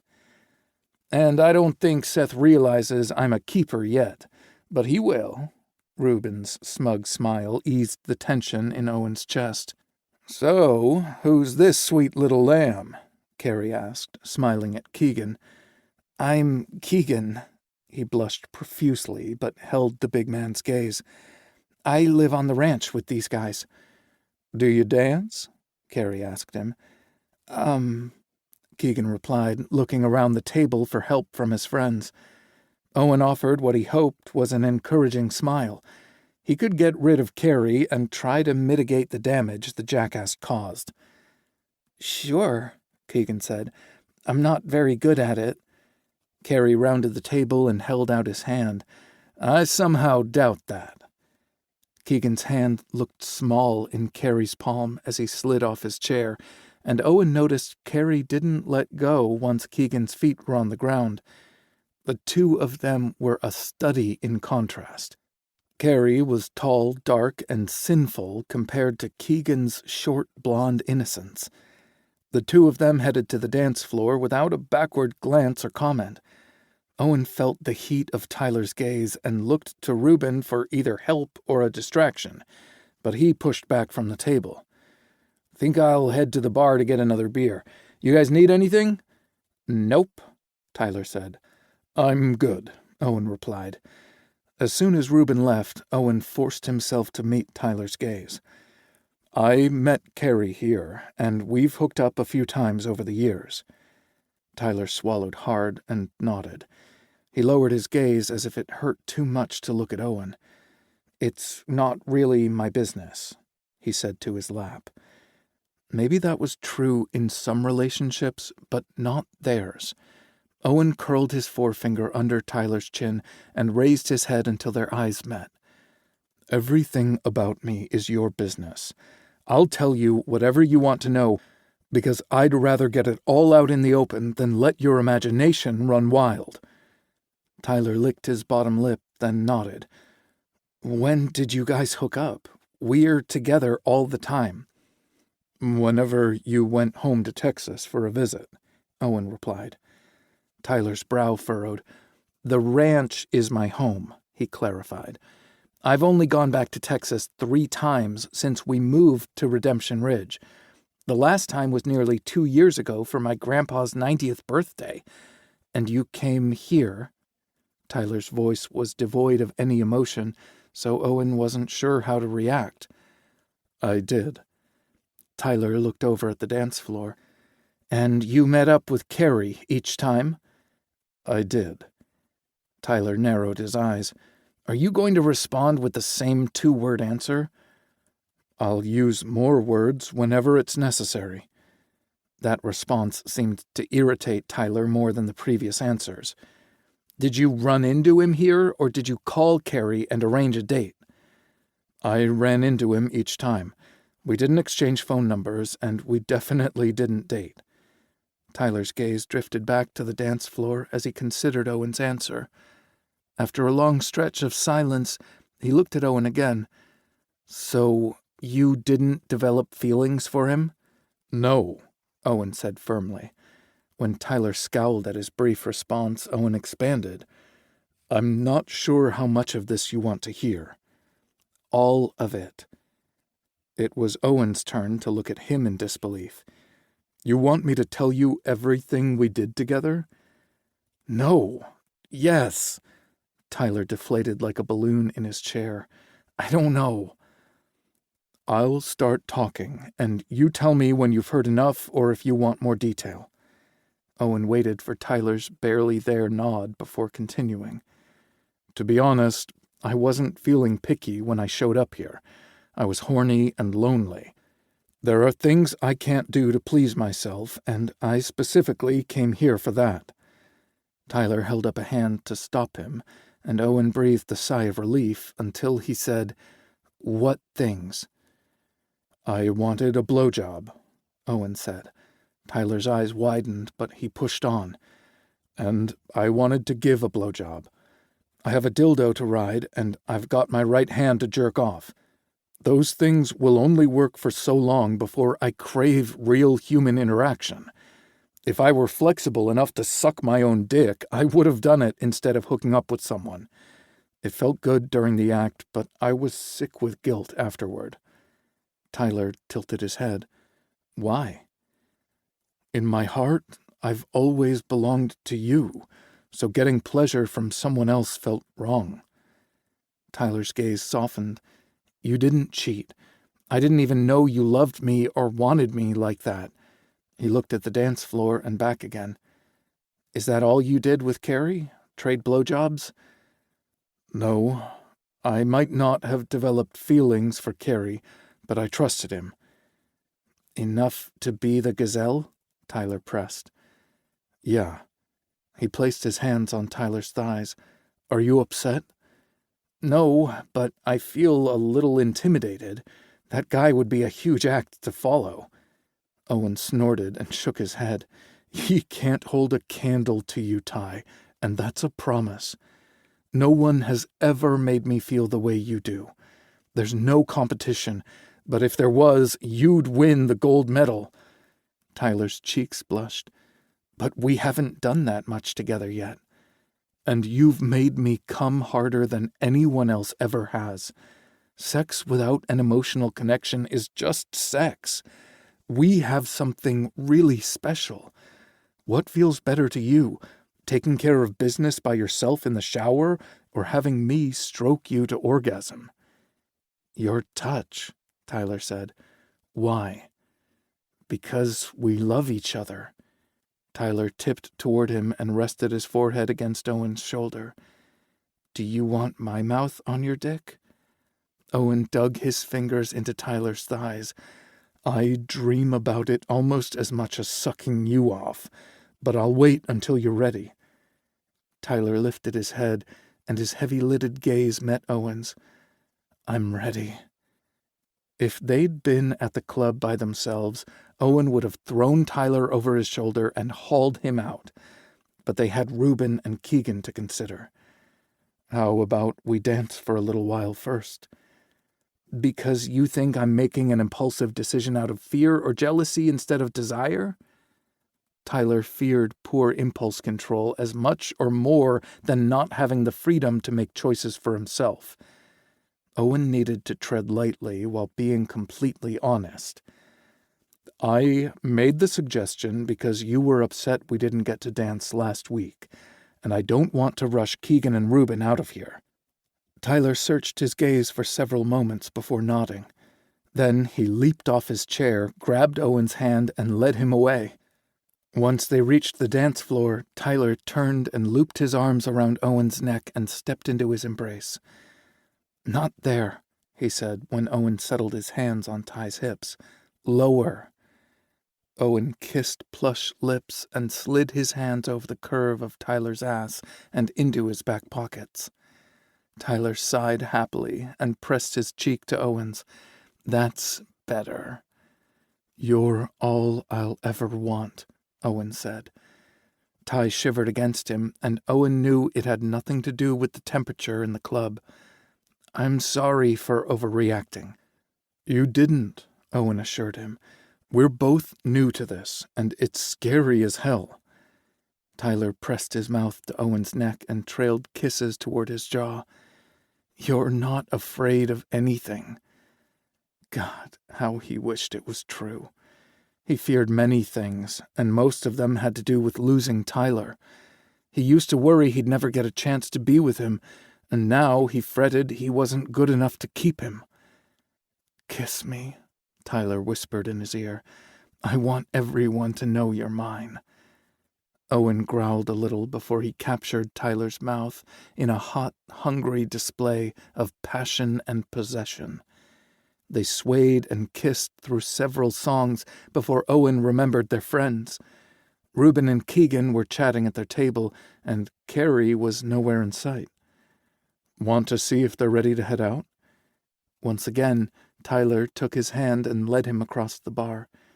They arrived back at the ranch before 11, stopping at Cash's place to drop Keegan off before parking closer to the cabins. "Good night, fellas," Reuben said as he continued to his place. They wished him the same before pushing into Tyler's cabin and locking the door. Owen pressed his lips to Tyler's as they tore off their winter gear and tossed it to the floor. Lucy and Ethel roused enough to glare at them before going back to sleep. Their clothes came next, and they tripped and stumbled their way to Tyler's bed, falling naked on top of it. "I want to make this good for you," Tyler said as he kissed a path down Owen's chest. "Tell me how to please you." "Just do to me what you like," Owen said. Tyler looked up with solemn eyes. "I've never had a blowjob." "Ever?" Owen asked. Tyler bit his lip and shook his head. Owen reached under his arms and hauled Tyler back up his body. "I guess I'll have to teach by example. Straddle my face." "Straddle your face?" "It's not the only way," Owen said, "but I want you to have a really good view of me licking and sucking you off, and I'll get to watch your face when you come." Owen pulled him down for a hot, hungry kiss. "And yes, I want to swallow." "Swallow?" Tyler repeated. It stunned him just how innocent Tyler truly was. "You'll know what I mean when the time is right." Owen squeezed his ass. "Bring that on up here, and hold on to the headboard." Tyler nodded and slowly crawled up his body until his knees rested on either side of Owen's head. His dick was already hard and eager for attention. Owen swirled his tongue around the swollen head, capturing the first taste of Tyler's essence. They groaned together as Owen slid his mouth farther down Tyler's shaft. "Fuck, that feels good." Owen telegraphed with his eyes that he was just getting started, then slowly worked his mouth up and down Tyler's erection. This wasn't the first blowjob he'd given, but it was the first time he'd watched every nuance of emotion cross someone's face while doing it. Tyler's eyelids drooped to half-mast, and his mouth fell open on a sigh and stayed that way. Owen changed his tempo, suction, and depth to amp up and prolong Tyler's pleasure. It didn't take long for Tyler's instincts to kick in, and he rocked his hips back and forth, working his dick deeper into Owen's mouth. His balls slapped against Owen's chin, and the thick vein on the underside of Tyler's dick pulsed and throbbed against Owen's tongue. He knew the moment Tyler understood what Owen had meant about swallowing. Desperate eyes sought his, needing reassurance. Owen winked and tightened his lips. Tyler's entire body shook as he thrust his hips, rubbing out his pleasure on Owen's tongue.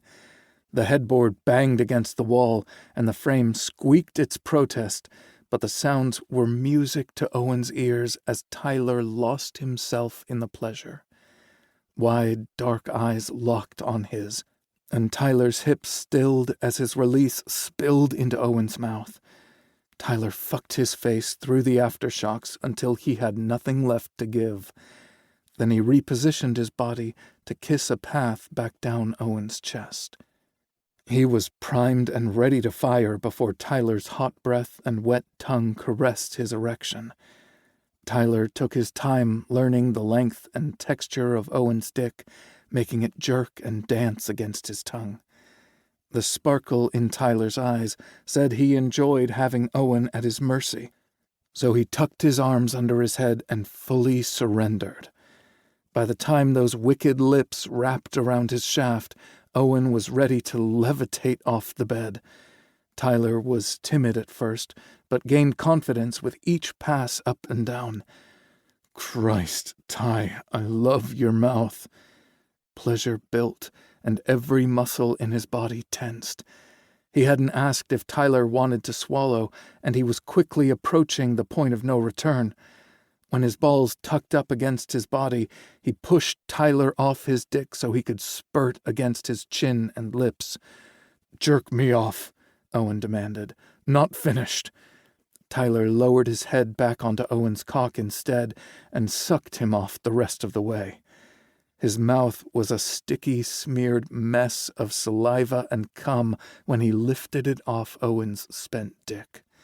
Grabbing a shirt off the floor, Tyler wiped his face before crawling up the bed to collapse beside Owen.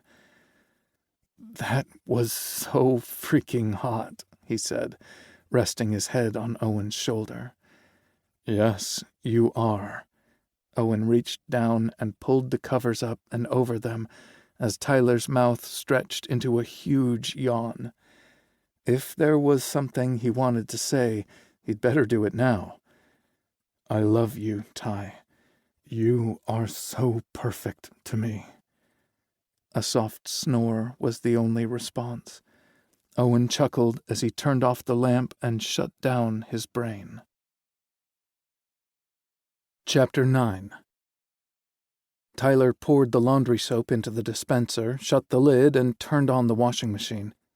He dragged his canvas laundry bag to the next washer to load his remaining clothes, but his attention got snagged on Owen's sweet ass as he bent over to grab a sock off the floor. A wave of heat flashed over Tyler as he thought about the newest way he and Owen pleasured each other before breakfast. He'd heard of a 69 and had figured out what it meant, but he never imagined getting blown while sucking someone else off at the same time. Not just someone.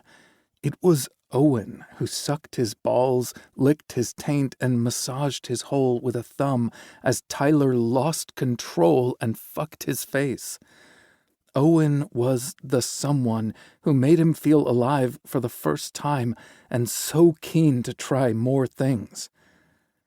"Better knock it off, or we'll be scrambling for clean clothes midweek again." Owen stood up, tossed the sock in the washing machine in front of him, and started the load. "I know you're thinking dirty thoughts because the temperature in the laundry room just went up 20 degrees. When Owen turned around, Tyler noticed his smirk looked a little fuller than usual. His mussed hair was the aftermath of Tyler's eager hands, though they could have blamed that part on the wind instead of the make-out session they'd had after finishing their Sunday chores in the barn. Tyler dropped the handles on his canvas bag and crossed the short distance between them. He smiled as he reached up and tidied Owen's hair. "And maybe we could stand to be a little more discreet." Owen snaked an arm around Tyler's waist and held him close. "I call bullshit. Every couple on this ranch tears up the sheets every chance they get, and none of them try to hide it." Sheets! Tyler had meant to throw them in the washing machine after a week of rigorous abuse, but Owen had sidetracked him with kisses. "Your eyes got so big just now," Owen said. "Don't you want the crew to know about us?" "Of course I do." He wanted everyone to know, once he found the courage to come out. "I forgot to grab the bed sheets." He gave Owen a quick kiss, then stepped out of his embrace. "I'm going to run back to my cabin and get them while there's still a machine available. Be right back." "I could come with you." Owen's rough voice felt like a caress down his spine. Tyler shook his head and grabbed his coat off the hook. "Oh no, a task that should take 2 hours will take 6, and the guys would get pissed if we tied up the machines all day and disappeared." "But I could make it fast and dirty," Owen suggested. Tyler yanked the door open and stumbled over the threshold in his haste to put space between himself and Owen's ideas. That comes after we finish our laundry." He closed the door on Owen's wicked laughter and hauled ass to his cabin. Tyler balled up the top sheet, pillowcases, and the quilt inside the fitted sheet. The quick motions stirred the air, and the scents from Owen's bayberry soap, his Irish Spring, and their combined pleasure tickled his nose. Tyler had never thought about what it meant to have someone else's scent on his sheets, and he briefly closed his eyes to savor the moment. His cell phone rang before he could pick the bundle up off the mattress. Tyler figured it was Owen calling to spur his return, but removed it from his pocket to be sure. His heart sank when he saw his mom's name on the screen. The urge to let the call roll over to voicemail was strong, triggering an internal war between obligation, self-preservation, and guilt. Tyler adored Wendy Booth with every fiber of his being, but their conversations sometimes left him feeling defensive and raw. She'd been angling for him to return to Texas since leaving jail, and she didn't mind using heavy-handed tactics either. Her favorite angle was his grandfather's advanced age. Tyler loathed confrontation and deflected their conversations, but it only worked for so long. She'd give him a reprieve for a few months before revisiting all the reasons he should return to the family fold. Tyler blew out a frustrated breath and accepted the call right before it went to voicemail. "Hi, Mama," Tyler said as cheerfully as he could muster. He was due for a guilt trip and mentally braced himself for it. "Hello, Tyler." Her voice held the usual mix of Texas twang and warmth, but there was something else, a slight hesitation, sadness. "It's good to hear your voice. I've been missing you a lot lately." Here we go. "I miss you too, Mama." And he did. His mother had the most amazing laugh, robust and throaty, which contradicted her prim church lady reputation. "Do you, Tyler? When you were a little boy, you always volunteered to do the dishes with me after meals just so you could have my full attention, but it seems like we've grown more distant every year. Have I done or said something to upset you or push you away?" Her questions felt completely different from her previous attempts to guilt him into returning to Texas. "I know things were tense between us for a while." Tense? Talk about candy-coating a situation. Tyler had left home against their wishes and completely cut off contact with them. Then he proceeded to bang up his knee after getting thrown from a horse and got addicted to painkillers, which led to an arrest for buying illegal prescriptions from an undercover cop after his doctors refused to refill his medication. He'd been high as a kite when it all went down, so they tacked on driving under the influence to his charges. Tears stung his eyes as he recalled the shame he'd brought to his proud family. "But I thought we worked through all of that," his mom continued. Tyler cleared his throat. "We did, Mama." But he'd unintentionally pulled away from his family little by little so their rejection wouldn't hurt him as badly when he came out.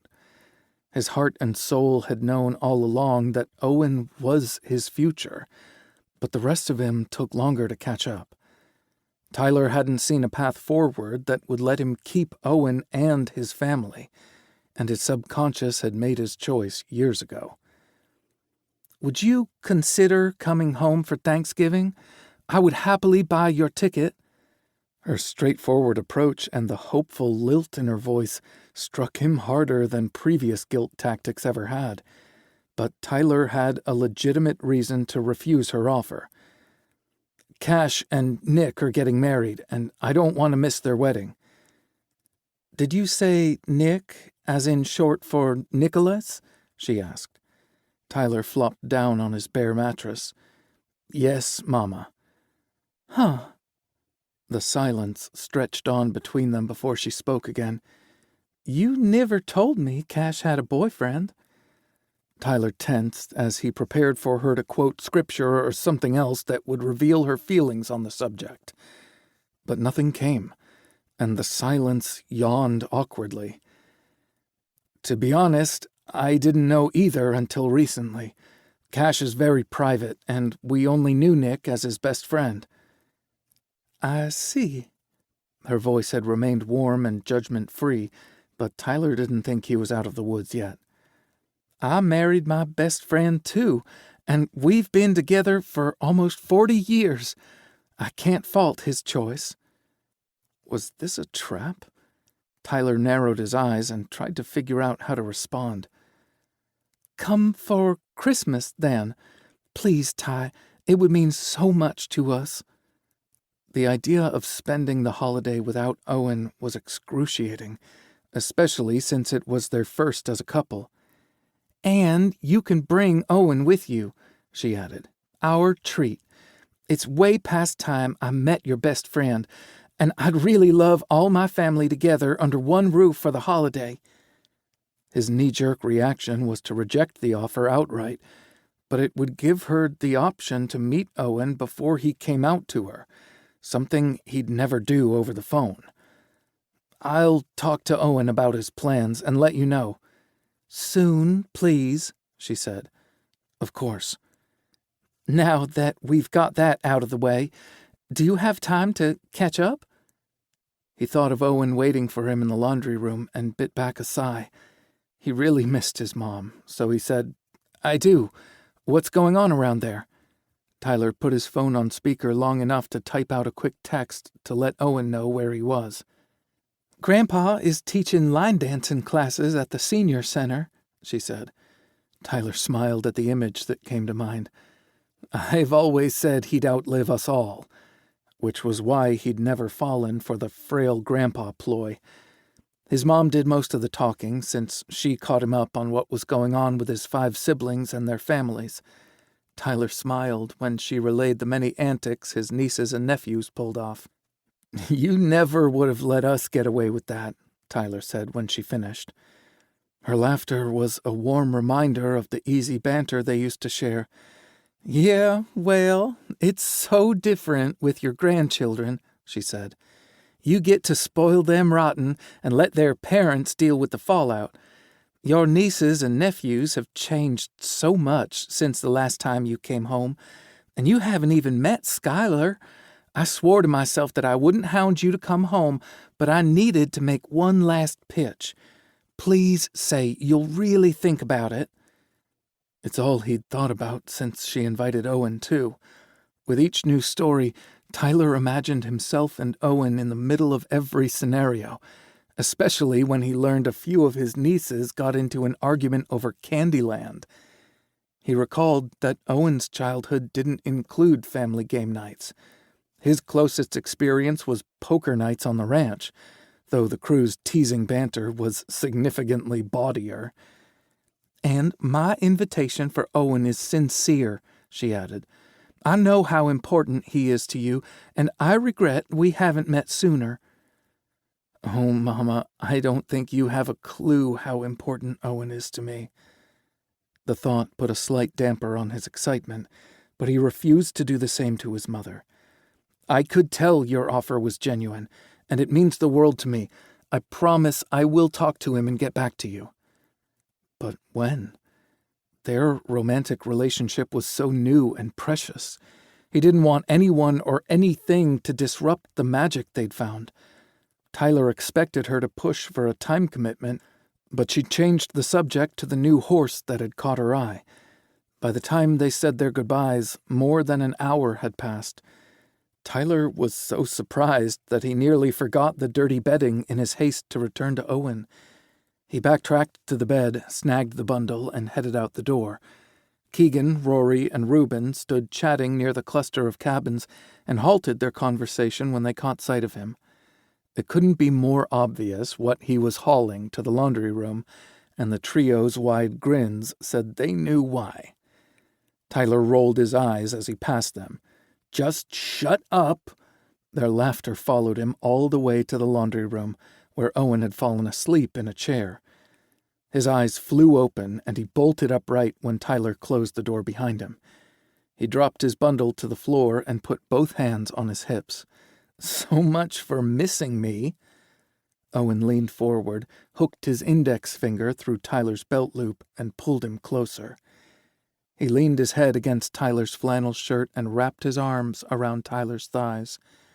"You followed me into my dreams, so I didn't have time to miss you." Tyler carded his fingers through Owen's hair, and the dark strands slid through his fingers like silk. "It's true that I'll follow you anywhere." Owen raised his head and stared into his eyes. "Do you really mean it?" Tyler recalled his willingness to choose Owen over his family. "Yes, there's nothing I won't do for you." Owen pushed to his feet and cupped Tyler's face with both hands. "I want to take you on an actual date tonight." "And Miss Poker?" Cash's wedding was the only time they missed the card night since its inception. When Owen nodded, Tyler said, "I've never been on a date without a chaperone." "I could ask Reuben or Keegan to tag along, or—" Owen let his voice trail off so he could kiss Tyler. "Or we could go by ourselves," Tyler said. "We've gone to dozens of places together, but this will feel different. Better." Owen gently kissed his lips. I won't have to wonder what you taste like." "And I've found the missing piece to my puzzle," Tyler replied. "So," Owen hemmed, "is that a yes?" "It's a hell yes." They shared a long kiss before Tyler forced himself to pull back. "The bedding won't wash itself." Owen smiled wickedly. "No, but I have some suggestions on how we can pass the time between cycles." That was how Tyler ended up in Owen's lap for the better part of 2 hours, kissing and touching. Luckily, no one else did their laundry, so they had the place to themselves. Owen hadn't mentioned where they were going on their date, and Tyler hadn't brought up his mother's invitation to Texas. He wasn't sure how Owen would react, and he didn't want to ruin their first date with a serious conversation or think about why they hadn't met one another's families by now. Owen had a complicated past with his mother, too, but they seemed on good terms. If Tyler wasn't careful, he'd stop thinking about how good Owen's kisses felt and create problems where none existed, like he'd done with Carrie Hart the previous evening. One look at that hunk, and Tyler had nearly forgotten about the beautiful milestones he'd reached with Owen. His brain had gone into hyperdrive, imagining all kinds of intimate moments between Carrie and Owen. He'd had no right to be hurt or jealous, but that was exactly how he felt until some wise inner voice reminded him to observe the way Owen looked at Carrie. The difference was night and day. Only Tyler brought out the twinkling in those midnight blue eyes, and finding out what really happened between them had actually hurt less than letting his imagination run wild. Owen pulled back from their kiss and sighed. "Where'd you go?" Tyler wiggled in his lap. "Still right here." Owen cupped Tyler's face, his thumbs brushing a hypnotic path along Tyler's cheek. He couldn't resist leaning into the caress and wondering how Owen always knew what he needed. "Physically, you're right where you belong, but I felt you pulling away from me." The dryer buzzed to signal the last load had finished, and Tyler pushed up to his feet. "Just trying to figure out where we're going on our date." He'd taken a page out of the Owen Doyle Avoidance Guidebook, reminding Tyler that Owen had hidden scars too.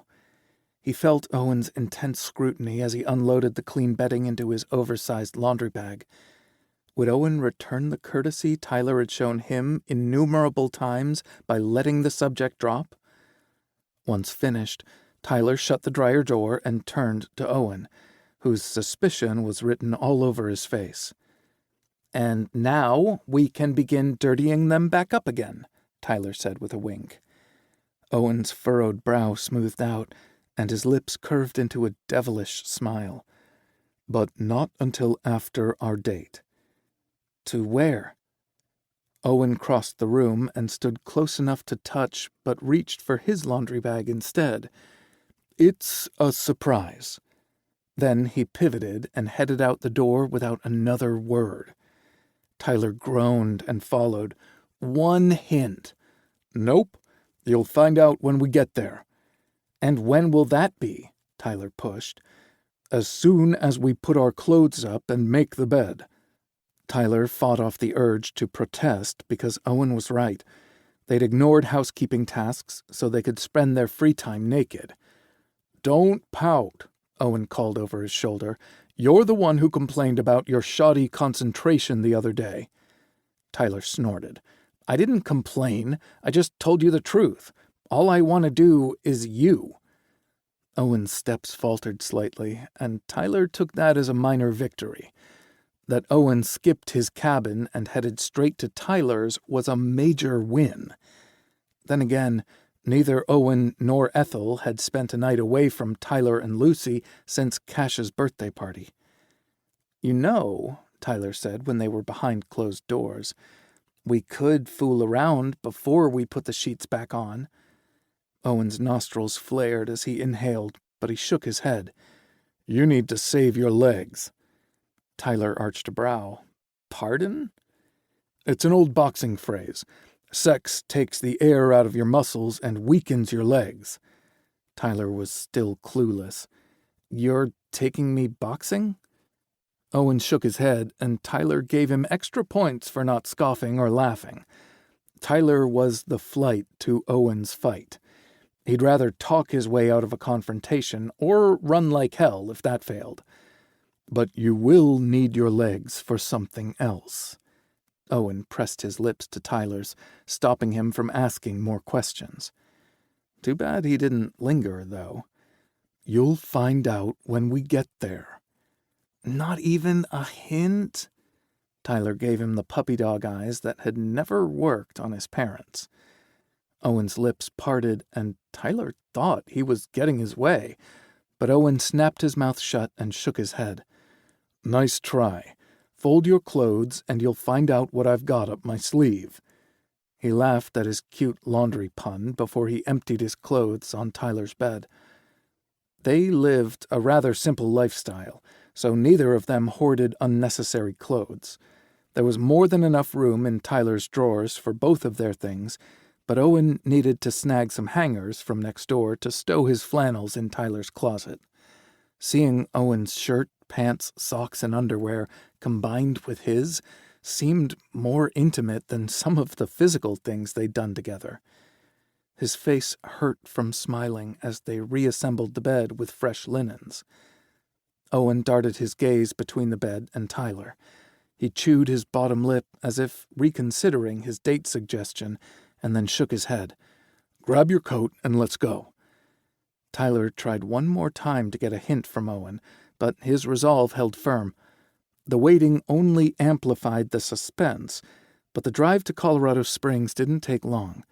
Tyler barely contained his enthusiasm when Owen pulled into the parking lot of a roller skating rink. He hit the button to release his seatbelt and launched himself across the console to hug Owen. The rink was one of the few places his mother literally let down her hair and had fun. They ate greasy pizza, drank sugary sodas, and skated until they got blisters on their feet, listening to popular songs that were forbidden at home and interacting with people outside their congregation were wonderful treats. "You remembered." Owen laughed as he tried to wrestle his own seatbelt off. "Only every single thing you've ever told me, Ty." No one had ever made him feel so seen or important. That part wasn't new, but the reasons for Owen's devotion were fresh.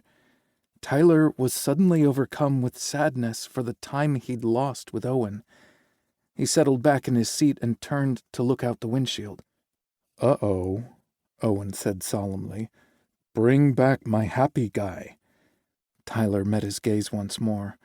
"I am happy, but I wish we'd done this sooner." "Skate?" Owen asked. "No, well, maybe that too, but I wish my epiphany had come sooner.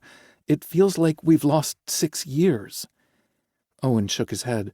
I don't believe that for a second. We didn't lose time if we were together. Okay, I wish we started sharing orgasms sooner. Owen's mouth quirked up on one side. I'll grant you that, but you were raised to believe things happen when they're supposed to.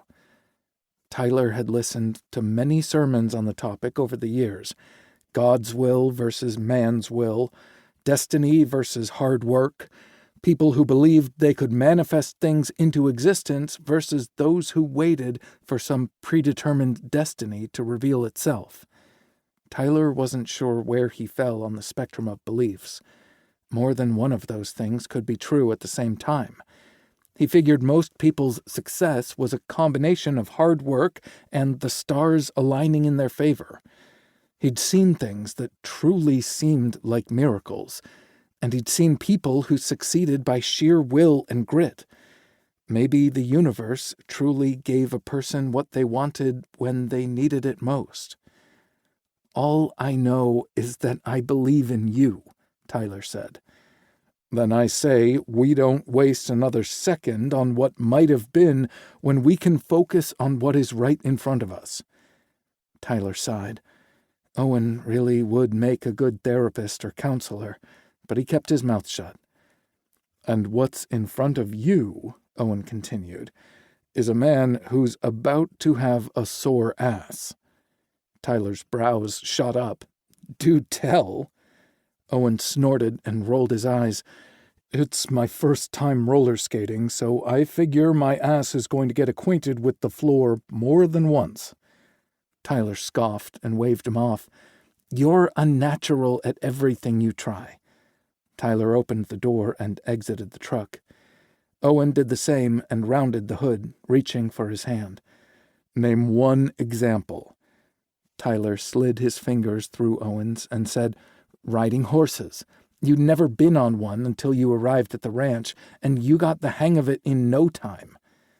Owen hummed like he was stuck between agreeing or arguing. I got tossed on my ass a few times. By Nellie, Tyler countered. She hated everyone until Kieran arrived. Think about the dozens of horses you rehabilitated so they could find their forever homes. Want me to list other things? Owen's cheeks turned pink. Nah, I got the gist of it. You think I hung the moon. No, but your eyes twinkle brighter than the stars when you look at me. Tyler smiled over at him. I've got the photos back home to prove it. When they reached the rink, Tyler's gaze landed on the pride flag sticker on the door that said everyone was welcome and the business wouldn't tolerate hate. He tightened his fingers around Owen's, notched his chin up higher, and entered the rink. Owen paid their fee, and Tyler practically dragged him over to the counter to get skates. Owen held up the brown leather rentals and grimaced. I don't want to think about all the feet that have been inside these things. Jail hadn't been what Tyler would call pristine, but they'd gotten spoiled since moving to Redemption Ridge. He might have thought the complaint was a delay tactic, but Owen had the same gripe about bowling shoes. They spray them with disinfectant when we're finished. Sure they do, Owen said dryly as he removed his boots. If you love skating half as much as I do, I'll buy you a pair of your own skates, Tyler told him. Owen leveled him with a skeptical gaze as he slid a foot into the skate. Is there a rink for beginners? I'll teach you everything you need to know on the carpet before we head to the wooden floor. I'm mostly interested in learning to stop, Owen said as he stood on shaky legs. Tyler quickly finished lacing his skates and stood up too. They used the small area to go over the basics, including how to push off and how to stop. Owen flailed his arms a few times, but always regained his balance. He looked so pleased with himself that Tyler didn't have the heart to tell Owen the wood floor would be so much slicker. You want to watch the skaters from the wall for a little bit so you can see the crossover footwork in the corners? Crossover? Owen's voice rose a few octaves. That sounds complicated. You'll catch on by the third or fourth turn, Tyler said. Come on. He reached for Owen's hand, and they slowly made their way to the half-wall surrounding the rink.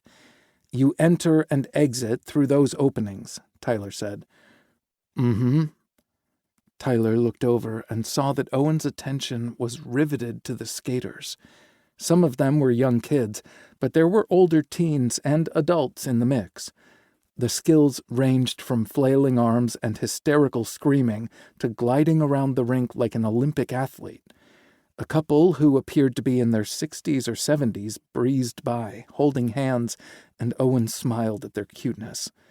The music switched from a fast tempo to a slower rhythm, making it a good time for Owen to try it. "Ready?" Tyler asked. Owen inhaled deeply and exhaled slowly. "This was my bright idea, wasn't it?" "We don't have to go out there," Tyler said. "I see a video arcade room over by the concession stand." Owen grabbed his hand and said, "Let's do this."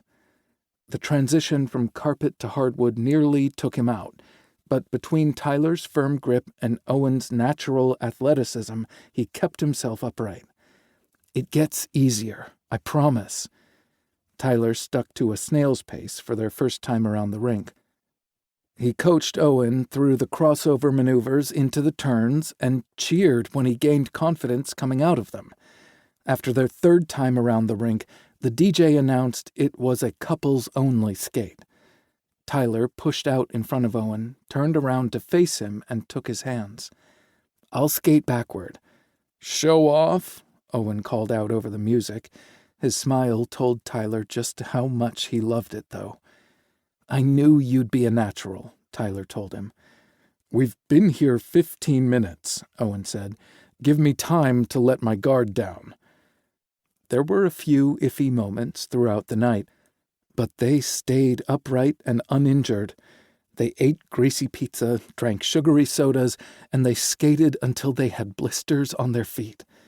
When the DJ announced the final slow dance of the night, Tyler moved in close and looped his arms around Owen's neck, and Owen placed his on Tyler's hips.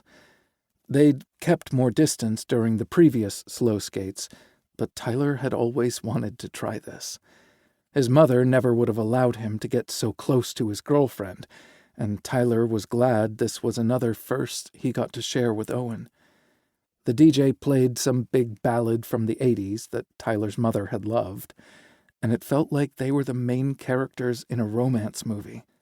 This moment called for a big gesture, and Tyler knew just what to do. "I want to take you to Texas for Christmas to meet my family. I want to show you where I grew up, and I want my family to meet the man I love." Owen's eyes widened, and he almost lost his balance. "You told them?" he asked once he got back into the flow. "You talked to your mom for a long time today, but I didn't know you planned to tell her." "I didn't do it yet," Tyler said, "but I plan to come out during my visit." "And you want me there?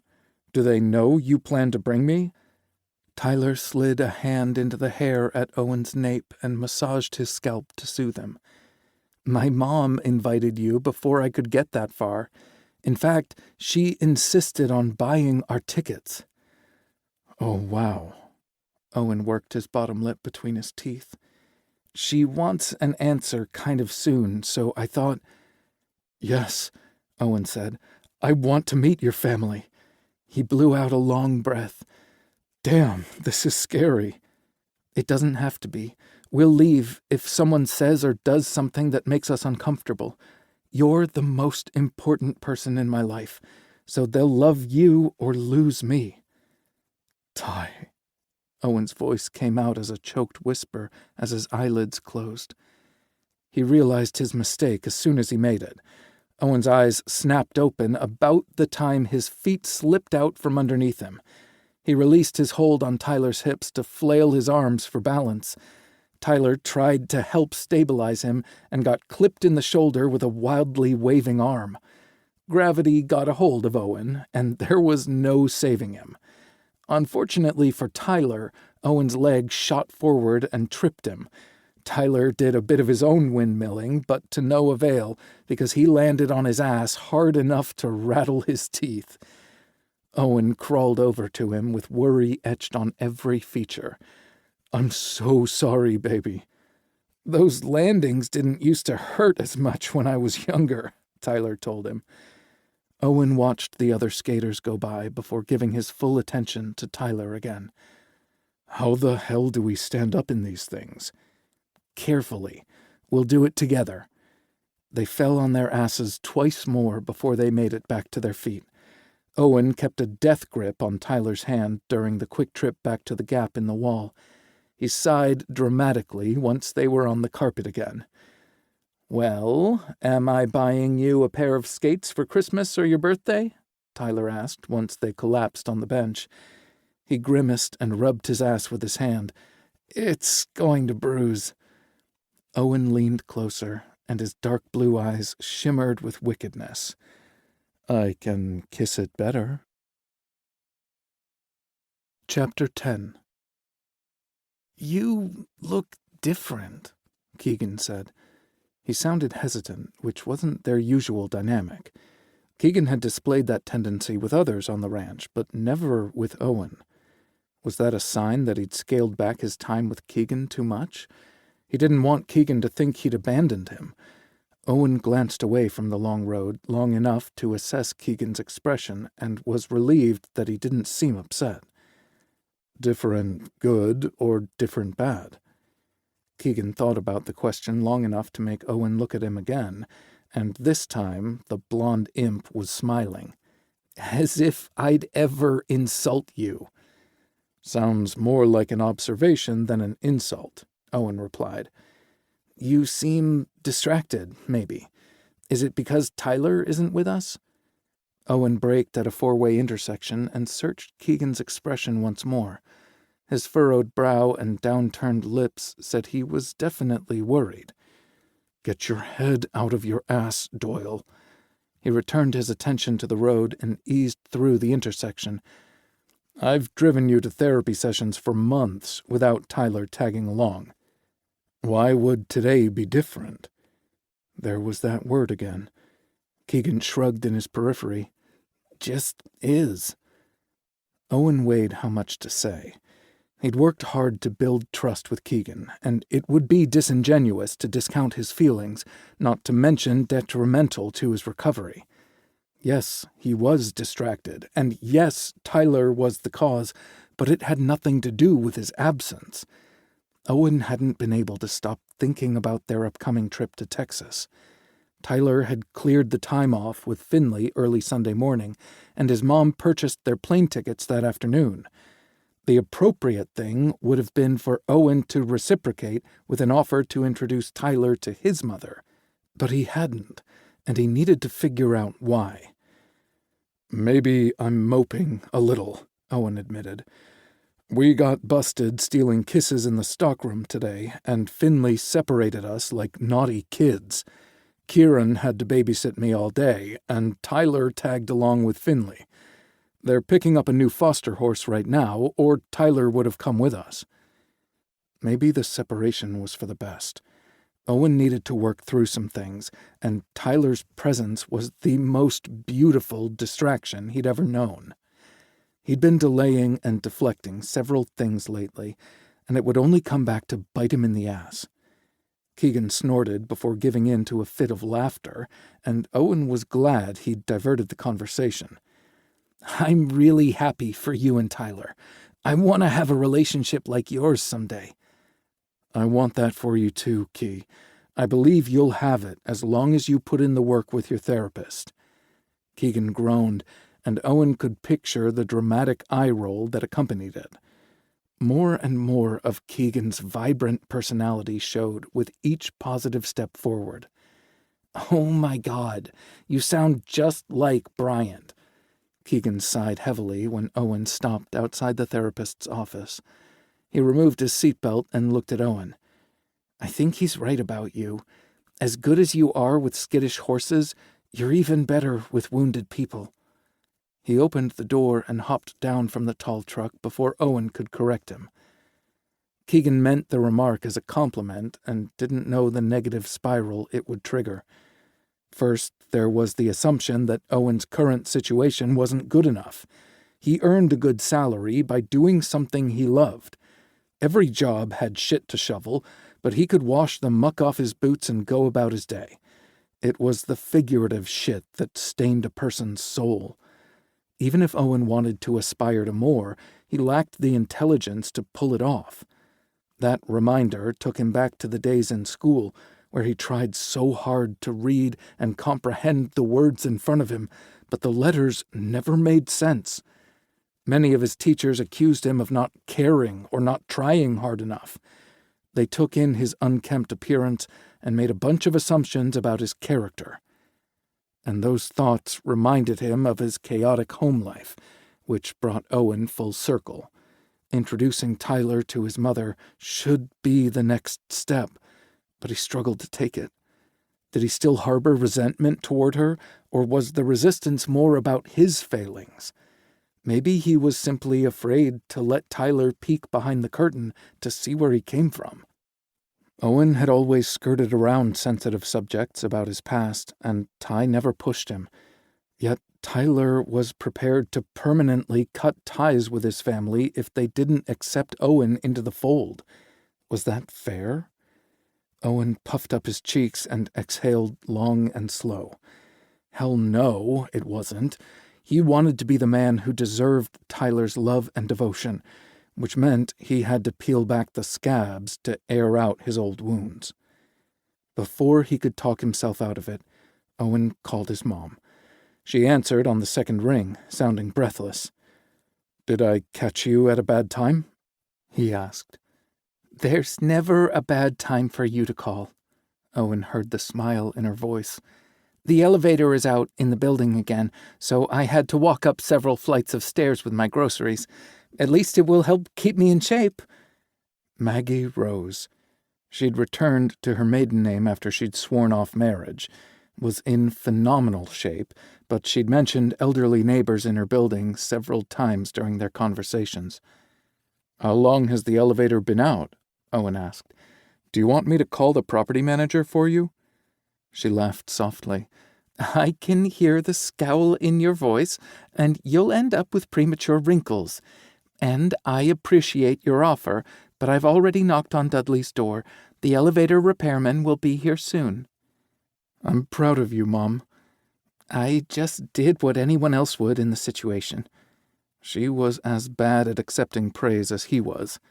"Did you ask him to define soon?" Owen asked. "Sure did. The tech is supposed to be here within the next 2 hours." "Good." She'd said the elevator was out again, which implied a continuous issue. But before Owen could press her on it, she said, "Enough about building maintenance. What's going on with you?" He rested easier at night, thinking his mother lived in a safe environment. A visit home would kill 2 birds with 1 stone. Owen could introduce Tyler to his mother and ensure the new place was up to his standards. But when? Did he strike first and make the trip before they left for Texas? That would give Tyler a chance to change his mind about them before he came out to his family. The thought soured Owen's stomach. How could he think so little of Tyler's devotion?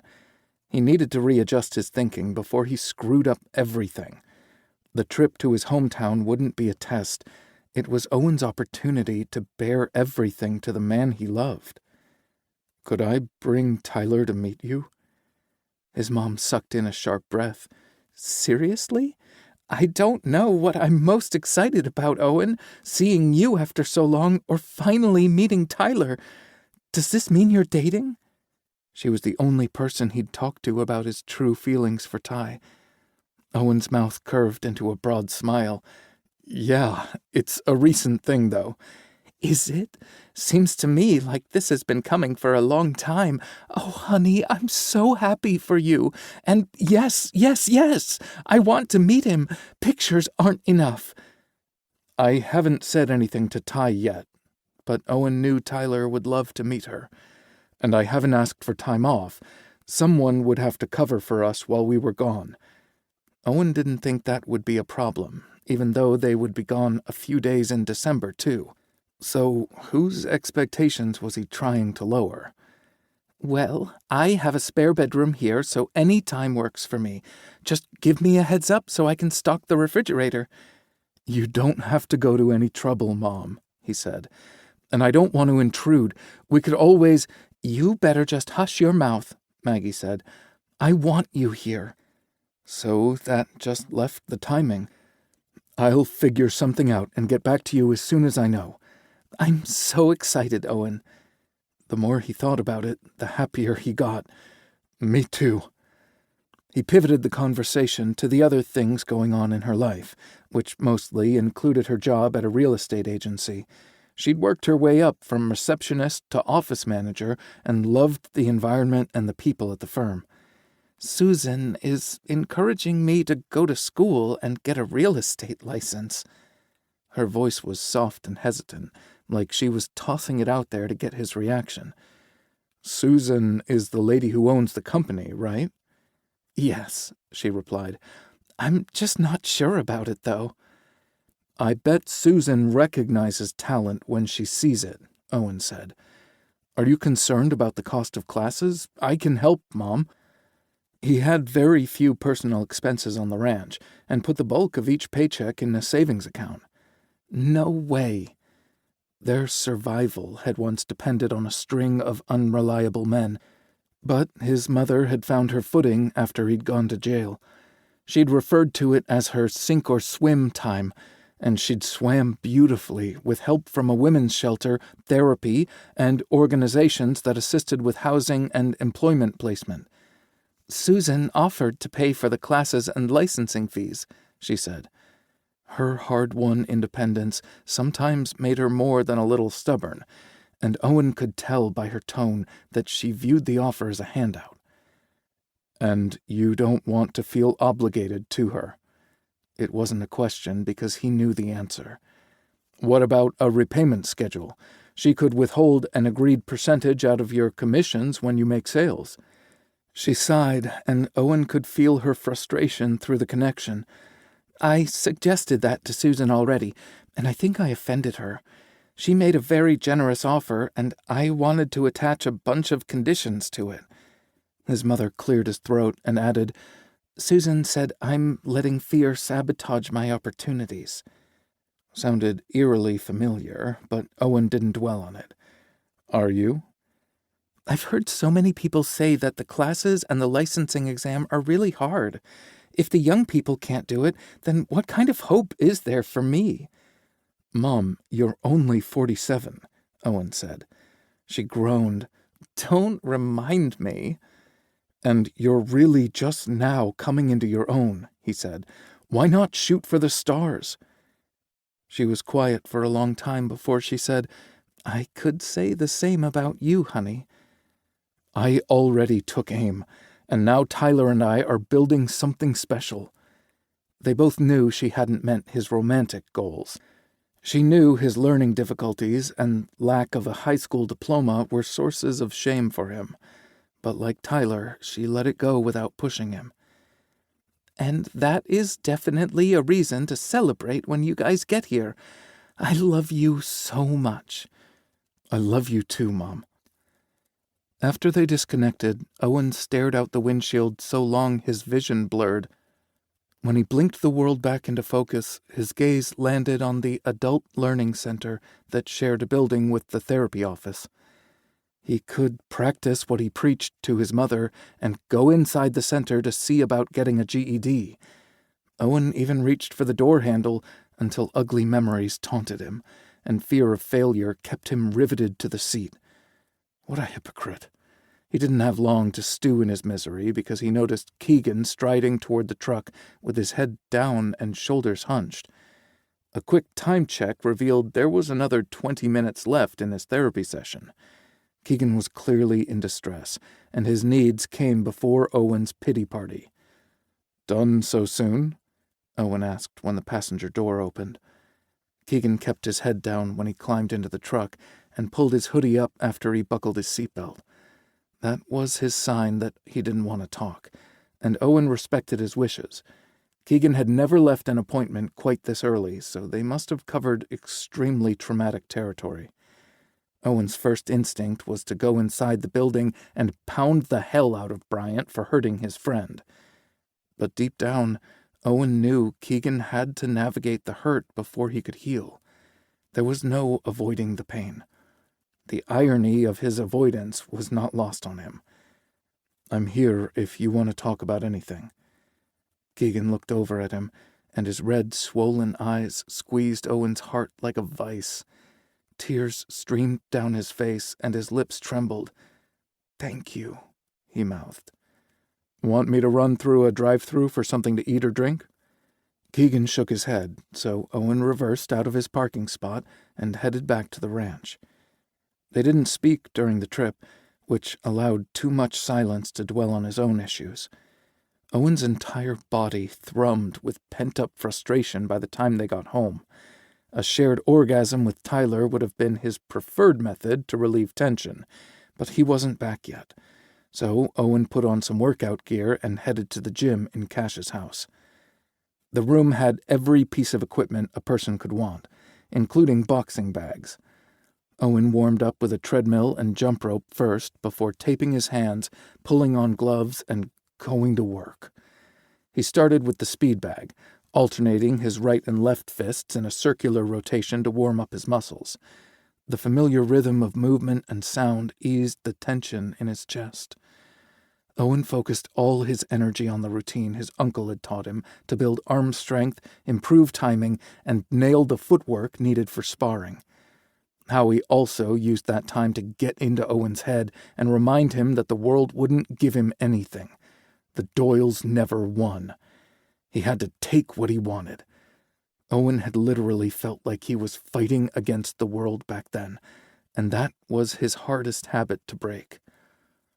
Was that why he struggled to lower his gloves and make himself fully vulnerable to Tyler, the one person who'd never let him down? Tears stung his eyes, turning the speed bag into a black blur as he continued to pummel it. Owen hadn't been fighting the universe. He'd been battling himself, then and now. He'd chosen belligerence and indifference in school and resisted any offer his teachers made to help him. Owen hadn't wanted to get tested for disabilities and receive actual proof there was something wrong with him. That stubborn choice was a single snowball rolling down a hill, and it got bigger with each mulish decision, until it became an avalanche that buried Owen beneath a mountain of regret. He'd tunneled his way out to find beautiful, loving, and loyal Tyler. It was fucking time to fight for their future, instead of anticipating defeat. His arms and legs burned by the time he switched over to the heavy bag, but he didn't relent. Owen alternated between jabs, crosses, hooks, and uppercuts until he was too exhausted to think, and hungry. He'd worked through dinner and would regret it later when he foraged for snacks in Tyler's cabin. He could have gone to the kitchen and helped himself to leftovers, but he wasn't in the mood to face anyone. They might ask questions Owen didn't want to answer. He tossed the gloves in the bin designated for sterilization, then removed and discarded the tape from his hands. Owen burned from head to toe, so putting on pants and a thick coat over his workout gear seemed counterintuitive, but he'd learned from past mistakes. He pulled a knit cap over his wet hair and quietly made his way through the sprawling house. Fortunately, he made it out without running into anyone, and the cold bite in the air got his tired limbs moving. Owen smiled when he saw Finley's truck and trailer parked among the others. That motivated him even faster than the cold. He pushed inside Tyler's cabin and found him lounging on the couch, watching television. He wore a faded shirt, sweats, and thick socks on his feet. His hair was still damp, and the scent of Irish spring drifted in the air. Tyler greeted him with a smile that melted his freaking bones. Owen got a taste of what their future could be like over the past week and a half, and he was terrified of losing it now. But were those Owen's thoughts, or just remnants of his late uncle's misguided attempts to make him tough? "How long have you been back?" Owen's voice came out sounding rough and raspy. Tyler sat up and raked his dark brown gaze over him before responding, "A few hours." He rose to his feet and crossed the room with purpose. I'm sweaty and smelly, Owen warned, taking a few steps back. So what? I'm happy and horny. Tyler pressed his body flush against Owen's and draped his arms over Owen's shoulders. He smelled like butterscotch candy, and Owen wanted to devour him. Resistance was futile, and he returned the embrace instead, with his arms settling on Ty's lower back. Why didn't you come find me? Tyler pressed a brief kiss to Owen's mouth, then searched his expression. I did. You were pounding the hell out of the bags, and I know when to give you space. His lips curved into a wry grin. I also know how hungry you get after a workout and brought back leftovers. You take a shower, and I'll reheat them for you. He lowered his arms as if to break their connection, but Owen tightened his hold before Tyler could budge. I haven't talked to Finley about this yet, but I want to take you to meet my mom after Thanksgiving. Tyler's eyes filled with tears. You do? Owen nodded vigorously. I want to show you where I came from. I want to let you in. Tyler looped his arms around Owen's neck and squeezed. I want that so much. My past is the opposite of postcard pretty, Owen said, but it's part of me. Tyler pulled back and stared into his eyes. And I love all of you. We're going to have the best holidays ever. Owen felt the need to temper his expectations, then realized that was what Howie would have done. Yes, we are. Tyler kissed him, but pulled back before Owen could deepen it. Go shower. You've got to be starving. Owen's stomach growled as if that was its cue. Okay, maybe a little. He didn't dawdle in the shower because his legs felt like limp noodles and he could smell the food Tyler had reheated. Once he dried off and got dressed, Tyler served him meatloaf, mashed potatoes, and green bean casserole. He entertained Owen with stories about their new foster horse, Dexter, preening for the Redemption Ridge ladies in the stable. The laughter was exactly what Owen needed after an emotionally and physically draining day. Exhaustion hit him like a knockout punch as they settled in to watch television, and Owen could barely keep his eyes open. Come on, Tyler said. Let's go to bed. You can stay up and watch television, Owen suggested.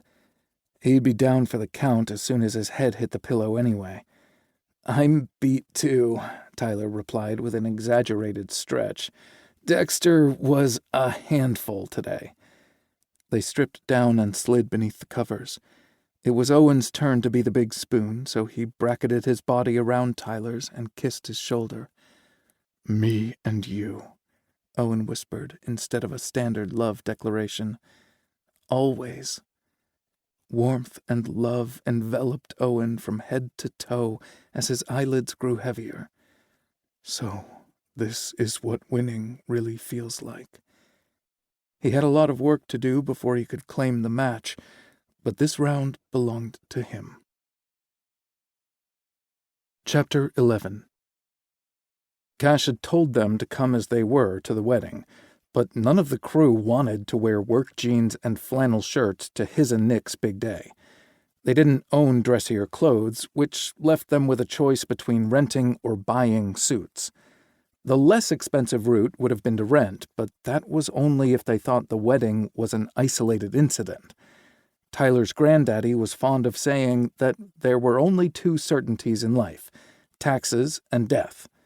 Looking around the room of handsomely dressed men, Tyler added another guarantee. There would be more weddings on the ranch, and if they were smart, they'd make Harry the wedding planner. Wow, Owen said. I'm really glad you talked me into buying a suit now. Harry had removed the furniture to set up an altar at one end of the great room and a dance floor at the other. She'd draped wispy white fabric strategically throughout the space and strung fairy lights to give off a romantic glow. An arrangement of evergreens, white roses, and silver pine cones adorned the mantel over a crackling fire, and the room smelled like cranberry, citrus, and pine. The wall of windows turned the fresh blanket of snow into the perfect backdrop for the Winter Wonderland wedding theme. "It's beautiful," Tyler said. Owen leaned closer and said, "You're beautiful." Tyler had chosen a simple gray suit, white shirt, and navy tie. He thought he cleaned up nicely, but Owen looked like $1,000,000 in a navy suit, white shirt, and gray tie. The yin to his yang. "You look like a movie star." Owen smiled and straightened up. "I do?" "Mm-hmm. But I'm going to like that suit even better when it's on our floor." Owen's grin turned lecherous. "Think we could sneak away after the ceremony?" "And miss Harry's dinner?" Owen shut one eye and cocked his head. "After dinner?" "Deal." Ivan clapped Tyler on the shoulder, reminding him that they weren't alone. "Damn, we clean up good on the ranch." "We sure do. How are the grooms doing?" Tyler asked. Rory snorted. "They're still in their room getting ready. Pretty sure I know what they're doing." "Who's officiating the ceremony?" Reuben asked.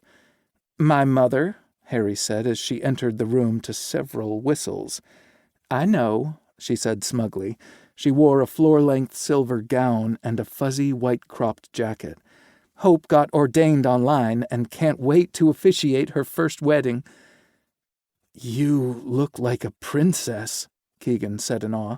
"Stop it," Harry said, as she waved for him to continue his flattery. "Maybe even a queen," Keegan added. "Where's your tiara?" "Hey, kid, watch it," Dylan teased. "This is my queen." Harry offered her cheek to Dylan, and he kissed it. "Thank you, Keegan. You're too sweet." "The dining room looks amazing too, sis," Finley told her. She kissed his cheek before hooking her arm through Rory's. "I can't take all the credit. My favorite sidekick is especially talented at putting together weddings at the last minute." Rory darted a quick glance in Ivan's direction as a pretty pink blush bloomed on his cheeks. "I got caught up in the moment." Their big foreman couldn't seem to tear his gaze away from his boyfriend until Hope and Gary entered the great room. Hope wore a satiny silver pantsuit with white fur trim on the jacket lapels and sleeves. "Oh, Harriet," she exclaimed as she took in the room. "Everything looks beautiful. I've been to professionally planned weddings that didn't look half as pretty as this." She raked her eyes over her daughter's gown. "And I can't fault your fashion sense." Harry hugged her mom and laughed. "We look like we planned matching outfits on purpose." Tyler looked at Owen's suit, which was the mirror opposite of his, and figured everyone would think the same about them. They just shared a wavelength and had since their very first meeting. Owen stepped closer and said, "I have to admit, I'm kind of disappointed." Tyler's breath caught, but he managed to say, "Why?" "I would expect Hope to dress like Moira Rose at David and Patrick's wedding in Schitt's Creek," Owen said. "I heard that," Hope said, "and my daughter made me behave." "Someone has to," Harry said.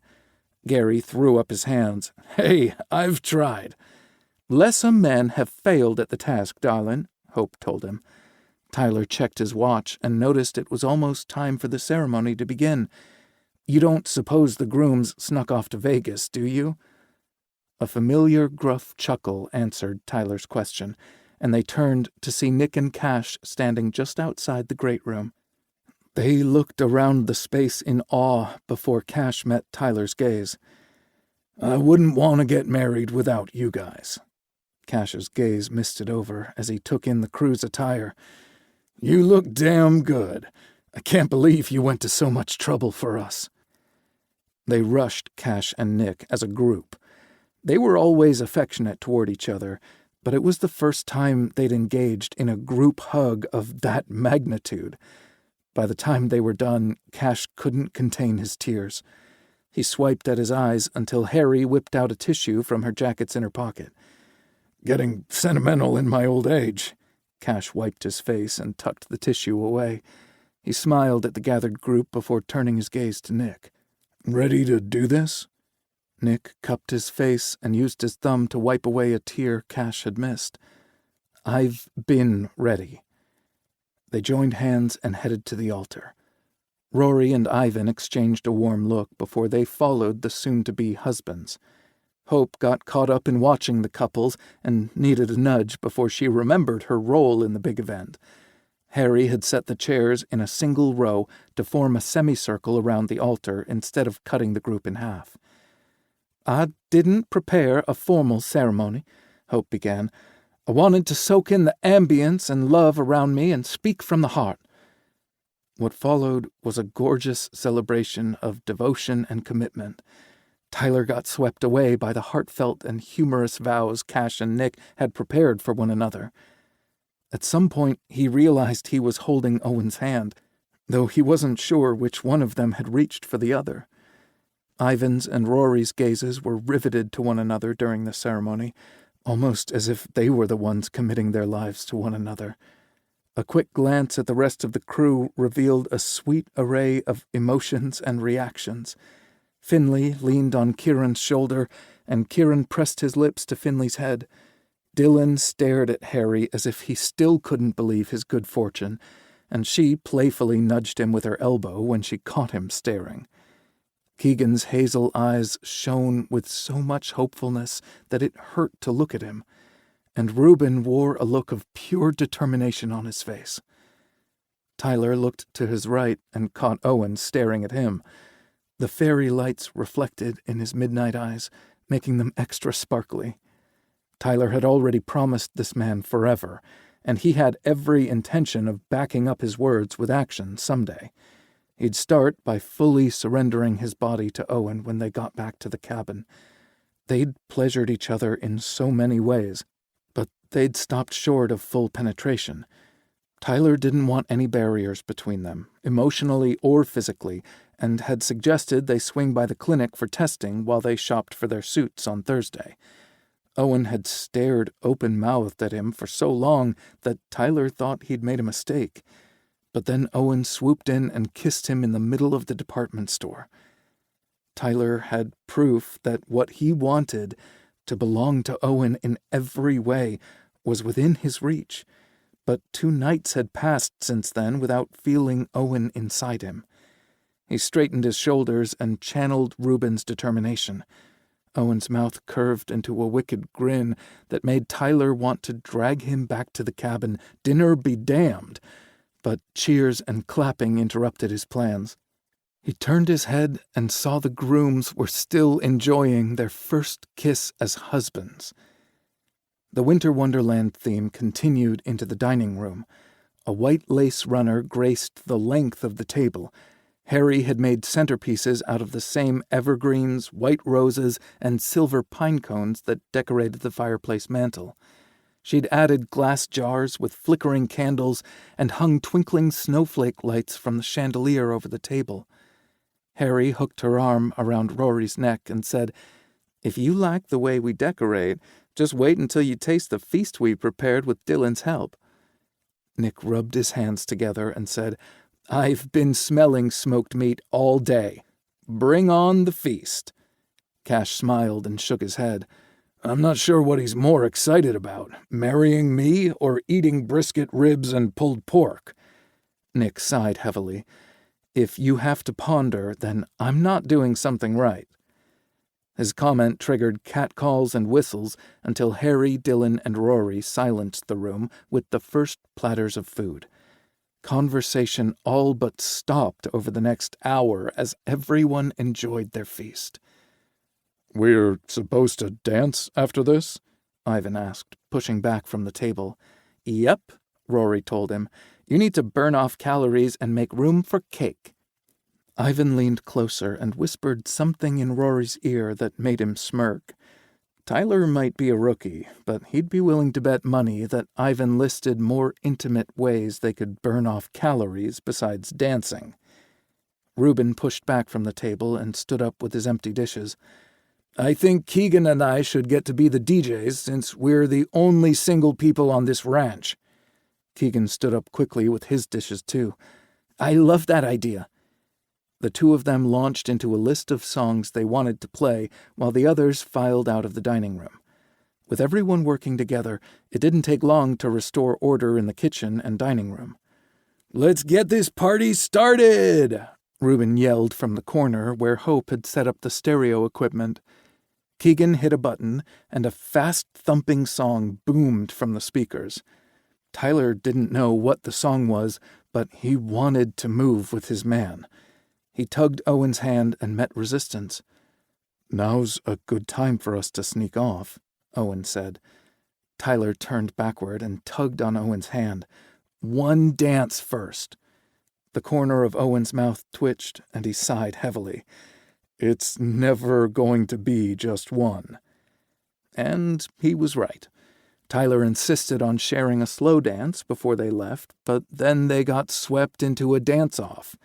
They only stopped swaying and slaying long enough to eat cake before returning to the dance floor.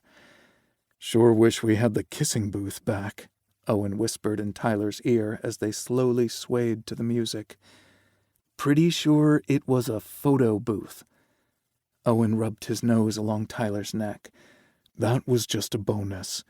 Bet our pics were G-rated compared to the other couples." "There was a lot of bumping and thumping coming from that little booth." Tyler recalled the life-changing conversation he'd had with Hope when he needed a break from the love fest.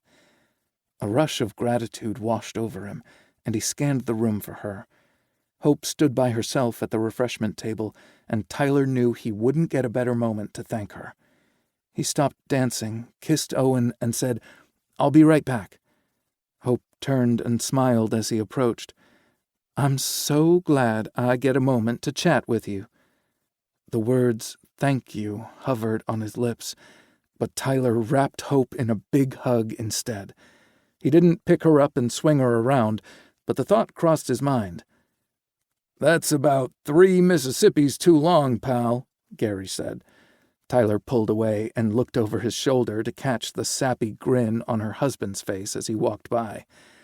"I came over here to thank you, but got carried away," Tyler said. "You're welcome, honey, but I didn't really do anything." Tyler shook his head. "You opened my eyes. I don't know what made you follow me outside, but I'm grateful you did." She cocked her head and said, "You know, I think it was just a mama's intuition. I'm so happy for you and Owen." Tyler looked back over his shoulder, and his gaze snagged on those midnight eyes he loved so much. Owen's lips curved into a beautiful smile that probably had the same effect as a siren's song to a sailor, only without the shipwrecks and death. Hope squeezed his biceps. "Go dance with your man. We can talk another time." Tyler hugged her once more before making his way back to Owen. "I see you're much smarter than I am," Nick said. Tyler had been so intent on getting back to Owen that he hadn't noticed the newlywed in his periphery. Like with Hope, Tyler stopped and hugged Nick. The embrace was brief, but Nick got the message. Just in case, Tyler said, "Thank you." Nick laughed and patted Tyler on the back. "You're welcome." Tyler made a beeline for Owen, who opened his arms so they could resume dancing. He put his mouth to Owen's ear and said, "I want you tonight. Nothing between us, just you and me." Owen's fingers tightened on Tyler's hips. "God, yes." Tyler massaged the back of Owen's neck and slid his fingers into silky blonde hair. "If I were Cash and Nick, I would want us all to get the hell out." "Me too." After a quick glance around the room, Tyler noticed the newlyweds were already gone. "Or I'd just sneak off while everyone is distracted." Owen lifted his head from Tyler's shoulder and scanned the room. "I think we should follow their lead." Just like 2 weeks ago, they left the gathering without saying goodbye and didn't pause to put on their outerwear. "So much has changed since Cash's birthday," Tyler said. "It still feels like a dream." Tyler reached over and pinched Owen's ass, and the thin material of his pants didn't offer much protection. I'm gonna make you pay for that, Owen said, then hooked an arm around Tyler's neck and pulled him into a headlock. With his mouth to Tyler's ear, he said, "Oh, the things I fantasized about doing to you whenever our teasing ended up in a headlock." Tyler's swallow was audible in the still night. "Tell me," he rasped. "Get inside first." Owen nudged Tyler toward his cabin. Once they were behind locked doors, Tyler dropped his gear and turned to Owen. "Tell me." Owen traced his finger down the front of Tyler's silk tie, then slowly wrapped it around his fist, bringing Tyler closer with each rotation. "Or I can show you." "Yes, please." Owen moaned and shut his eyes. "Your impeccable manners turn me on, and I want you on your knees begging for my cock in your mouth." Tyler started to oblige, but Owen pulled on his tie to stop him. "Another time." His lips parted in a smile that bordered on menacing. "Tonight, you'll beg for my dick in your ass." Tyler's pulse galloped like a racehorse as they tore their clothes off in between hungry kisses. He scored his nails down Owen's back when he couldn't get close enough. "Damn, baby," Owen purred. "I might be the one begging for mercy before the night is over." The idea thrilled Tyler more than he imagined possible. He wanted to push Owen down on the bed and take his dick deep inside him. He needed the stretch and the burn and the completion. You just might. Tyler walked him backward to the bed with a clear image of what he wanted in his mind. But as they neared, Owen spun Tyler around and bent him over the mattress. Tyler put his hands down to break the fall as Owen lowered himself to the ground behind him. "Spread your legs, baby." On a whimper, Tyler did as instructed. Owen gripped his ass in both hands and pulled his cheeks apart. The air felt like an erotic caress against Tyler's pucker, but he didn't have time to moan his appreciation when that sensation was replaced with an even better one. Owen swiped his tongue over his needy hole, then circled the rim around and around until Tyler's knees buckled. Owen used his strong hands to keep him upright and teased his pucker with a few kisses before pulling away. "Before you get my cock, I'm going to fuck you with my tongue." Owen spat on his entrance, then started wiggling his tongue into it before Tyler could comprehend what was happening. "Oh, God," Tyler said, pushing his hips back to get more of what Owen offered. Oh, God." He sounded like a broken record, but couldn't care as Owen's wiggling tongue worked deeper until his lips pressed against Tyler's quivering ass. Owen made animalistic growls as he worked his tongue in and out with shallow thrusts. It sounded wet, sloppy, and oh, so sexy. Tyler gripped the quilt and held on for dear life as Owen wrecked his world, eating him out like a starving man. When Owen pulled free, Tyler rested his forehead against the mattress and panted to catch his breath. "Bet good boys like you never imagined something so dirty," Owen said as he rubbed his hand up and down the back of Tyler's thighs. "There's no part of you I don't want to worship, baby. Are you really sure you want this?" Tyler lifted his head off the mattress and looked over his shoulder to lock eyes on his tormentor. "You either fuck me with your dick, or I'm marching over to your cabin buck-ass naked to find that dildo. I am getting fucked tonight, one way or another. I'd prefer you to be my first, but—" Crack! Owen had cut him off with a swift slap on his ass. "I will be your only because you promised me forever." He leaned over Tyler, cupped his chin to keep their gazes locked. "Tell me you mean it." "I've never meant anything more." Owen gave him a quick kiss, but didn't pull away. "I know you're horny for my cock, but I need you to promise you'll listen to me. I'm not taking it slow to be mean. The first time always hurts a little, and I don't want to cause you unnecessary pain." Tyler swallowed hard and teared up at the stern tenderness in Owen's voice. "I promise to listen. I can't promise not to beg for more, though." Owen growled and released his chin. "And I make no promises about coming before I get inside you." He landed another playful slap on Tyler's ass before he straightened up. "We'll keep you like this while I stretch you open." "Didn't you already do that?" His neediness was already rearing its ugly head.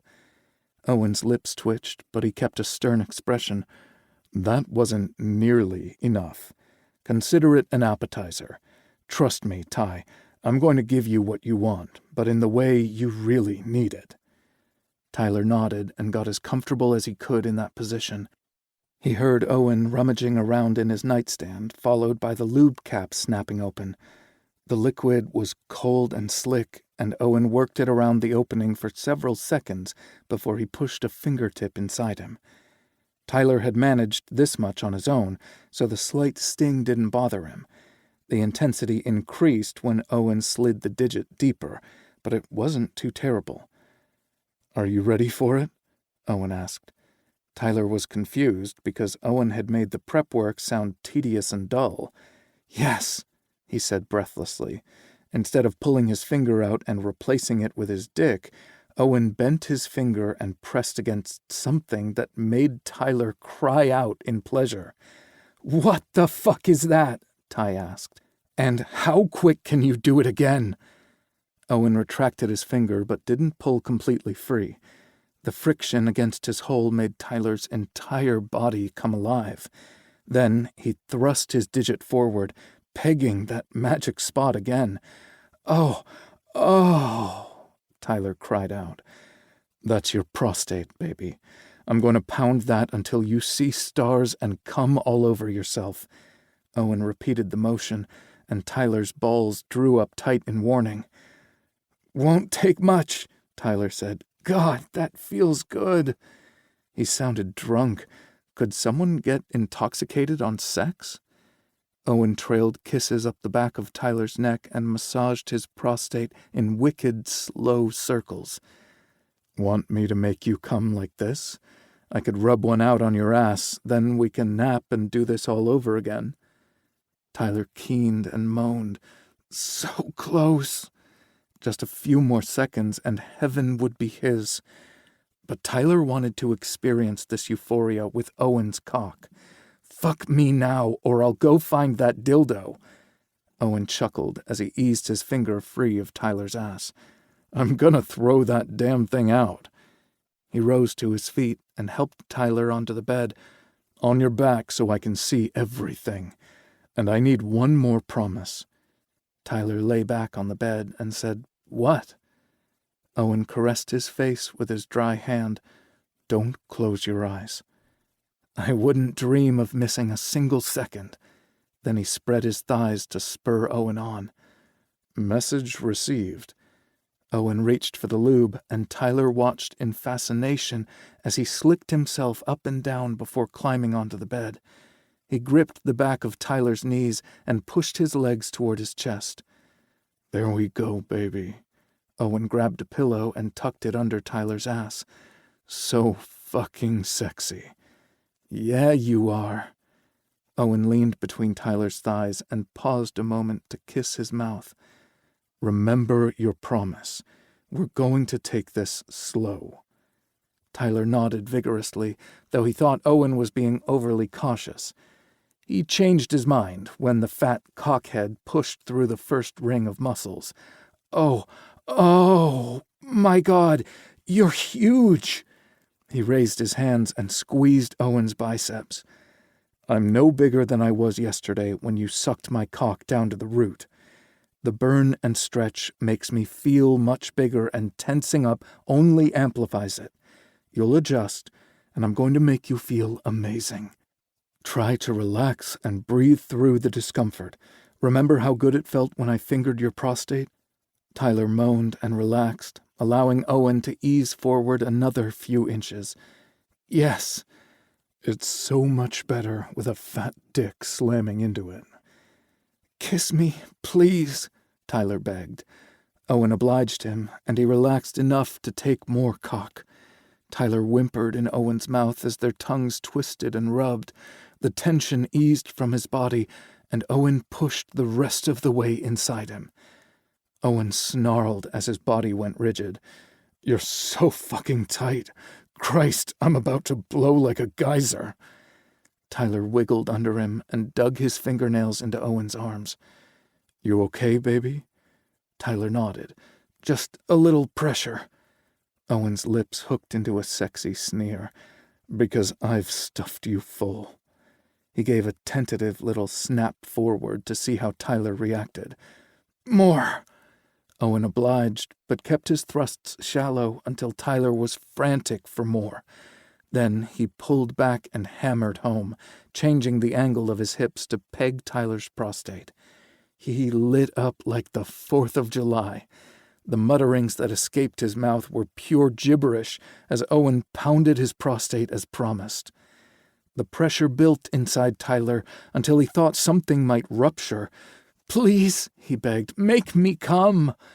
Owen dug his knees deeper into the mattress and snapped his hips forward again and again until Tyler's climax detonated. He stared in shock as ribbons of white cum splattered his stomach. He didn't know he could come without touching his dick. Owen growled and fucked him through his orgasm. "In you or on you, baby?" "In," Tyler said breathlessly. Owen snapped his hips forward one last time and bathed his channel with his release.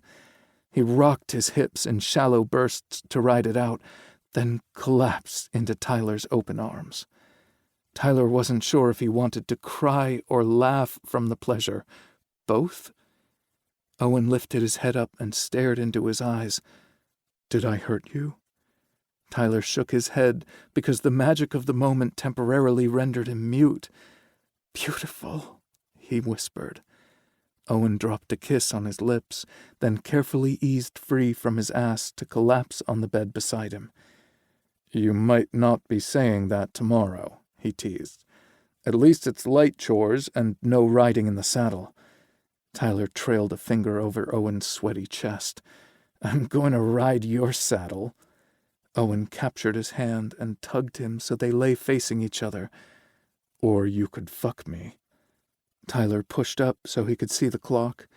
"It's tomorrow in an hour." Owen pulled him back down and tucked Tyler's head under his chin. "Going to need a little more recovery time than that. And we should probably clean up." Owen released a contented sigh and held Tyler closer. "But this feels so nice." Tyler wiggled free and headed into the bathroom. He wet the washcloth with hot water and returned to the bed. Owen was already fast asleep, so Tyler gently cleaned him up before taking care of his own needs. He turned everything off and climbed into bed, wincing a few times from his tender ass. "So worth it," he whispered into the dark. He didn't just mean sex either. No price would be too steep for the future he wanted with Owen. Chapter 12. "Hey," Tyler said softly from the passenger seat. It was the first word either of them had spoken in over an hour. Owen loved their comfortable silences, but this stretch of quiet was anything but peaceful.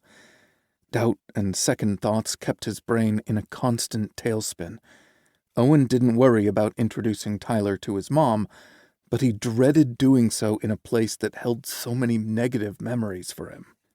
Visits to Trinidad, Colorado reminded Owen of how far he'd come, yet he couldn't help asking, but for how long? Owen glanced over and smiled. "Hey." "I won't ask if you're okay," Tyler said. "You're so rigid the slightest breeze would snap you in half." Owen hadn't been aware of his tension until Tyler mentioned it. He ached from his jaw to his tailbone, and from his shoulders to the fingers white-knuckling the steering wheel. Owen exhaled a long breath and forced himself to relax. His fingers tingled as the blood flowed through them unrestrained again. "Sorry."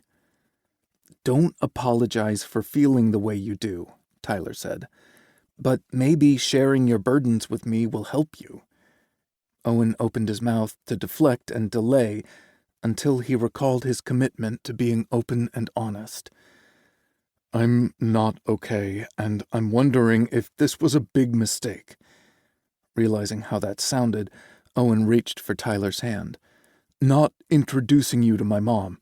I want her to meet you." He puffed up his cheeks and exhaled. "I just have so many demons in my hometown." Tyler brought their joined hands to his mouth and kissed the back of Owen's. "Then we'll exorcise them together." "Just like that?"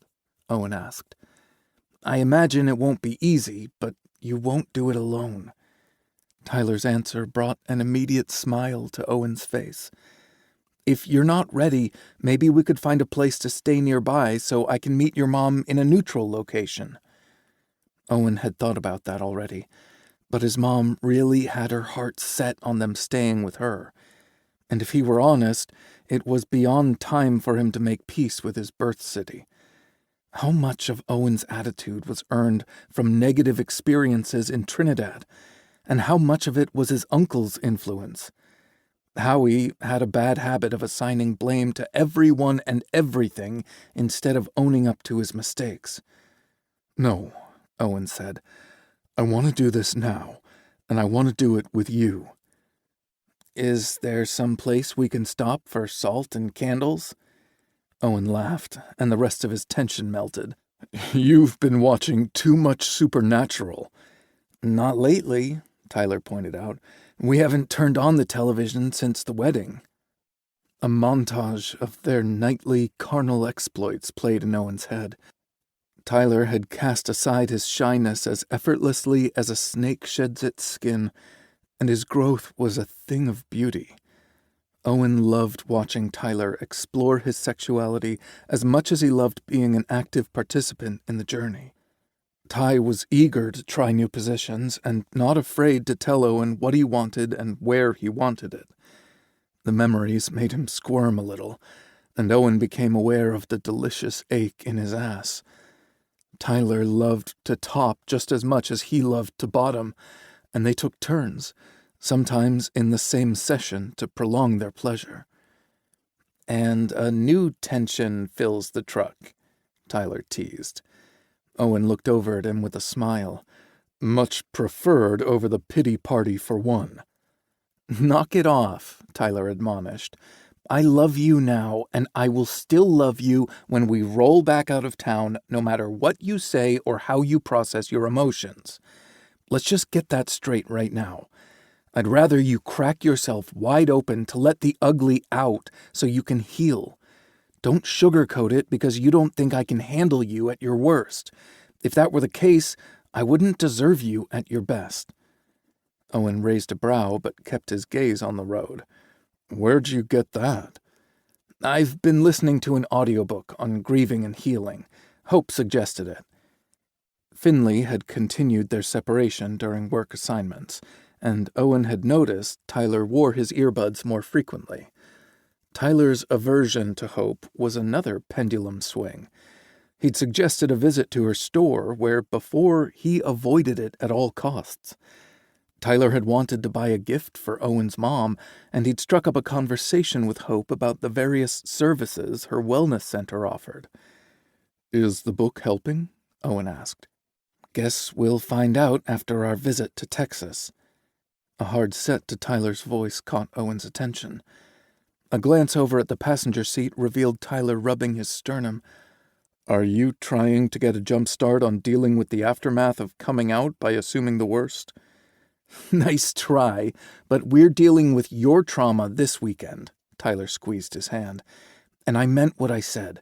I love all the versions of you." "And I love you too, which is why I won't let you doomsday prep your emotions over the next month." Tyler snorted, and Owen knew without looking that he rolled his eyes. "They're going to get stuck like that." Owen hadn't believed Howie's warning when he was little, and Tyler's snort said he wasn't buying it either. "And neither of us have gone blind from jacking off," Tyler replied. Owen laughed and shook his head. Please tell me your parents didn't tell you that. Nope, Tyler said, but one of my friends heard it frequently. Did it stop him from trying? Nope, Tyler repeated. Silence washed over the truck again, but it was the comfortable kind Owen loved. More like a comforting weighted blanket than a suffocating boulder pressed against his chest. He didn't speak again until they reached the county line. We're going to arrive in town about an hour before my mom gets off work. Want to visit some of my old haunts and see if the ghosts of Trinidad past show up? Squeezing his hand, Tyler said, There's nothing to fear, because I am your present and future. Yes, you are. Just outside of Trinidad, Owen turned off the main road and headed to their first destination. If he wanted to paint a complete picture for Tyler, then it needed to start with the Evergreen Estates. He slowed as he approached the mobile home park but didn't signal to turn in. There was no need to drive through the lots to give Tyler an impression of his humble beginnings. The wooden sign in front of the property looked like no one had attempted to protect it from the elements since its installation decades earlier. Rot and warp had erased all but 3 letters, welcoming visitors to gas if you mushed them all together. He couldn't think of a more appropriate name for what the park had become.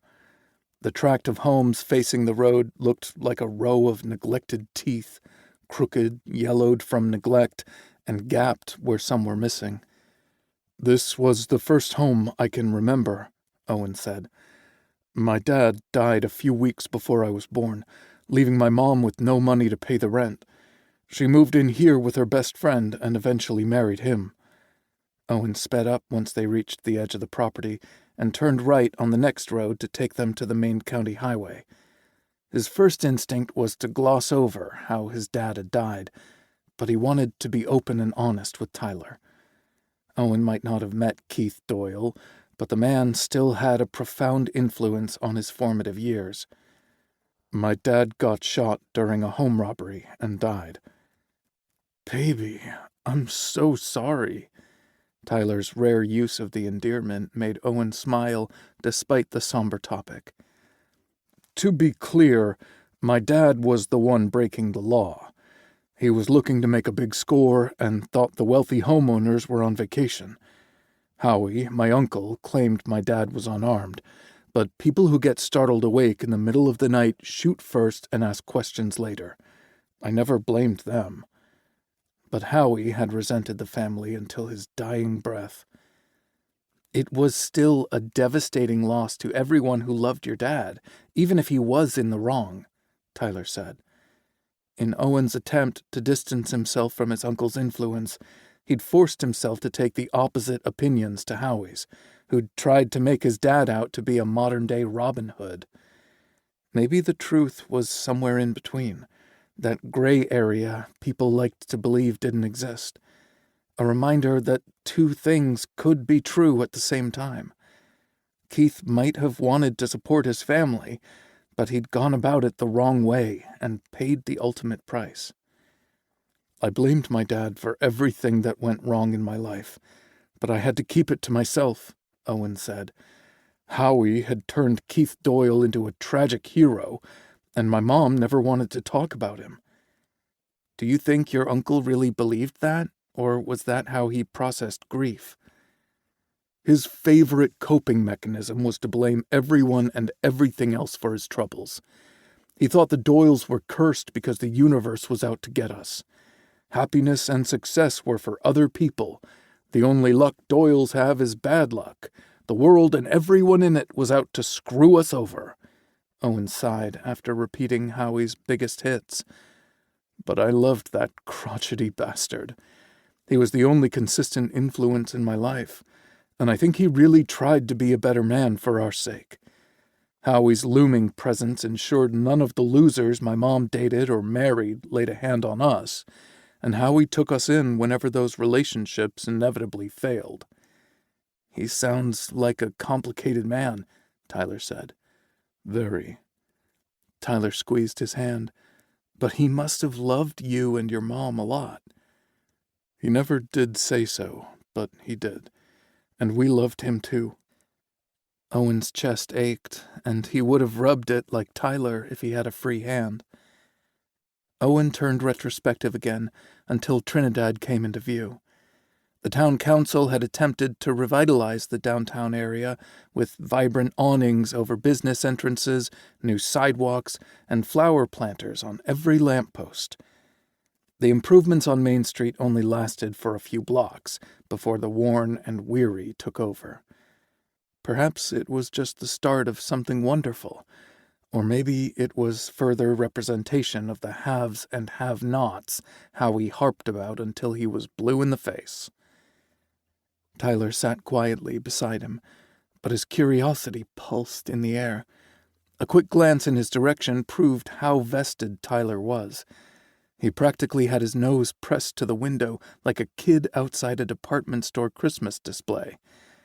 The gesture stirred something warm and tingling deep in Owen's soul, because it proved how desperate Tyler was to learn every little thing about him. Peeling back the scars on his wounds would hurt like hell, but he'd have Tyler to kiss them better. Each street grew progressively worse with each turn Owen made. Instead of slowly cruising by his old elementary school, he pulled into the lot, drove to the rear of the building, and parked near the playground. School was out for the Thanksgiving holiday, so they were the only people there. It was cold outside, but the blue skies and sunshine looked inviting. Owen turned the truck off and stared at the playground equipment for several moments before facing Tyler. "Want to stretch your legs a bit?" he asked. Tyler responded by taking off his seatbelt and pushing the door open. Owen chuckled at his enthusiasm and followed. He reached for Ty's hand as soon as he rounded the truck, and they walked toward the playground. The equipment was new and shiny, and the school had planted a sign to thank the PTO for their dedication to improving the lives of children. It reminded Owen of the fundraisers he didn't take part in because his mother never had money, and Howie refused to support them because he thought the PTO members were lining their pockets. Owen had never cared about any of that. He just wanted to win the prize for selling the most stuff. Feeling Tyler's hand in his, Owen reminded himself that he'd already won. He led them over to the swings, where they parted ways to take a seat. He pushed off with his feet to start the swing. "Do you remember feeling like you could fly?" Owen asked. "Yeah." Tyler kicked off and matched him, their swings swaying back and forth in unison. "I couldn't go very high in our set at home because the frame would come out of the ground, but we could soar on the church playground." He snickered. Funny how all those lessons in Sunday school about sharing and caring flew right out of our heads when it came to taking turns on the equipment. The joy in Tyler's voice made Owen think twice about bringing the mood down with his experiences.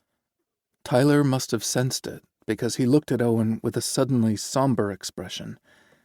"I'm guessing you had a different experience," he said. "The playground was my refuge from the classroom, where I felt stupid and inferior to the other kids.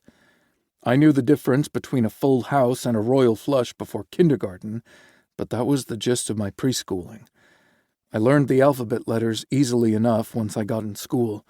I understood and remembered the sounds they made, and I did okay with writing the letters. The problem came when I had to string them together to form words in the first grade.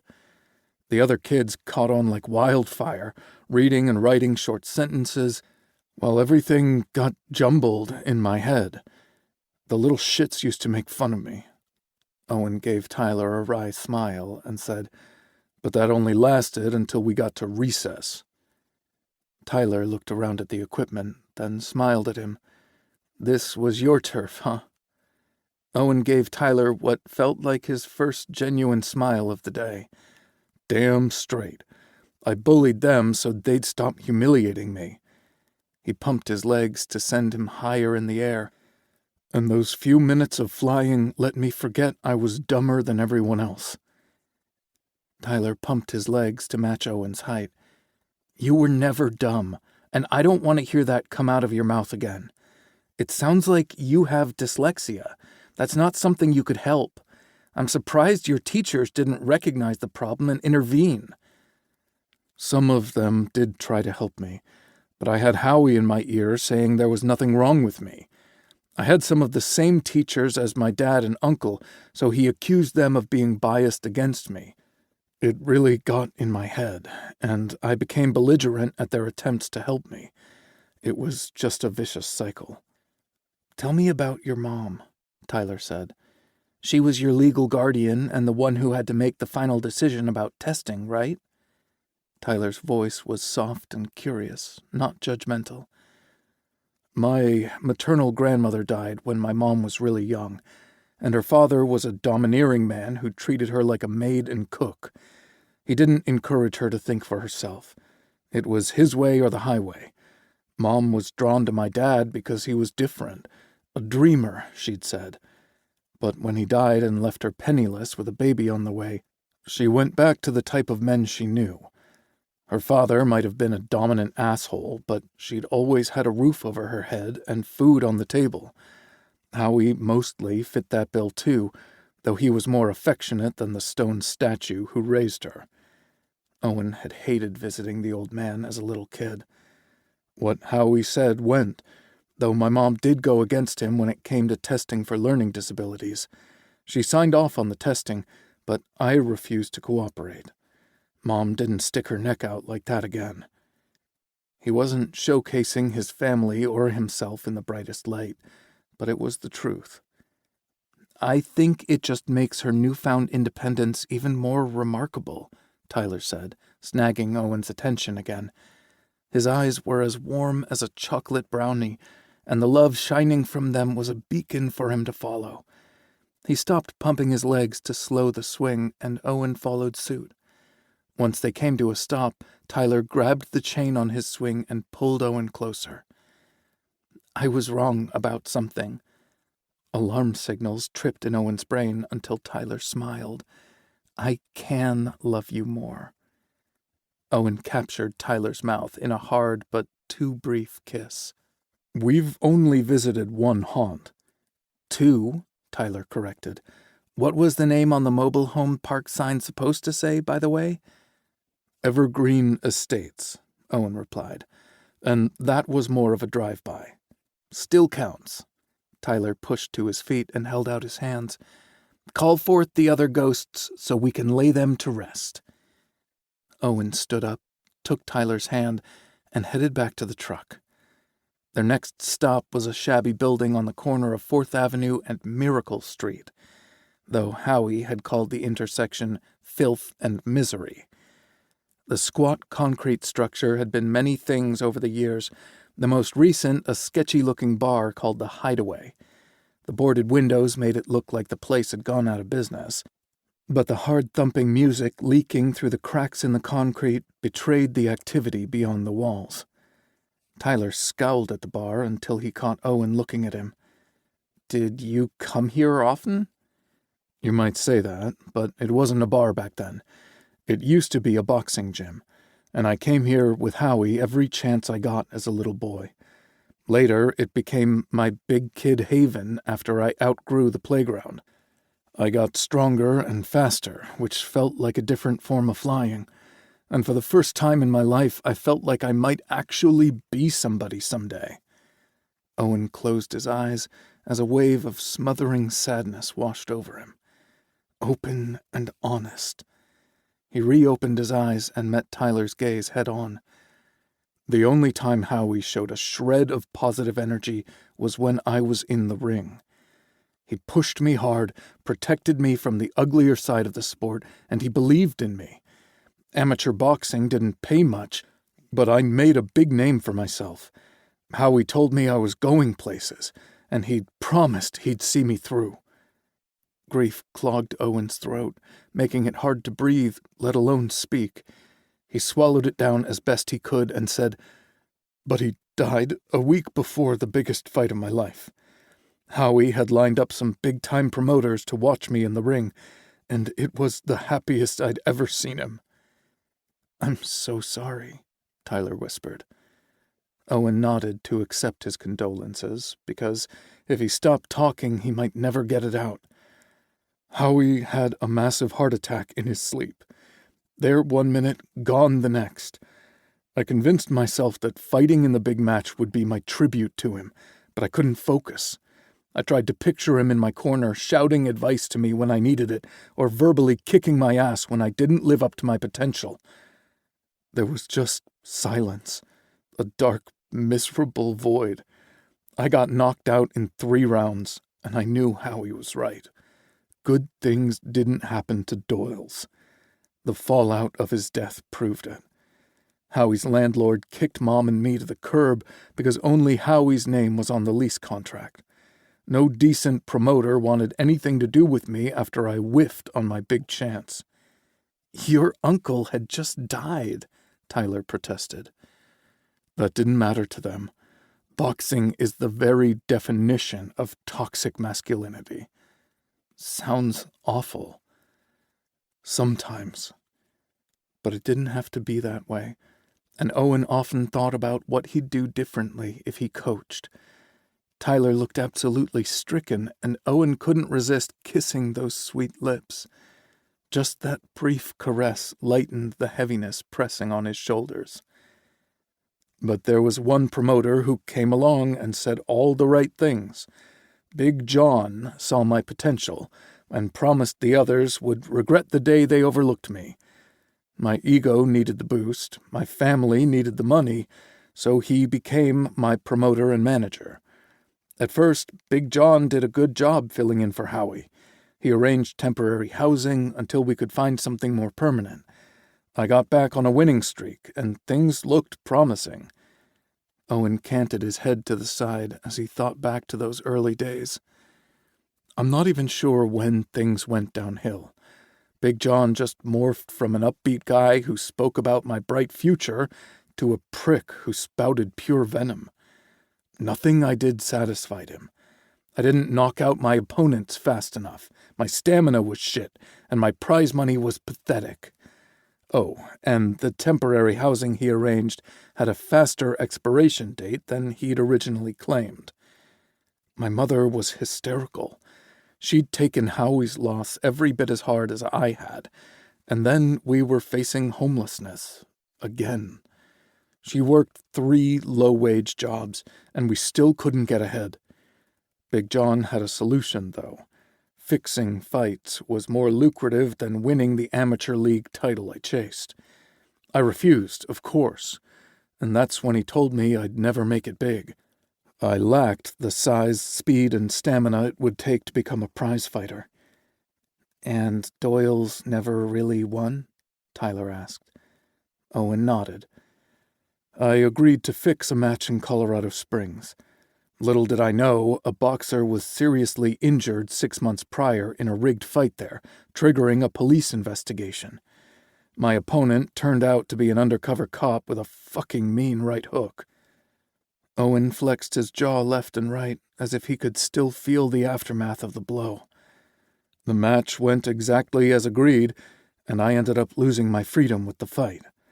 Big John and I got arrested as soon as money changed hands, and you know the rest. Then he reconsidered. You know I landed in jail, but I didn't tell you how I ended up with a 3-year sentence for my first offense. Tyler cocked his head to the side. So tell me now.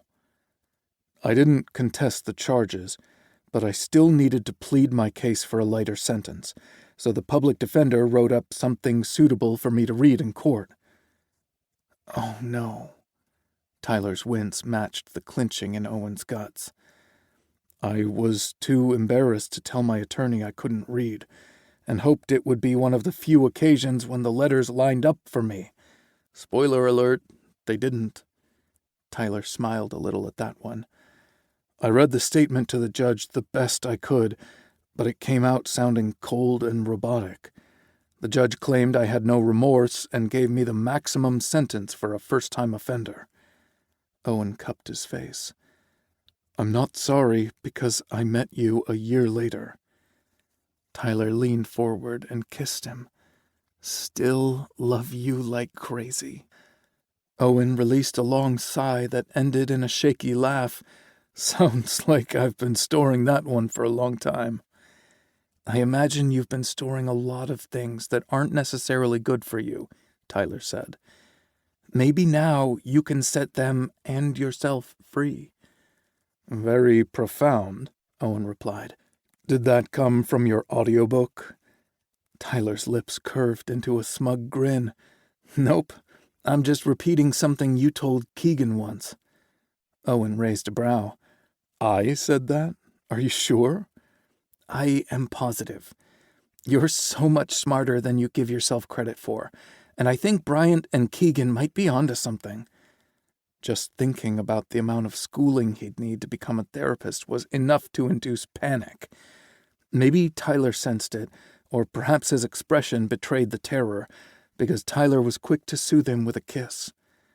You don't have to become a licensed therapist to make a difference in someone's life. You could use your boxing and mentoring skills to help teens feel less vulnerable or challenge their frustrations in healthier ways.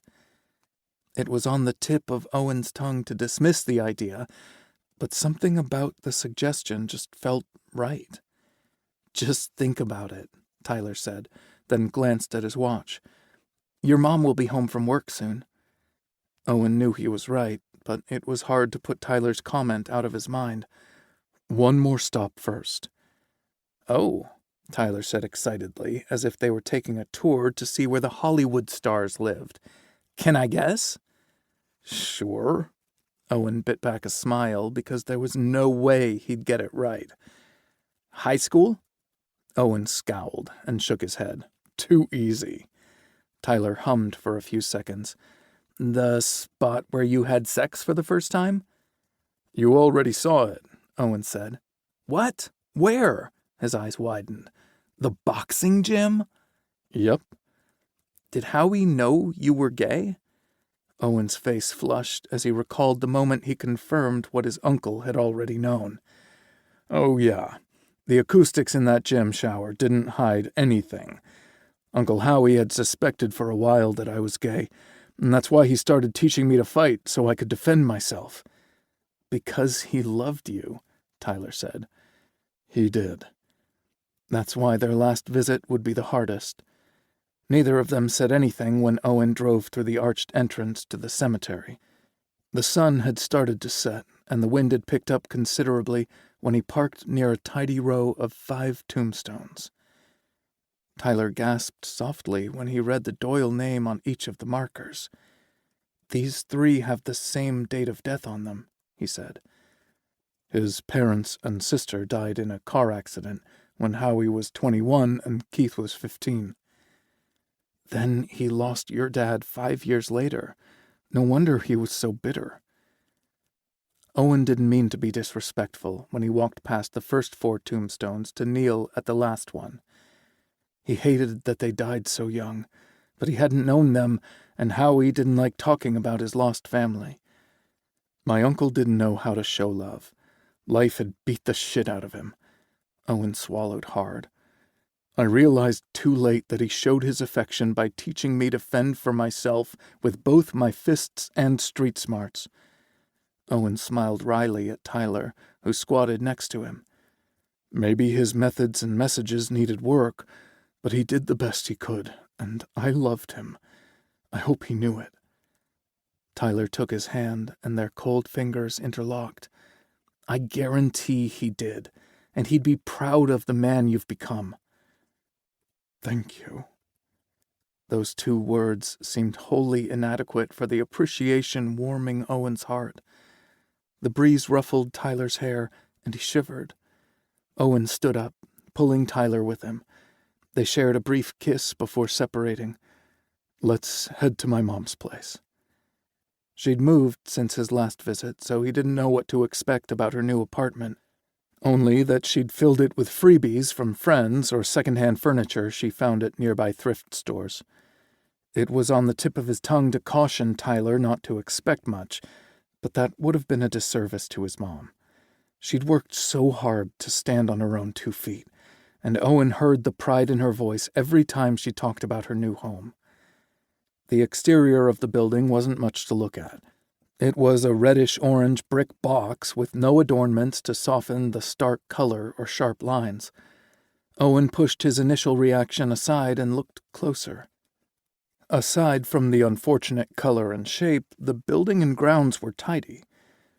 "This place would look so much better if they painted the brick like Chip and Jo do on their show," Owen said. "Put up some shutters or something." When Tyler didn't respond, Owen looked over at him. "What?" "You spend hours playing those remodeling games on your phone, and suddenly you're an expert," Tyler teased. He turned back to the building and added, "It could use some landscaping. Those harsh lines only look good on cheekbones and jawlines." It was Owen's turn to be charmed. That comment sounded like something RuPaul would say during a home renovation. Chip, Jo, and Ru. That's a crossover I could get behind. Owen was just about to respond when an older Subaru parked a few spaces down from them. "There she is," he said. But the woman who got out of the car was almost a stranger to him. She'd cut her blonde hair several inches shorter, and the soft curls fell to her shoulders. This woman wore a red wool peacoat, an ivory scarf with a matching hat, and brown leather knee-high boots over slim-fitting jeans. She looked at least 10 years younger than Maggie, and moved with a confidence his mother had never possessed. She stopped at her trunk and looked around before opening the back hatch, reminding Owen that Dateline was her favorite show. That's when his mom's gaze landed on the Redemption Ridge truck. She launched herself in their direction, abandoning whatever was waiting inside the back of her Subaru. Owen was out the door and around the truck to sweep her up in a big hug. She might look different, but his mom still smelled like lavender. But these days, she used the higher quality products that Hope made. They pulled apart and stared at each other as if seeing one another for the first time. Owen suspected he'd also changed a lot since their last visit. She cupped his face as tears filled her eyes, and Owen's watered in response. If there'd been a curse, they had broken it. If there were demons, they'd slain them. Life had battered them a little, but it hadn't knocked them down. "We made it, Mom," he whispered. "We sure did." She gave him another tight squeeze before she stepped back and said, "Now, introduce me to Tyler." Chapter 13. Tyler smiled as he watched Owen's interaction with his mother. He'd held her tightly against his chest as if he feared she might drift away on the breeze, and Maggie clung to him as if she might not get another chance. When they parted, Owen and Maggie continued to stare at one another as something silent and beautiful passed between them. Peace washed over Owen's handsome face as they exchanged words Tyler couldn't hear. Then the duo simultaneously turned and locked their gazes on him. He'd seen pictures of Maggie, of course, but they didn't do her justice, and it amazed Tyler just how much mother and son looked alike. They shared the same blonde hair, midnight blue eyes, pink cheeks, and gorgeous smile. "Mom," Owen said, "this is—" "Tyler!"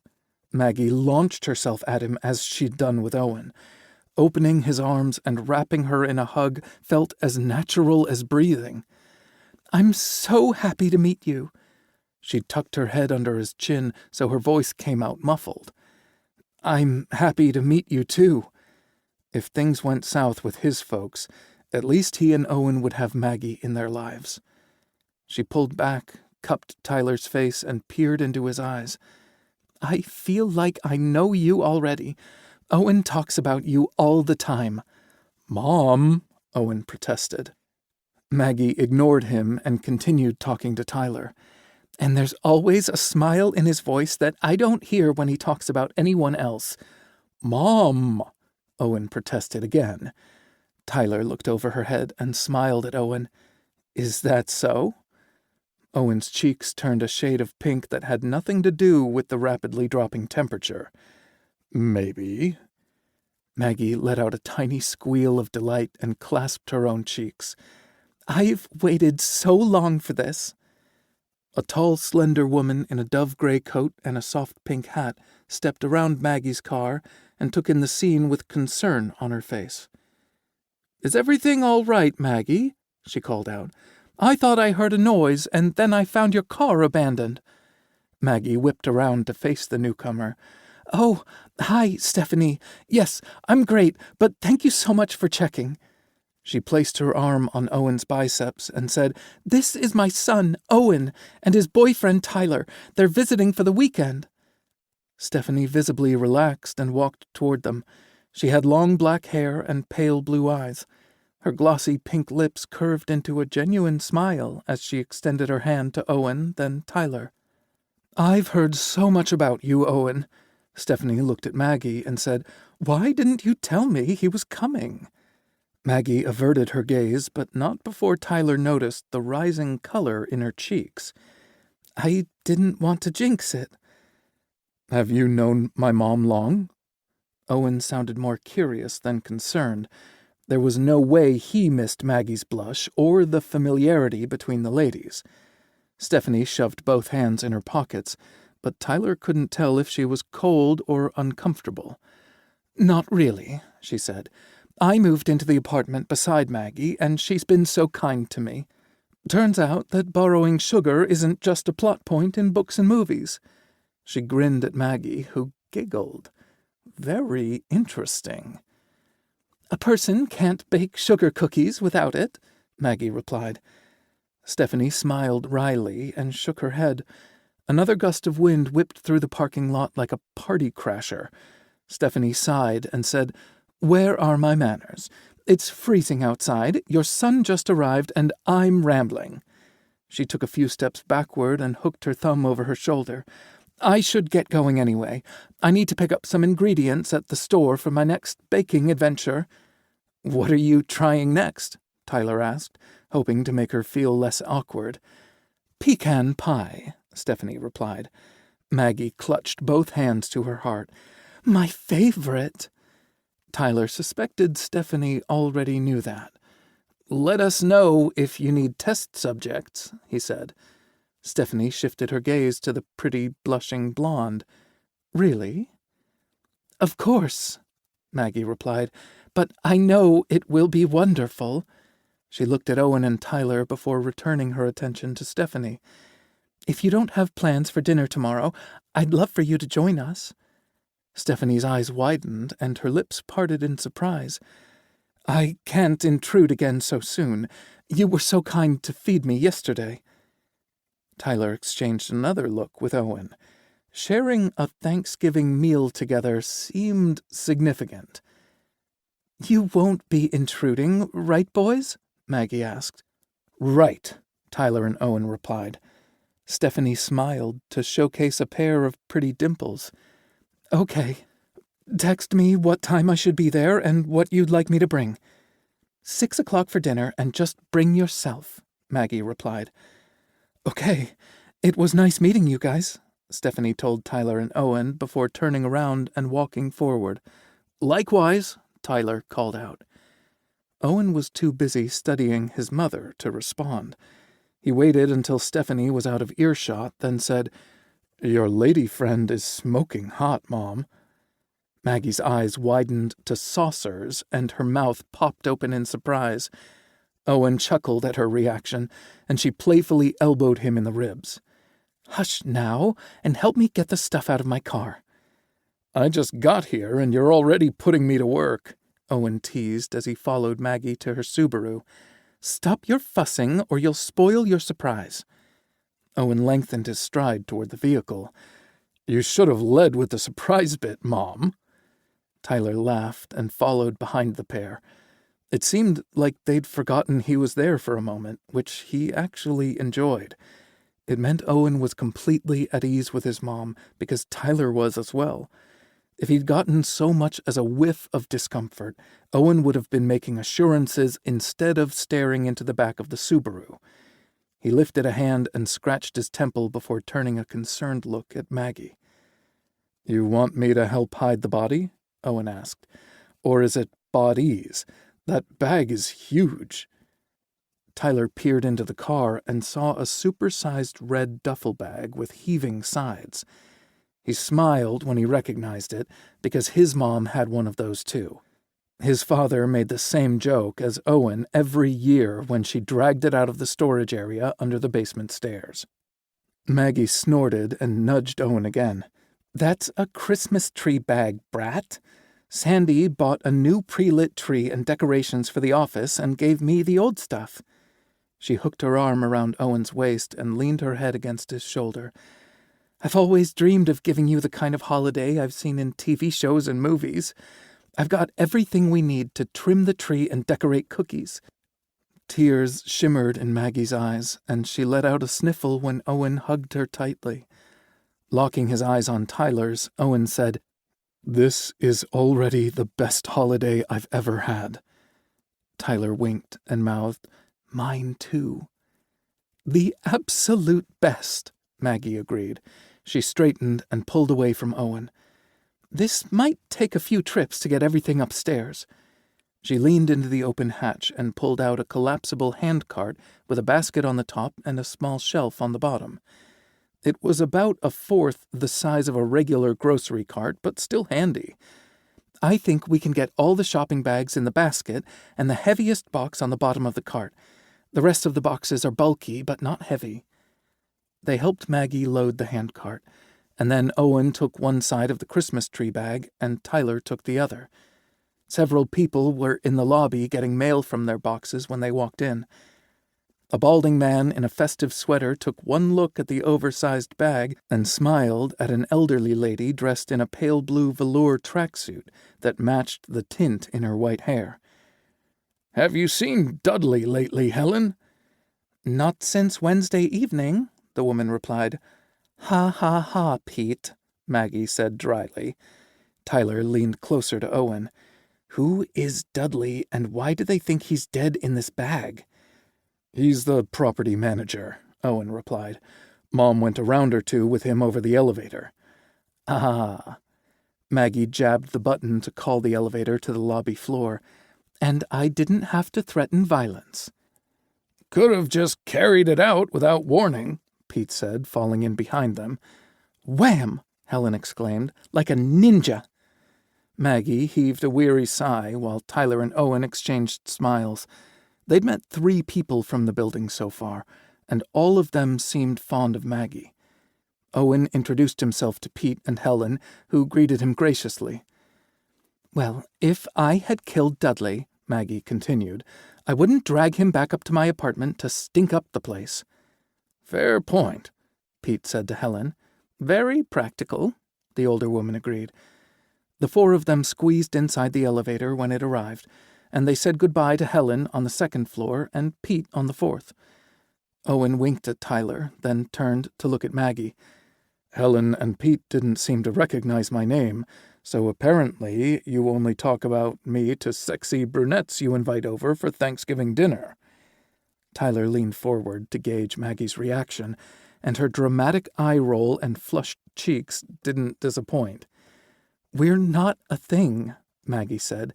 "She's new to the area and doesn't know a soul. I'm just being neighborly." Maggie sniffed and brushed a strand of hair off her forehead. "Besides, she's much too young for me." "Don't be ridiculous.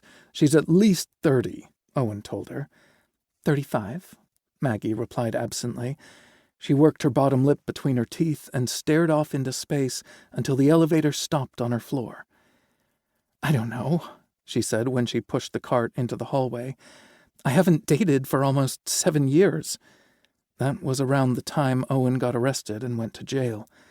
I'm a little rusty and don't trust myself after the mistakes I've made." "I have faith in you, Mom," Owen said as they followed with the bulky Christmas tree bag. "And you deserve to find genuine happiness with someone special instead of living alone." Maggie hummed, and Tyler figured that would be the end of the conversation. But she surprised him when she stopped outside her apartment door. "Do you really think Stephanie is interested in me romantically?" "She charged into a parking lot when she found your hatch open and saw you talking to 2 strange men, and she can't seem to tear her eyes off you for longer than a few seconds." Owen's words trailed off like maybe he was thinking through what to say next. "I think you're interested in her, too. Stephanie makes you blush and giggle like you're 20 again, and it sounds like you're comfortable enough to confide in her." Owen met Tyler's gaze and held. "You should take a chance because you deserve to know what real love feels like." Maggie glanced at them with a sappy smile on her face. She released the cart to clutch both hands to her heart. "You boys really are the best Christmas ever." It took Tyler and Owen 2 more trips to unload the Subaru and grab their bags from the truck. They packed light since they were only spending 2 nights in Trinidad, so their clothes and toiletries were in one bag, and Maggie's Christmas gifts were in the other. "The first room on the left is your bedroom, and the guest bathroom is directly across the hall," Maggie told them.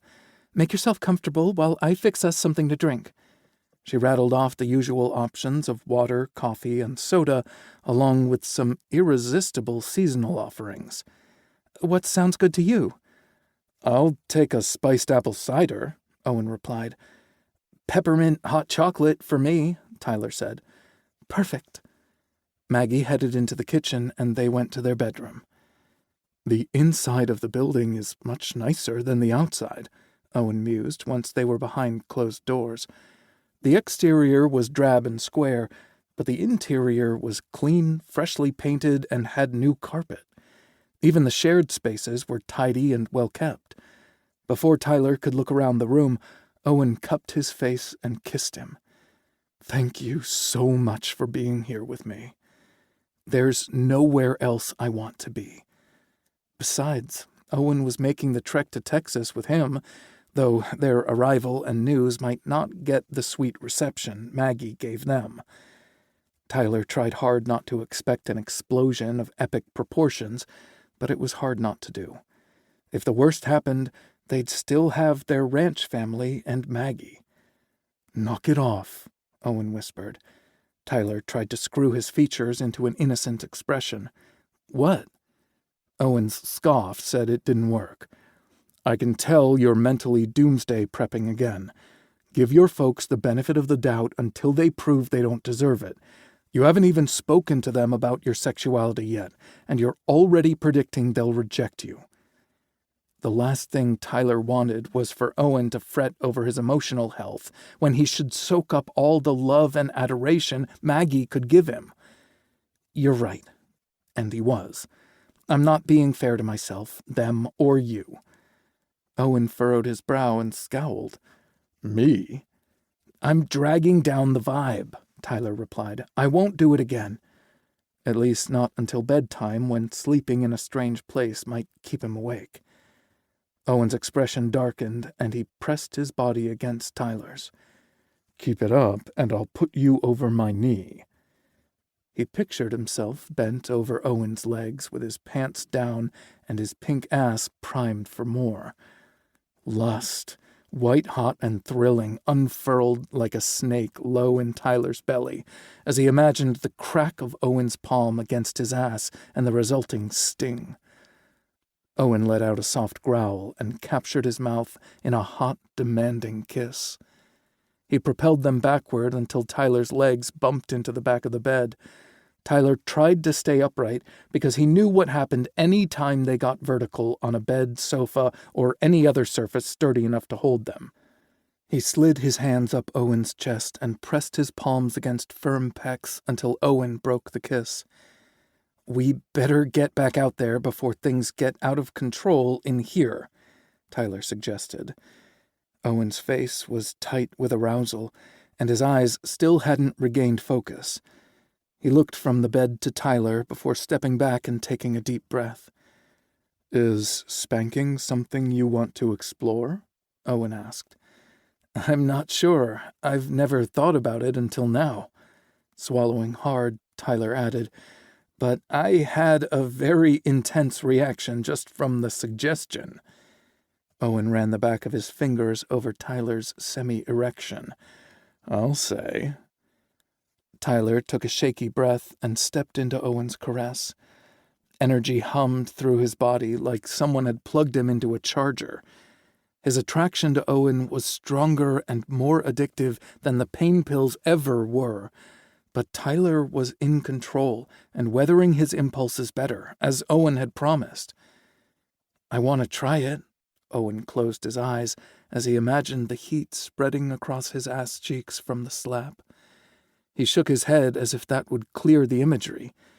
"If you're willing." Owen cupped the back of his neck and kissed him hard, but not nearly long enough. "I will give you anything and everything you need. Just tell me when." Owen pressed one last kiss against his lips before he dropped his hand and stepped away. "Maybe you should hang out back here for a few minutes to get that," Owen gestured toward Tyler's crotch, "under control." Tyler looked down at the erection trying to fight its way out of his jeans. He snapped his gaze back up to Owen's twinkling eyes. "What are you going to tell your mom? Won't she wonder where I am?" Owen chuckled as he stepped back toward the door. "I'll tell her you're unpacking because you can't stand living out of a suitcase or a bag even for a few days." Tyler hated digging around for stuff when it only took a few minutes to put things away, which Owen knew from the few occasions they'd traveled overnight for ranch business. This was their first getaway as a couple, and he wondered what would happen if they were truly alone. Would they try the spanking thing? Owen paused with his hand on the doorknob. "What are you thinking about?" "What would you do to me once you had my ass red and hot?" Tyler whispered. Owen dropped his hand from the knob and retraced his steps back to stand in front of Tyler. The heat rolling off Owen's body made Tyler sway into him, making it easy for Owen to press his lips to Tyler's ear. "I would put you on your knees and pound that sweet red ass. I'd feel your heated skin every time I slammed into you." Tyler bit his lip, but a whimper still escaped. "I hurt so bad." A dark, low chuckle rumbled from Owen. "Not yet, you don't." He reached down between their bodies and squeezed Tyler's dick through denim. "Rub one out if you can't calm this guy down with unsexy thoughts." "By myself?" Tyler sounded so affronted that it drew laughter from them both. "Baby, I'd love to help you, but you wouldn't be able to look my mom in the eyes afterward." "Oh, God!" That came out louder than Tyler had intended, and he grimaced. Owen dropped his gaze and blew a kiss at Tyler's crotch before leaving. There was no way in hell he was going to whip out his dick and jerk off while Owen distracted his mom. The mere thought brought blood rushing to his face, but it relieved pressure elsewhere. By the time he sorted their belongings, Tyler had gotten himself mostly under control. Maggie and Owen had already unpacked the Christmas tree and were organizing the branches by color-coded tags on the metal limbs. "The color is faded," Owen said. "I think it might have been orange at one time. Do we have orange limbs?" Maggie came over to him and they studied the tag together. They wore identical frustrated expressions. Tyler snuck his phone from his pocket and snapped a picture to capture the adorable moment. "I think I saw orange already. Check that pile over there," Maggie said, pointing to the farthest stack from where they stood. "These tags used to have letters stamped on them, but they're faded too. Boy, I hope this wasn't a mistake."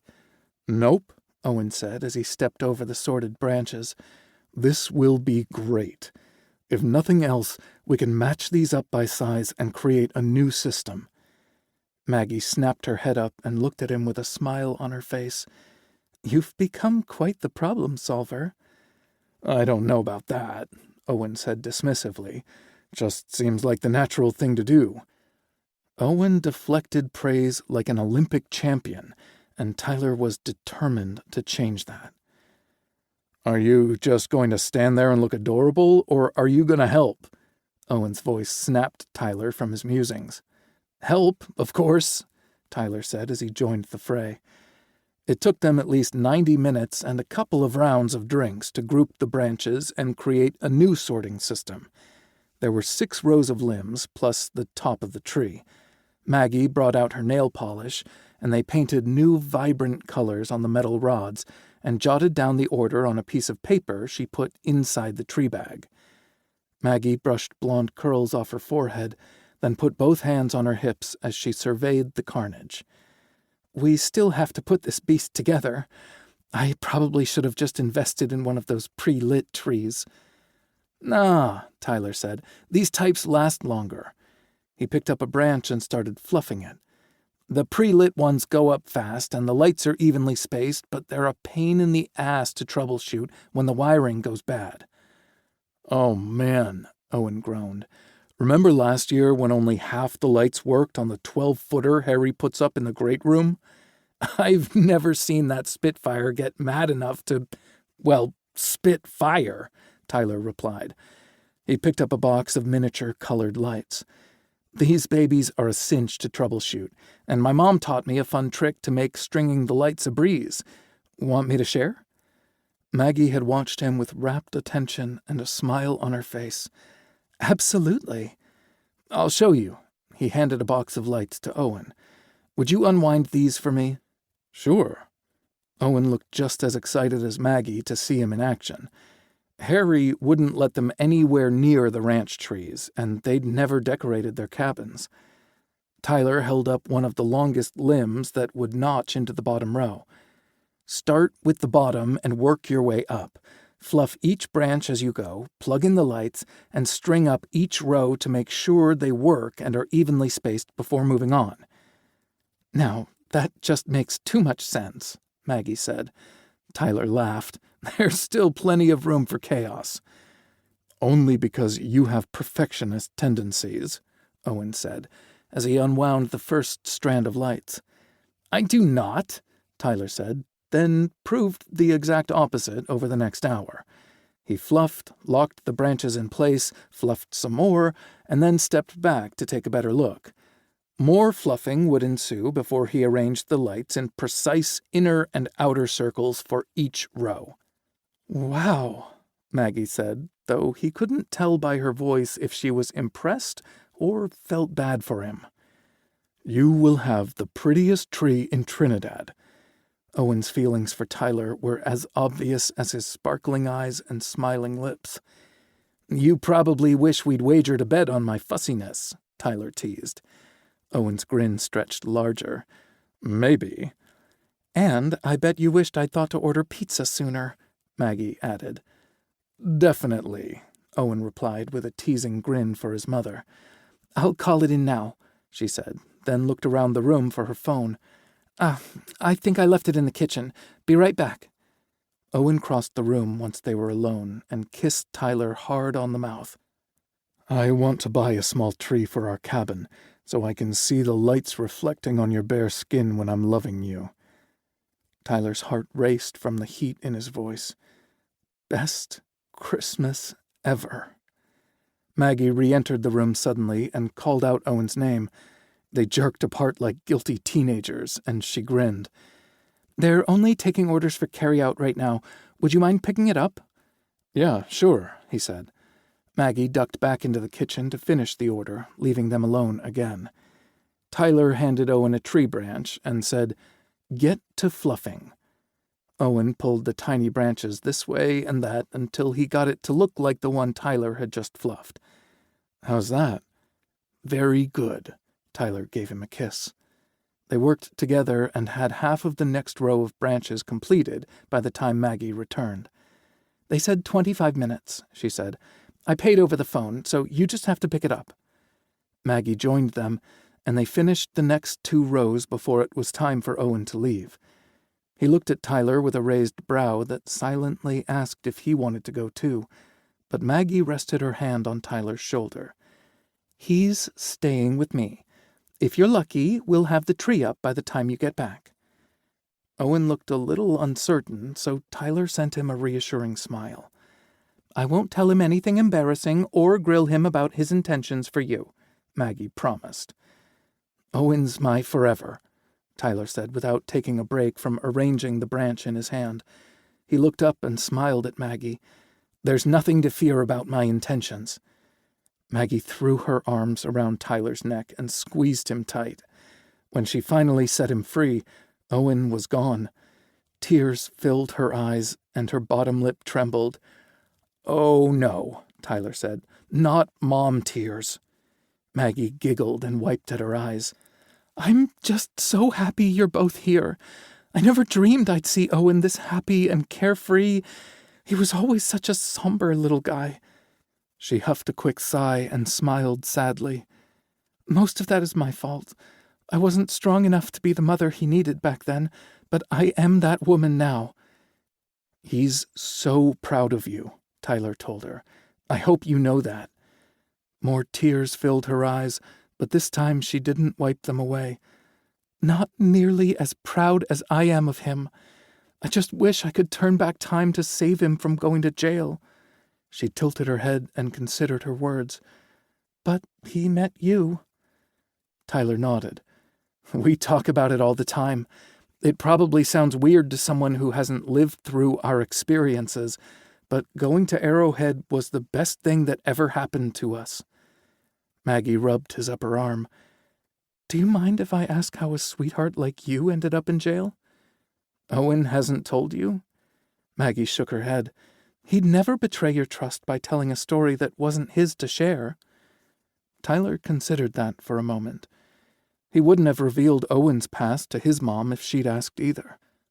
Maggie listened patiently as Tyler talked about his strict upbringing that didn't allow for personal choices, and how feelings of suffocation led to his rebellion as a young adult. "I entered a rodeo without my parents knowing about it.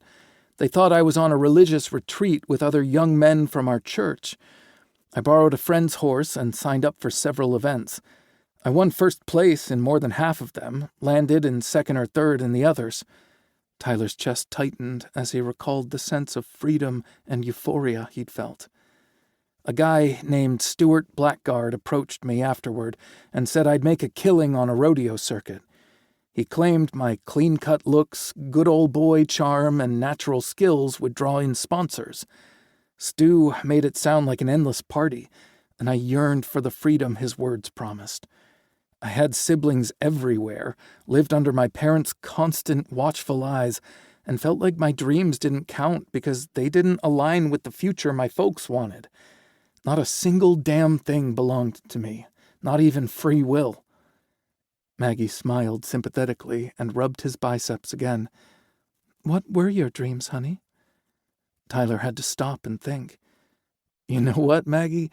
I'm not sure I had a specific goal beyond working with horses. I'd never been allowed to plan them. We had family, the Bible, church, and our family plant nursery. That was our entire existence from sunup to sundown, day after day. While I didn't know what the hell I wanted from life, I knew I didn't want that." She nodded. "And Stu offered you a shiny opportunity to discover who you were and what you wanted from life. I can understand how that would appeal to you. Did you have a terrible fight with your folks when you told them you were leaving?" All the emotions Tyler had felt then, anger, fear, resentment, balled up and formed a lump in his throat. Tyler swallowed hard to dislodge it, then started working on the next row of the Christmas tree. Having busy hands would ease the anxiety building inside him, and just maybe he wouldn't fixate on the possibility of a similar fight when he came out to his parents. It was just terrible. No son of theirs was going to be a roughneck rodeo star. "So you left?" "Yep," Tyler said, "and I cut off all ties with them.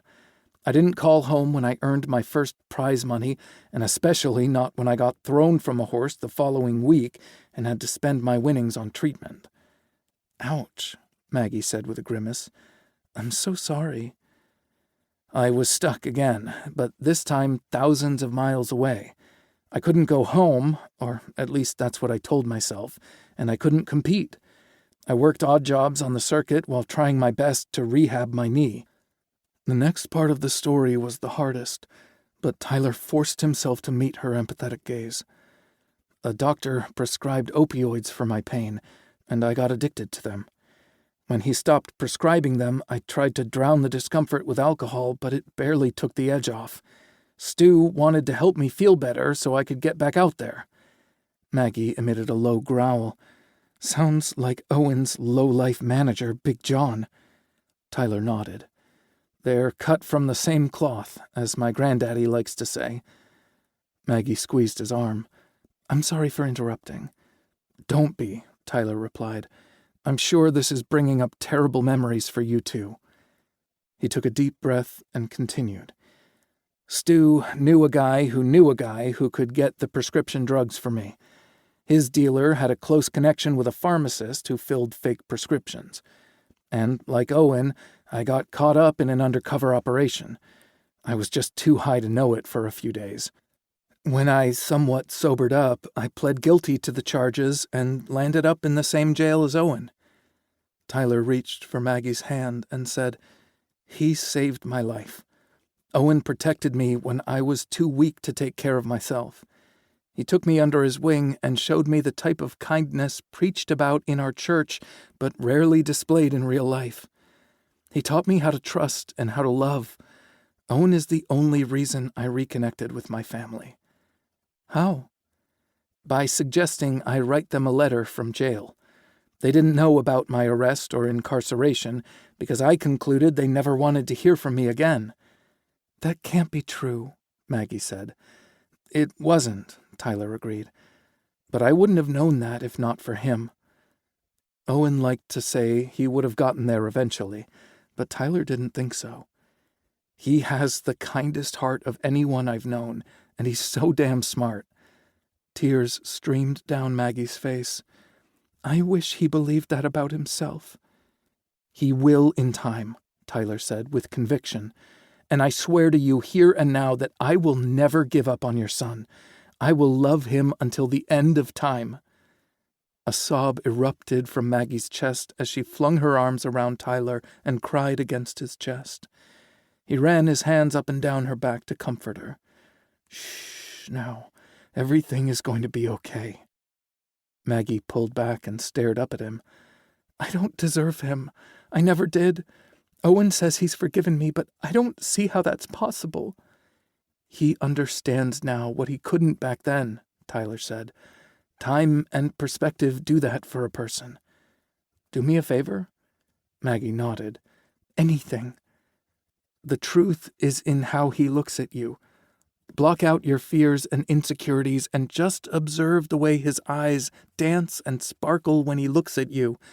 Notice the awe in his expression when he thinks you're not paying attention. Listen to the reverence in his voice when he talks about the things you've overcome. Owen loves you so much, and he's so proud of the life you've built for yourself. That's what you should cling to, not the mistakes you made when you didn't know better." Maggie studied Tyler like he was a rare animal in a zoo. "How the hell did you get to be so wise?" "My family taught me a lot about being a good person, even if I didn't want to acknowledge it back then. Owen might only be 27, but he has the wisdom of someone 3 times his age. And we're surrounded by smart men on the ranch, who I continuously learn from. I'm a lucky guy." "Very," Maggie said. "Now, tell me, do you take your own advice? Do you forgive the decisions you made when you didn't know better? Do you observe and listen with an open heart and an objective mind?" "Probably not as much as I should," Tyler admitted. "Do you promise to try?" Tyler smiled at her persistence. "Absolutely." Maggie searched his gaze for a few moments before nodding. "I'm going to put a cold washcloth on my face so my eyes won't get puffy." She stood up on her tiptoes and kissed his cheek. "Be right back." Tyler continued working on the tree by himself and thought about his conversation with Maggie. He'd accused Owen of ignoring his own advice, and he was just as guilty. He'd already kissed his family goodbye for a second time before they even heard what he had to say. Going into the situation with that mindset was a guaranteed disaster, because he'd be looking for a slight at every turn. Tyler blew out a frustrated breath and countered the negative thoughts he'd had with positive ones. He was feeling pretty good about things when Maggie returned. She'd freshened her makeup a bit, but her eyes still looked a little red. Owen would notice, and he'd worry until he had a moment to read the room. And that's exactly what happened. He came through the door and stopped when he looked at his mom. Owen studied each of their expressions for a few seconds before continuing into the kitchen. Maggie winked at Tyler before following Owen. The easygoing vibe lasted all weekend. Stephanie joined them for a mouth-watering pot roast supper and brought a delicious pecan pie. She couldn't stay long because she worked third shift as a nurse at a nearby county hospital. Her visit was enough to confirm the attraction crackling between the ladies. Owen gave his mom another gentle nudge once Stephanie left, but then let the subject drop. The trio exchanged gifts beside the beautifully decorated tree. Maggie loved the bath set, flannel pajamas, and fuzzy robe they gave her, but she cried when she opened the last gift. It was a book from Owen called Never Too Late. "Did you get the book from Hope?" Tyler asked. Owen nodded. "I told her what I was looking for, and she picked it out for me." "I'd really like to meet this Hope you keep talking about," Maggie said. "Come for a visit," Owen said. "Cash opens his home to our families. He has lovely guest suites for them to use, and it would be like staying in a fancy hotel suite." "And you get Harry's cooking," Tyler said. "Have your parents visited?" Maggie asked him. "Not yet." He hadn't asked them because he assumed they wouldn't want to make the trip. He'd unfairly decided things for them again. "But I will." "Good," Maggie said. "My turn to give presents." She bought them concert tickets to see Kenny Chesney in Denver and a weekend stay at a swanky hotel. "Mom, this is too much," Owen said. "Hush. You've loved his music forever, and it seemed like the perfect gift when you told me Tyler is a fan too." "Thank you so much," Tyler said. They had a Hallmark-worthy holiday by watching movies, playing games, and eating too much food. Sunday morning rolled around too soon, and they were sad to leave. Owen had insisted Maggie stay in bed and rest, but she still got up and made them breakfast before they hit the road. She walked them to the door, still wearing her new pajamas and fuzzy robe. Maggie hugged them tightly and stepped into the hallway after them. Tyler smiled to himself when he noticed Stephanie step off the elevator, arriving home after her shift. The brunette looked sleepy until she noticed Maggie decked out in her cozy pajama set. "Good morning," Stephanie said. "Are you guys heading out already?" "Yeah, it's a long drive and we need to get ready for our work week," Owen said. "Drive safely. It was lovely to meet you both." They expressed their pleasure at meeting her too and told Maggie goodbye one last time. Tyler turned after he passed Stephanie in the hallway and gave Maggie a thumbs up. She blushed and said, "Stephanie, would you like a bite to eat before you go to bed? I have leftover bacon, eggs, and pancakes." "Are you kidding me?" Stephanie asked. "I'm starved to death." Maggie gave them a last wave before re-entering her apartment with Stephanie. "That a girl, Mom," Owen said when they stepped onto the elevator. He dropped the duffel bag, pinned Tyler against the wall, and kissed him until they reached the lobby floor. Best Christmas ever. Chapter 14. "I can't believe Christmas is in 2 days," Owen said from the passenger seat of their rental car. The month between Meet the Parents visits flew by in a blur. Activity on the ranch slowed down in the winter months, unless they received an emergency rescue call or a new crew member arrived on the ranch. Since neither of those things happened, Owen and Tyler spent their free time naked and wrapped around each other like bark on a tree. "Mm-hmm." The distracted reply sounded like it came from a million miles away instead of within touching distance. Tyler had worked hard to overcome his emotional doomsday prepping since they returned from Trinidad. He'd stopped listening to the book on grieving and healing and made a concerted effort not to predict, assume, or preempt how his family would feel when he came out. And until their plane landed in Texas, Tyler had seemed upbeat and positive. but he got quieter with every mile that brought them closer to his family homestead. "I sure wish it was light out so I could see the landscape," Owen said, hoping to spark a conversation that would pull Tyler from his thoughts. The sun was setting as they landed, making the surrounding city look like burnished gold, but it was dark out by the time they navigated the huge airport and claimed their rental car. His comment didn't even receive a distracted hum, and he worried Tyler was more distressed than he realized. Owen reached over and rested his hand on Tyler's thigh. "Hey," he said softly, "we can just be friends." Tyler snapped his head in Owen's direction so fast his neck cracked. "What?" Owen hated the stricken expression he glimpsed in Tyler's wide eyes before he returned his attention back to the road. He almost squeezed Tyler's thigh to reassure him, but remembered how ticklish he was. The last thing he wanted to do was cause an accident, and as distracted as Ty was, it probably wouldn't take much. "Easy, baby," Owen said, patting his thigh instead. "I only meant I could just be your friend for this visit." Tyler visibly relaxed. "No way. I would never pressure someone to come out before they were ready, especially not the guy I love most in the world." "I will not keep our love a secret," Tyler said. He glanced over again, and Owen saw the tears shimmering in his eyes. "I can't. My feelings for you are written all over my face every time I look your way." He sighed heavily. "And I don't want to hide anyway." "Okay, but if you change your—" "I won't," Tyler persisted, covering Owen's hand on his thigh. "I promised you forever, and it starts tonight." "I love you," Owen said. Tyler smiled. "I love you too. And I'm still going to love you no matter what happens this weekend." "That sounds very sweet and awfully familiar," Tyler teased. "It bears repeating." They shared a brief smile, and then Owen asked Tyler for a refresher about his family. The Booth clan was huge, so it took up the rest of the drive. The more Tyler talked, the more his love for his family shone through. The Booth's home and plant nursery were on the same property, separated by a fork in the driveway and 3-board fencing wrapped in thousands of Christmas lights. It was too dark outside to see the exterior of the home, but Christmas lights outlined the perimeter to give him a scope of this size.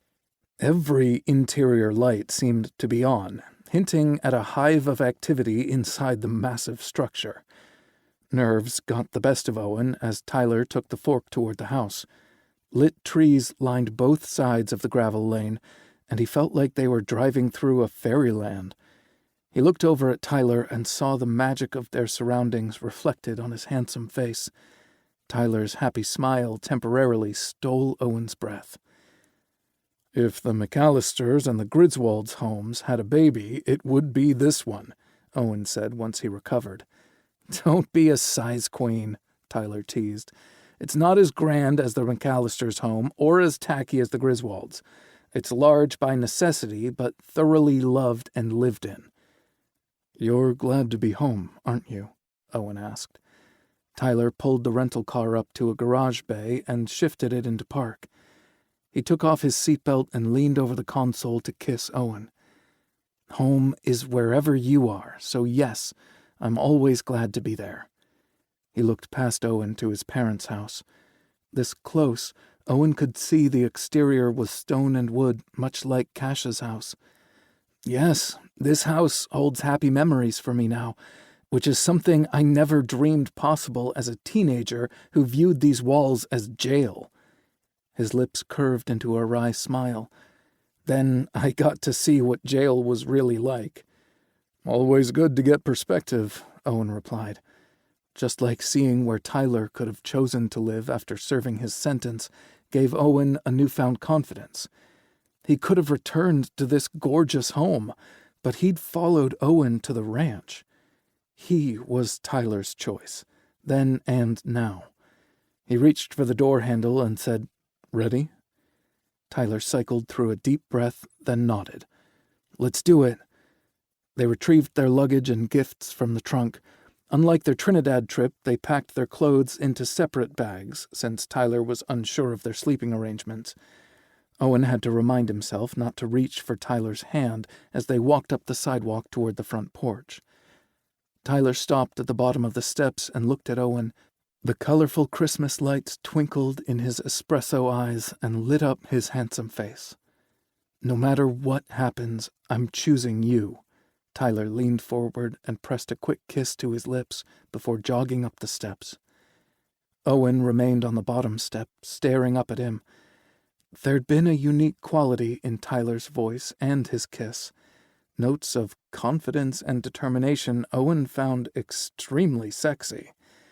He turned and quirked a brow at Owen in silent question. Was he ready?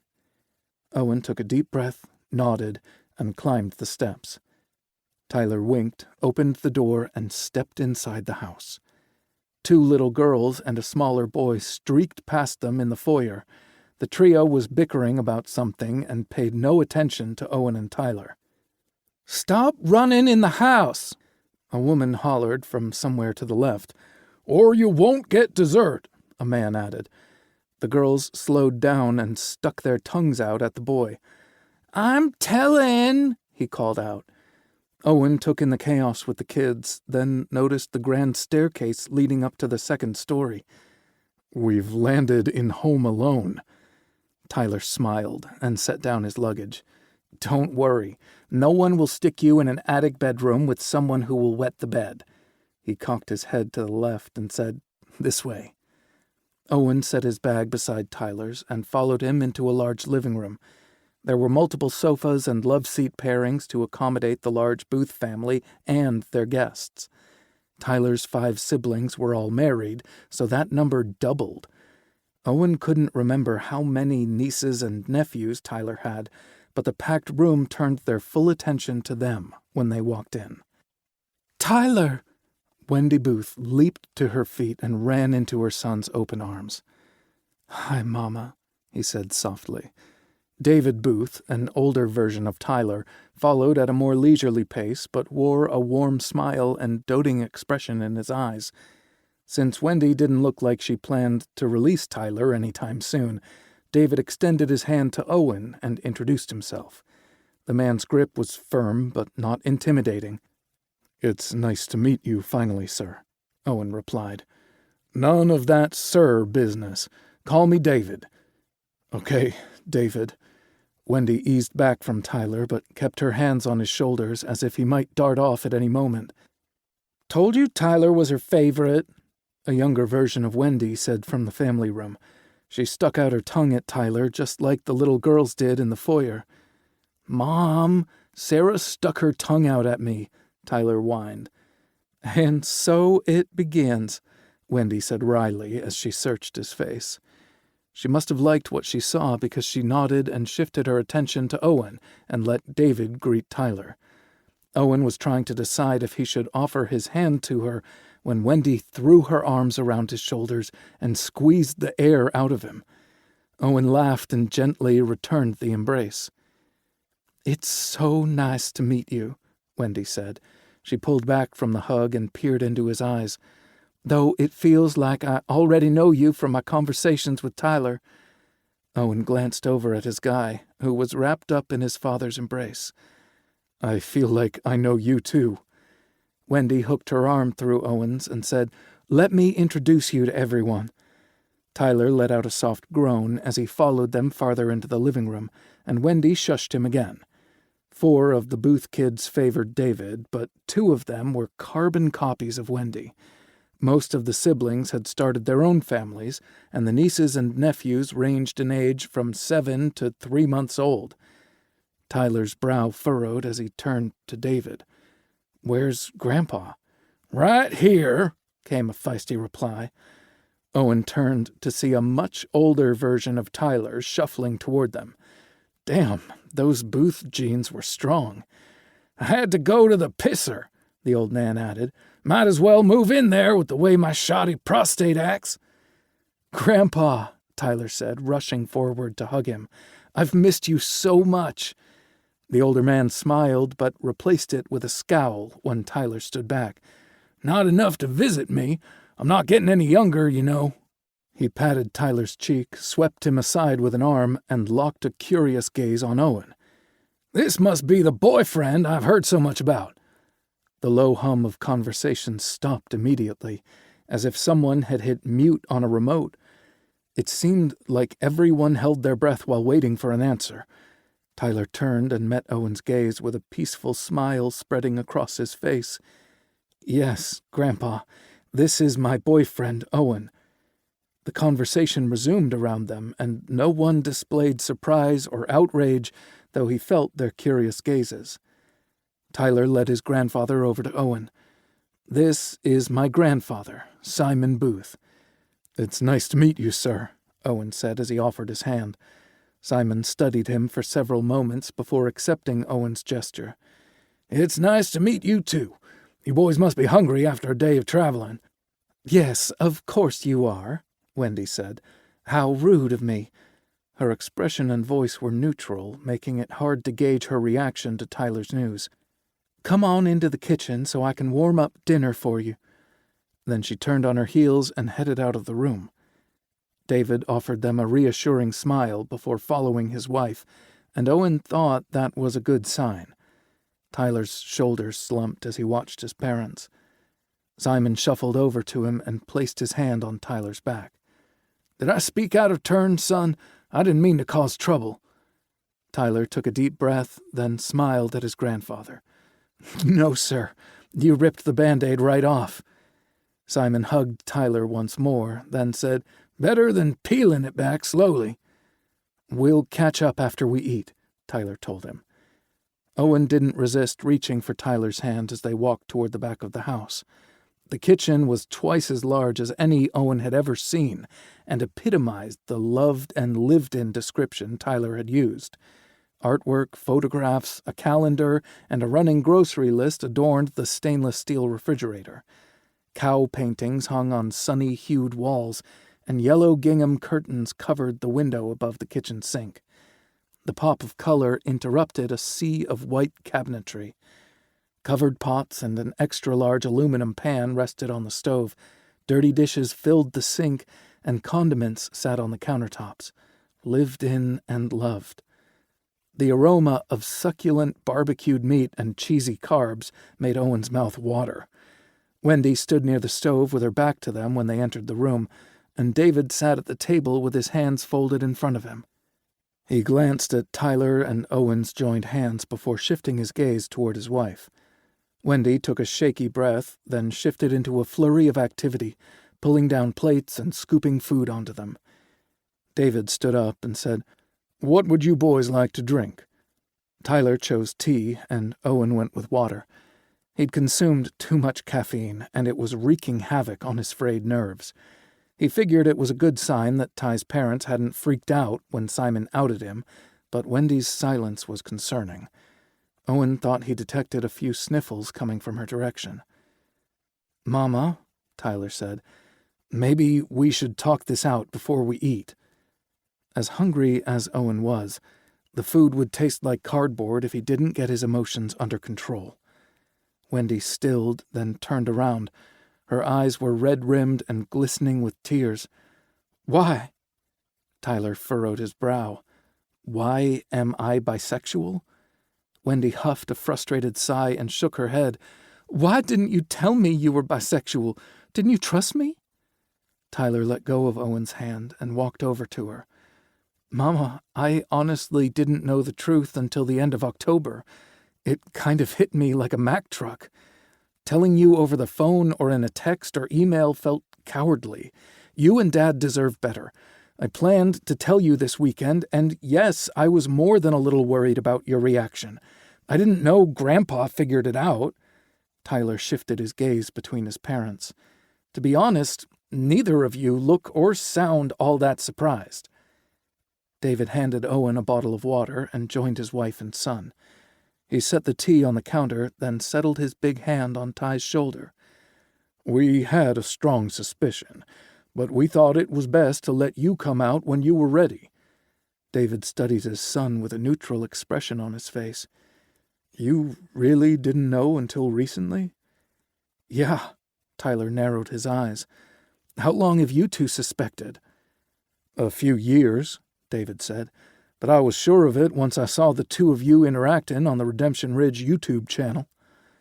Tyler frowned as he considered that. Why the hell was I the last one to figure it out?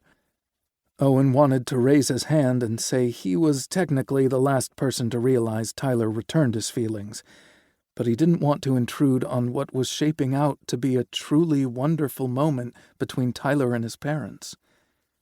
Wendy smiled indulgently at her son. "We're always the last to know things about ourselves. I'm glad you figured it out now, and we've gotten the truth out in front of us." "You're not mad?" Tyler asked. David scrunched up his nose as he considered the question. "Do you want us to be?" "No, of course not," Tyler replied. "But you thought we would be," Wendy said. She heaved a sigh. "I can understand why you might have felt that way, but I don't like it. I thought we'd come a long way since you left home." "We have, Mama. It's just—" Tyler pursed his lips, and Owen could almost hear the gears turning in his head. "We were all brought up with traditional values. Men marry women and start families. I didn't know how well you'd take the news." Tyler swallowed hard, and tears filled his eyes. "A big part of me expected you to make me choose between our family and Owen. I've been bracing myself for a permanent goodbye.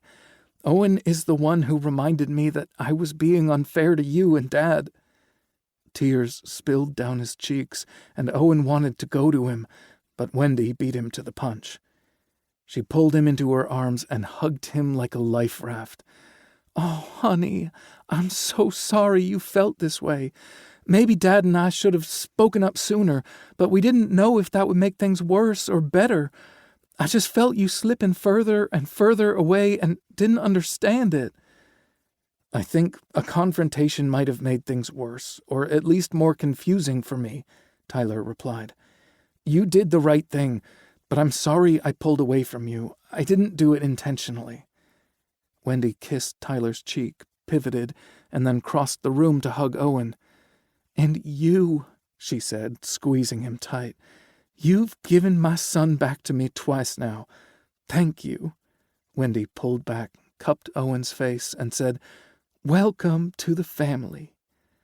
Owen was too choked up to speak, so he nodded. David let out a big sniffle and said, "All right, let's get you boys something to eat." He placed one hand on Tyler's shoulder and the other on Owen's.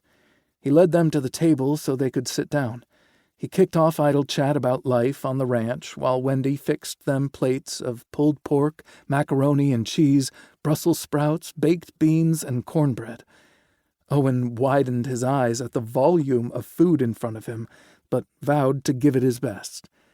He ate 3/4 of the meal before pushing his plate away and waving a white napkin in surrender. Tyler, who possessed a bottomless stomach, finished his plate and took several forkfuls of Owen's leftovers. "I know they feed you on the ranch," Wendy said. "Half our conversations are about Harry's cooking." "Yeah, but it's not my mama's food," Tyler replied, making his mom beam with delight. "The meal was amazing," Owen said. "Thank you." Tyler pushed back his chair, grabbed his and Owen's plates, and stood up. "I'll start cleaning up the mess so you can rest, Mama." "No way," Wendy said. "You go visit with the family while I clean up." She took the dishes from Tyler's hands and carried them to the sink. "Can I help you?" Owen offered. It was the least he could do.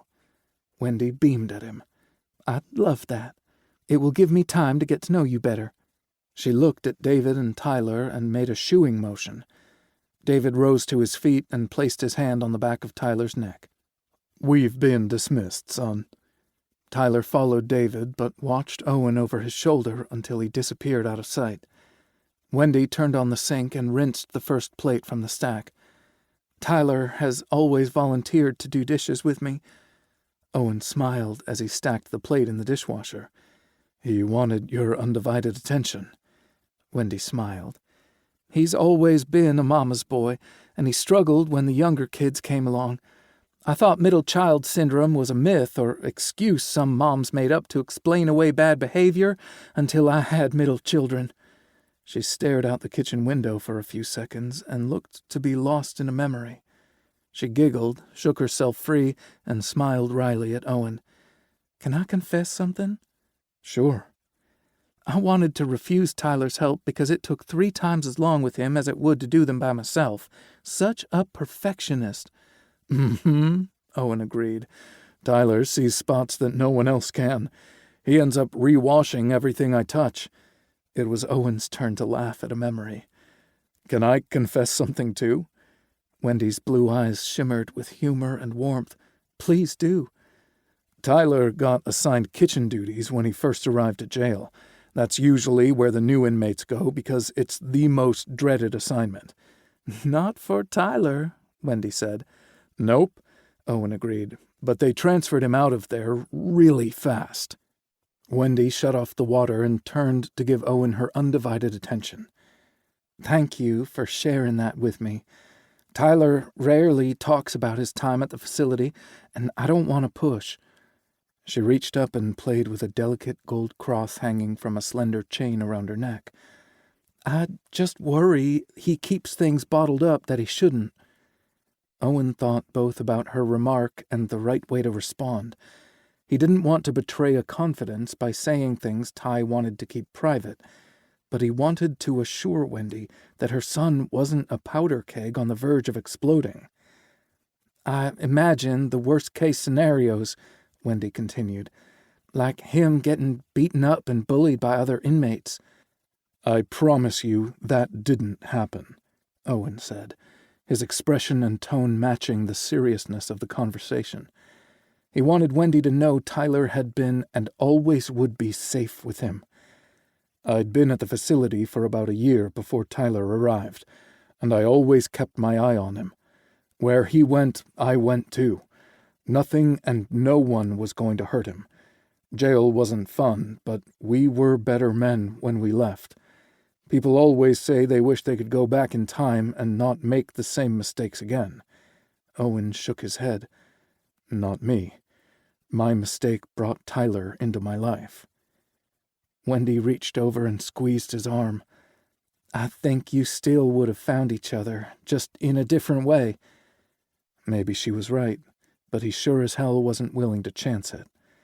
They resumed cleaning in silence for a while until Wendy said, "Tell me about yourself."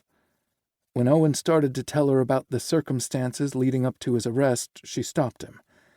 Wendy placed her hand over her heart and tapped. "I want to know what's in here." "Oh," he said. Unlike Tyler, I'm an only child. It's just me and my mom. But maybe not for long." Owen recalled the recent selfie he'd received of his mom and Stephanie wearing matching pajamas. They made a huge bowl of popcorn and were watching a Hallmark Christmas movie marathon. Things were progressing well between them, and Owen had never seen his mom so happy. He forced his thoughts back to the present and told Wendy a little about his boxing days and how he used the bags during workouts. He thought about Tyler's suggestion that he use those skills to help teens work through their problems. The more he thought about it, the more he liked the idea. But was it something he could really do without training? What if he said the wrong thing and made a kid's life worse somehow? Maybe he could partner with a therapist like Bryant, who could— "Can I ask you something?" Wendy asked. The question snapped him from his musings, but he gave Wendy his full attention again. "Of course." "Have you thought about what you want to do after you leave the ranch? Tyler hasn't said, but I figured there'd be a limit for how long you can work there." "There isn't," Owen said. "The jobs are ours as long as we want them." "But what about other people who deserve a chance at redemption? Will Cash be able to accommodate them?" Owen was a little wary about her questions. Tyler had mentioned how badly Wendy wanted him to return to Texas, but Tyler had no intention of moving back. Owen didn't want to say something that would make trouble or put words in Tyler's mouth, but he wasn't willing to bullshit someone he wanted to build trust with. There's plenty of room to expand the programs and living quarters, Owen said. He could build new cabins, or some of us could move off the ranch while maintaining our employment there. He expected Kieran and Finley were quickly approaching the latter option, as they'd been living together in Kieran's small cabin for over a year. He and Tyler would probably outgrow theirs quickly too, but he hadn't imagined himself working anywhere else. Not only did he enjoy the work, but he also didn't feel qualified to do much else. "Is working on the ranch the future you envision?" Wendy asked. Maybe she sensed Owen's unease, because she reached out and touched his arm again. "I'm not trying to be critical. There's no wrong answer here. If you're passionate about what you do, then keep doing it, by all means." "I do plan to continue working on the ranch, though I can see us finding a place of our own nearby." He hadn't really thought that far ahead until Wendy's questions forced him to do so. And it was weird because normally that type of probing would get under his skin and make him feel inferior. With Wendy, it felt like she wanted to get to know him. "And I think I'd like to work with at-risk youths, maybe on a volunteer basis. Redemption is a great thing, don't get me wrong, but prevention is best." Wendy's approval shone in her expressive eyes. "Like counseling?" Heat crept up Owen's neck as old humiliations taunted him. "I'm not smart enough for that." Wendy shook her head.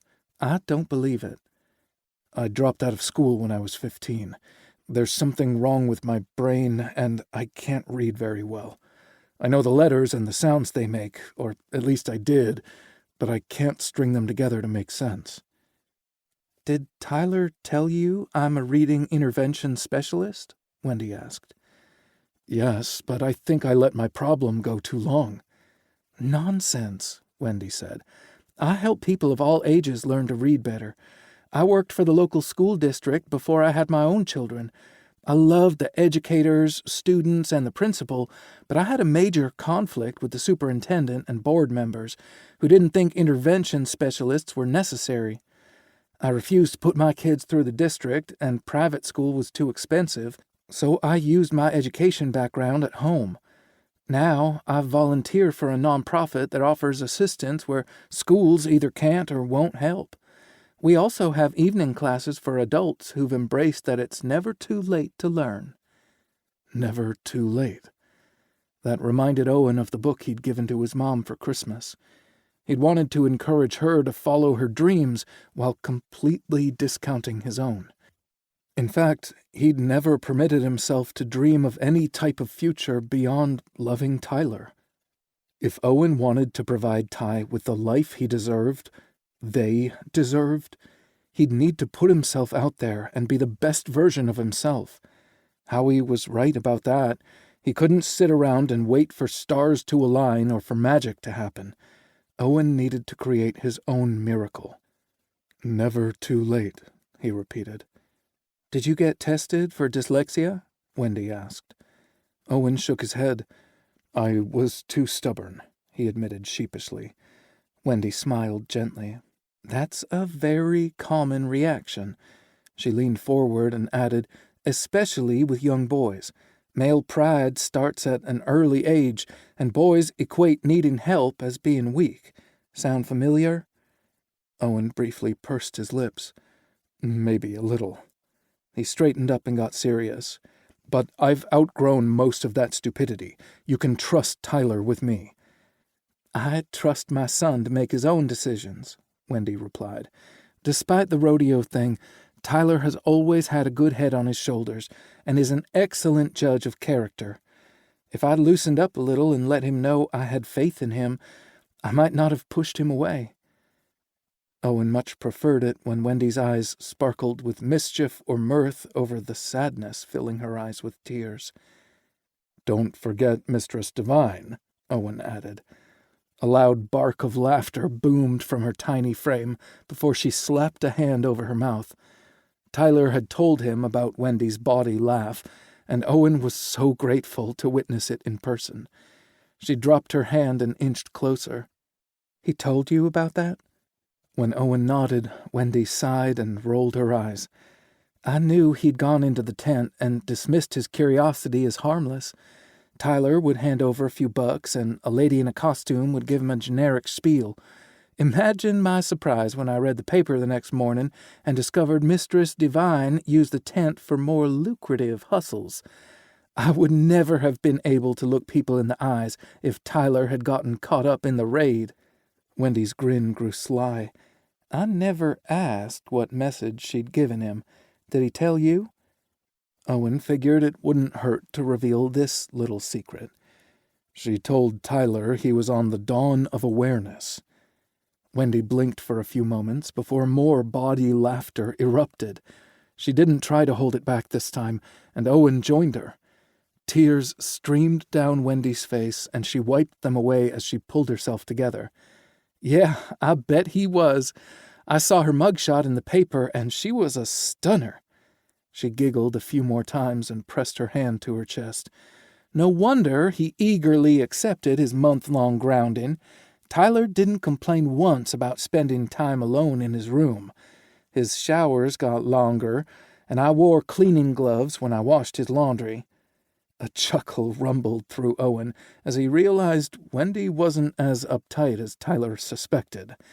He didn't think he could possibly like her more until she spent the rest of their cleaning time telling him about young Tyler's antics. Owen knew his love had an ornery side to him, of course, but it was fun to learn the origin of his mischievous streak. After they finished, Wendy invited Owen to her office, which was next to the kitchen. She pulled out a basket of books and tools she used as an educator.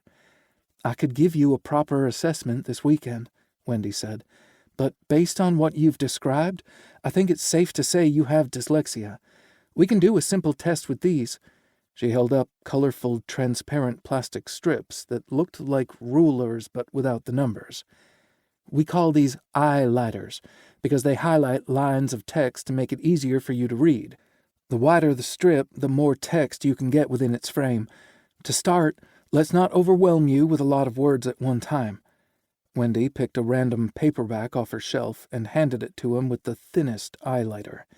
Try it and see if that helps. Excitement warred with apprehension. Could something like this really help him? And what if it didn't? Hope was as enticing as it was terrifying. There are many other tools available, Wendy said, as if she sensed his apprehension.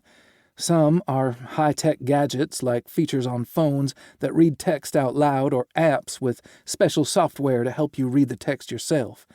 Some tools are simpler, like specialized fonts for computers and e-readers. I also have old-school workbooks to help you improve your reading and handwriting. And Owen, she said, placing a hand on his forearm, there are adult learning centers that can assist adults with dyslexia. If getting your GED is something you want to do, I promise you these centers can and will accommodate your needs. I can help you find a center close to the ranch, but only if that's what you want. Owen held her gaze for several moments. This wasn't the weekend he'd expected.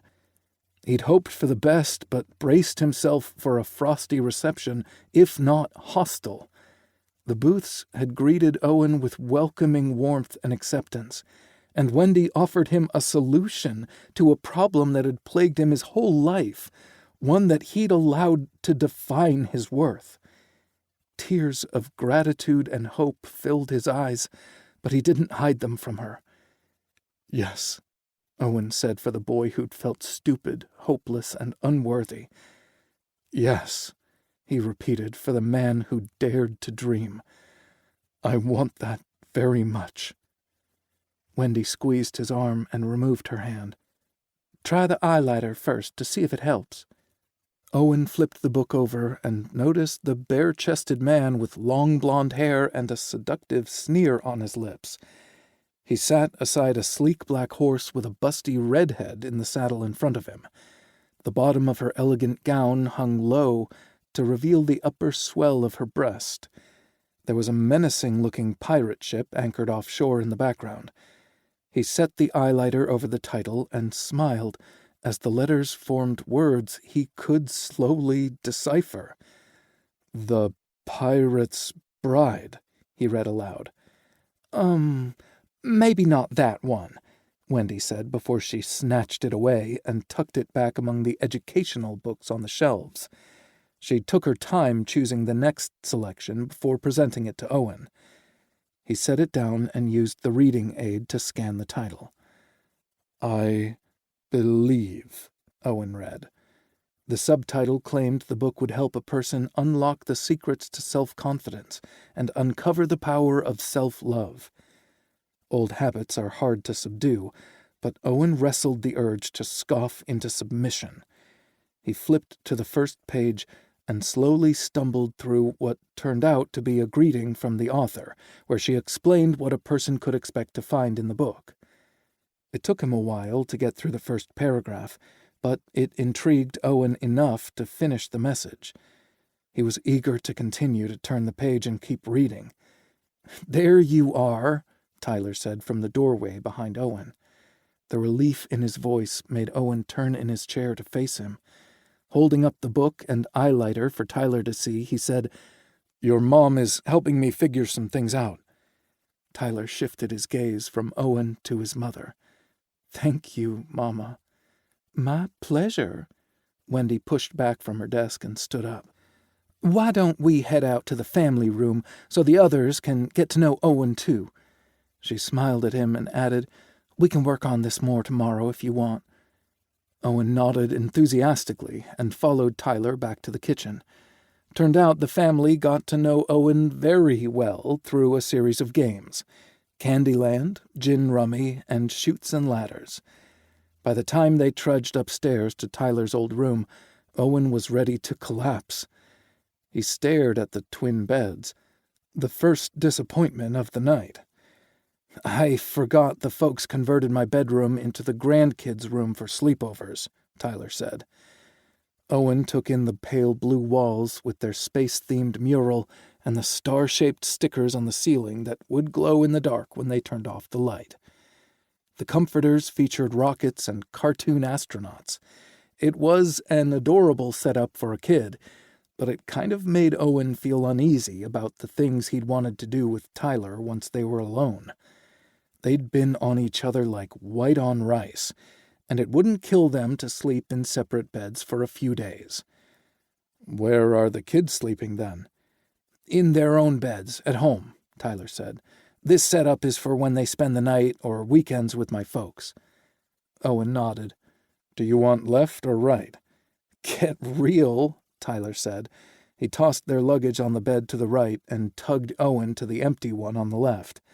"I'll sleep under you, beside you, or on top of you, but I am not sleeping without you." It would be a tight squeeze, but worth the sacrifice. Owen pulled Tyler into his arms and gave him the first proper kiss since leaving their cabin in Colorado. "What about in you?" he asked, when they pulled away to catch their breath. "Oh, that's the winner." Tyler slid his hand down to cup Owen's crotch.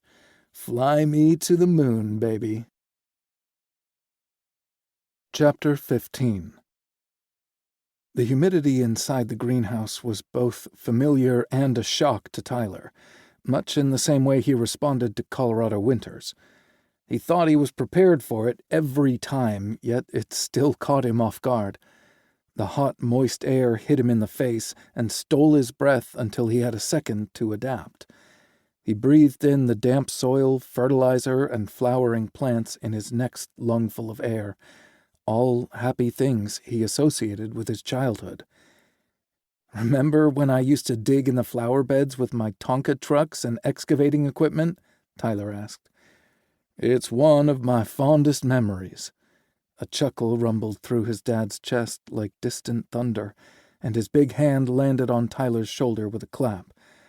"I eventually put a sandbox in here to protect the plants and flowers. Now my grandchildren use both the old trucks and sandbox. It's hard to believe how quickly time passes by. It seems like the new year started just yesterday. I blinked and it's Christmas Eve already, for crying out loud." The wistful tone in his dad's voice snagged Tyler's attention. Everything he'd expected to happen over the weekend hadn't transpired yet. His family had welcomed Owen with open arms, and no one had mentioned Tyler returning to Texas to work for the family nursery. He thought that was going to change when his dad invited him to tag along for the morning inspection after breakfast. His family had spent a small fortune on upgrading the greenhouses with automated watering and temperature control systems, but his dad still checked everything twice a day during the off-season, with no exceptions for holidays. The greenhouse provided his father with so much more than an income. The buildings were his sanctuary, where he could hide from chaos and do his best thinking. Some guys had man caves in their garages or basements, but David Booth chose a green oasis as his escape. It was also his favorite spot for a heart-to-heart conversation, so Tyler wasn't surprised when his dad instructed him to grab a couple of lawn chairs from a storage room once they finished their inspections. The refrigerator in the small room was new, and it thrilled Tyler when he recognized both the honeybee magnet and the food and wine article it secured to the appliance. Tyler had mailed the magazine to his dad because it featured Ivan's interview about his honey business. Their foreman had credited David and his nursery for helping him choose the best flowers for happy bees and healthy honey production. "I see you've added a fridge instead of hauling a cooler and ice down here every day." Tyler opened a chair and gestured for his dad to sit, then opened his own. Once they'd settled, his dad said, "Found that beauty at a scratch and dent sale and couldn't pass it up. Thank you for sending the article to me, by the way. Your mother added some quotes from it to our website and linked it to our social media accounts. You'd be surprised how much buzz that's generated." He paused to laugh at his pun for a few moments. "I emailed Ivan and thanked him for mentioning our nursery in the interview." "He told me," Tyler replied. "Ivan said you're a good man, but I already knew that." His father smiled and said, "I was just about to say the same thing about Ivan. Seems to me that everyone at Redemption Ridge is pretty amazing. Mom and I really enjoy watching the web series on YouTube." His lips curved into a sheepish smile. "As I mentioned before, the constant mentions of Owen's name made a lot more sense after seeing the two of you together." He crossed his ankles and studied Tyler closely. "Carrying around big secrets has to get heavy," he said after a long pause. "You seem much lighter after coming out to us, but I sense there's more you want to say. You can tell me anything, son. I'm really sorry you don't know that." Tyler averted his gaze from his father's sadness. He'd never wanted to disappoint his parents, and it seemed like he couldn't stop doing it. Taking a deep breath to steady his nerves, Tyler met his dad's gaze once more. "I don't plan on moving back to Texas. Ever." He puffed up his cheeks and exhaled a long breath. "I know the nursery has been in our family for 3 generations, but it isn't the future I see for myself."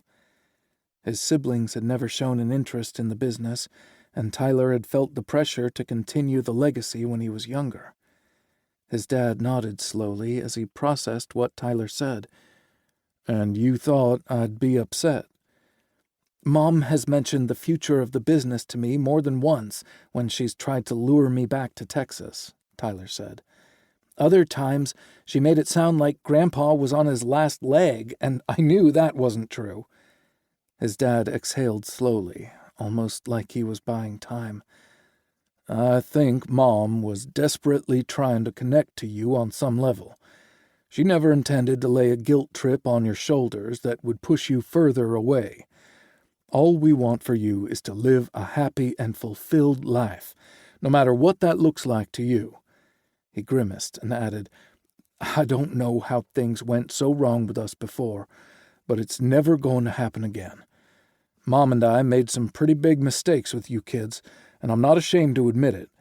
We'd lived through some life-altering tragedies with our friends and extended family before having our own children, and we were determined to never experience that kind of pain. We believed that by worshiping hard and keeping you close, we could prevent bad things from happening to us too." His dad sighed heavily and shook his head. That isn't how life works, and we ended up pushing you away. Even worse, you still think you can't tell us things, and that hurts, Tyler. I'm sorry, Dad. No, I'm sorry. His voice broke. No child should worry about losing their family because they love and dream differently. Another sigh shook his broad shoulders. Promise me we're going to do better. I promise. The words slipped off Tyler's tongue easily, but he knew keeping his word would take a lot of effort. A person didn't overcome habits overnight. His dad slapped his knee and stood up. We better get back to the house before they come looking for us. Tyler stood up too and said, I think I'll head over to the stables to visit the horses first.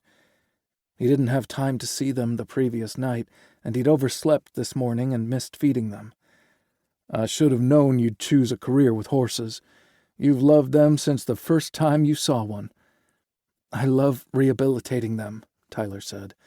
I witnessed some terrible abuses during my rodeo days, and I want to save as many of the magnificent animals as I can. It's pretty cool how you don't shy away from horses after your injury, his dad said. I don't blame Brutus, Tyler replied. Most of the riders hated it when they drew his name for competitions, but I felt a kinship to him. We were both misunderstood, miserable, and trapped. I'd built the rodeo circuit up in my head to be this magical environment, but it was a sleazy, cutthroat, perpetual pissing contest. Maybe not all circuits are that way, but that was the circumstance I found myself in more often than not. I loved competing, and I was damn good at it, but the highs didn't last long. Someone was always out to screw you over. The holiday felt like a second chance with his family. Some would think that meant moving forward and leaving the past buried, but Tyler was smart enough to know old hurts would always resurface. It was better to shine the light on his feelings now than let them fester and become something much larger than they needed to be. I got homesick so bad those first weeks. I wanted to call home so many times, but I'd made such an ass of myself. My foolish pride wouldn't allow me to admit I was wrong, so I kept my head down and worked harder to succeed. To prove myself, I wanted to work with the most stubborn horses. Tyler smiled as he recalled Brutus's refusal to be tamed. It was rumored that Brutus resulted from an unauthorized breeding at a stud farm between his very expensive Arabian mother and a super randy and extremely rare Camarillo father.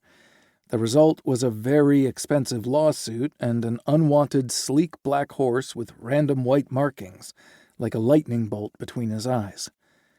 His dad chuckled. Sounds like people should have taken that as an omen. Tyler laughed too. Sensible people would think that way, but the ones bursting at the seams with testosterone viewed Brutus as a challenge. Including you? Not really. I felt a connection to the horse that had nothing to do with breaking him. I felt like we understood each other. His dad settled a firm hand on Tyler's shoulder. And then he dumped you on your ass? Tyler nodded. During a barrel race, we were killing the course and on the way to setting a record until a rodeo clown jumped out of a barrel and spooked him. Tyler's heart stuttered as he recalled sailing through the air. He rubbed his chest to remind himself it was just a memory. The accident was someone's idea of a prank, but nothing about it was funny. I ended up with a busted knee, and the circuit got rid of Brutus before I could intercede on his behalf or say goodbye. I think about him all the time and wish I could rescue him. You think he's still alive? Tyler nodded. He was only a few years old when he threw me, and he's too ornery to die. That's what Tyler told himself when his mind conjured a worse fate for the beautiful horse. Many handlers would have taken extreme measures to break his spirit. I'd love to show him a better life, if he hasn't found one yet. His dad pulled him into a tight hug. I'm proud of you, Tyler. Then he pulled back and cupped his face.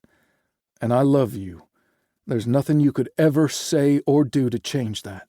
Mom and I will always be a safe place for you to land as long as there's breath in our bodies. Never hesitate to call us again. Do you hear me?" Tyler nodded. "Thanks, Dad. I appreciate that, and I love you too." His dad held his gaze for several moments, searching for any signs that Tyler was only placating him. He nodded once satisfied and said, "I'll let you visit the horses while I head to the house to chat with Owen. I want to get to know my future son-in-law." Tyler had already promised forever to Owen, so there was no need to temper his dad's expectations. Good luck stealing him away from Mom. They parted ways outside the greenhouse, and Tyler noticed a lightness in his steps after laying his emotions bare. The sense of peace expanded when he stepped into the horse barn. Most of the gorgeous creatures were longtime residents and greeted him with familiar enthusiasm. The newer horses took a few minutes to warm up to him, but they came around too. He stroked velvety noses and even hugged some of their necks as he walked the length of stalls. The door to the tack room opened, and he wasn't at all surprised to see his mom step through it. She'd put on a thick hoodie and tall riding boots, and pulled her hair back into a ponytail since he'd last seen her at breakfast. "Fancy meeting you here," he said when she noticed him. It looked like his dad wouldn't have to fight for Owen's attention after all. Then again, with a family as large as theirs, it was highly likely someone else had swooped in. Owen had proven that he was adept at navigating the chaos without Tyler's interference. She wrapped her arm around his shoulders and kissed Tyler's cheek. "Your dad isn't the only one who needs to retreat to their favorite place for a break from the chaos. Do you want me to leave so you can have some peace?" A small part of him hoped she'd say yes so they could just leave things the way they were last night.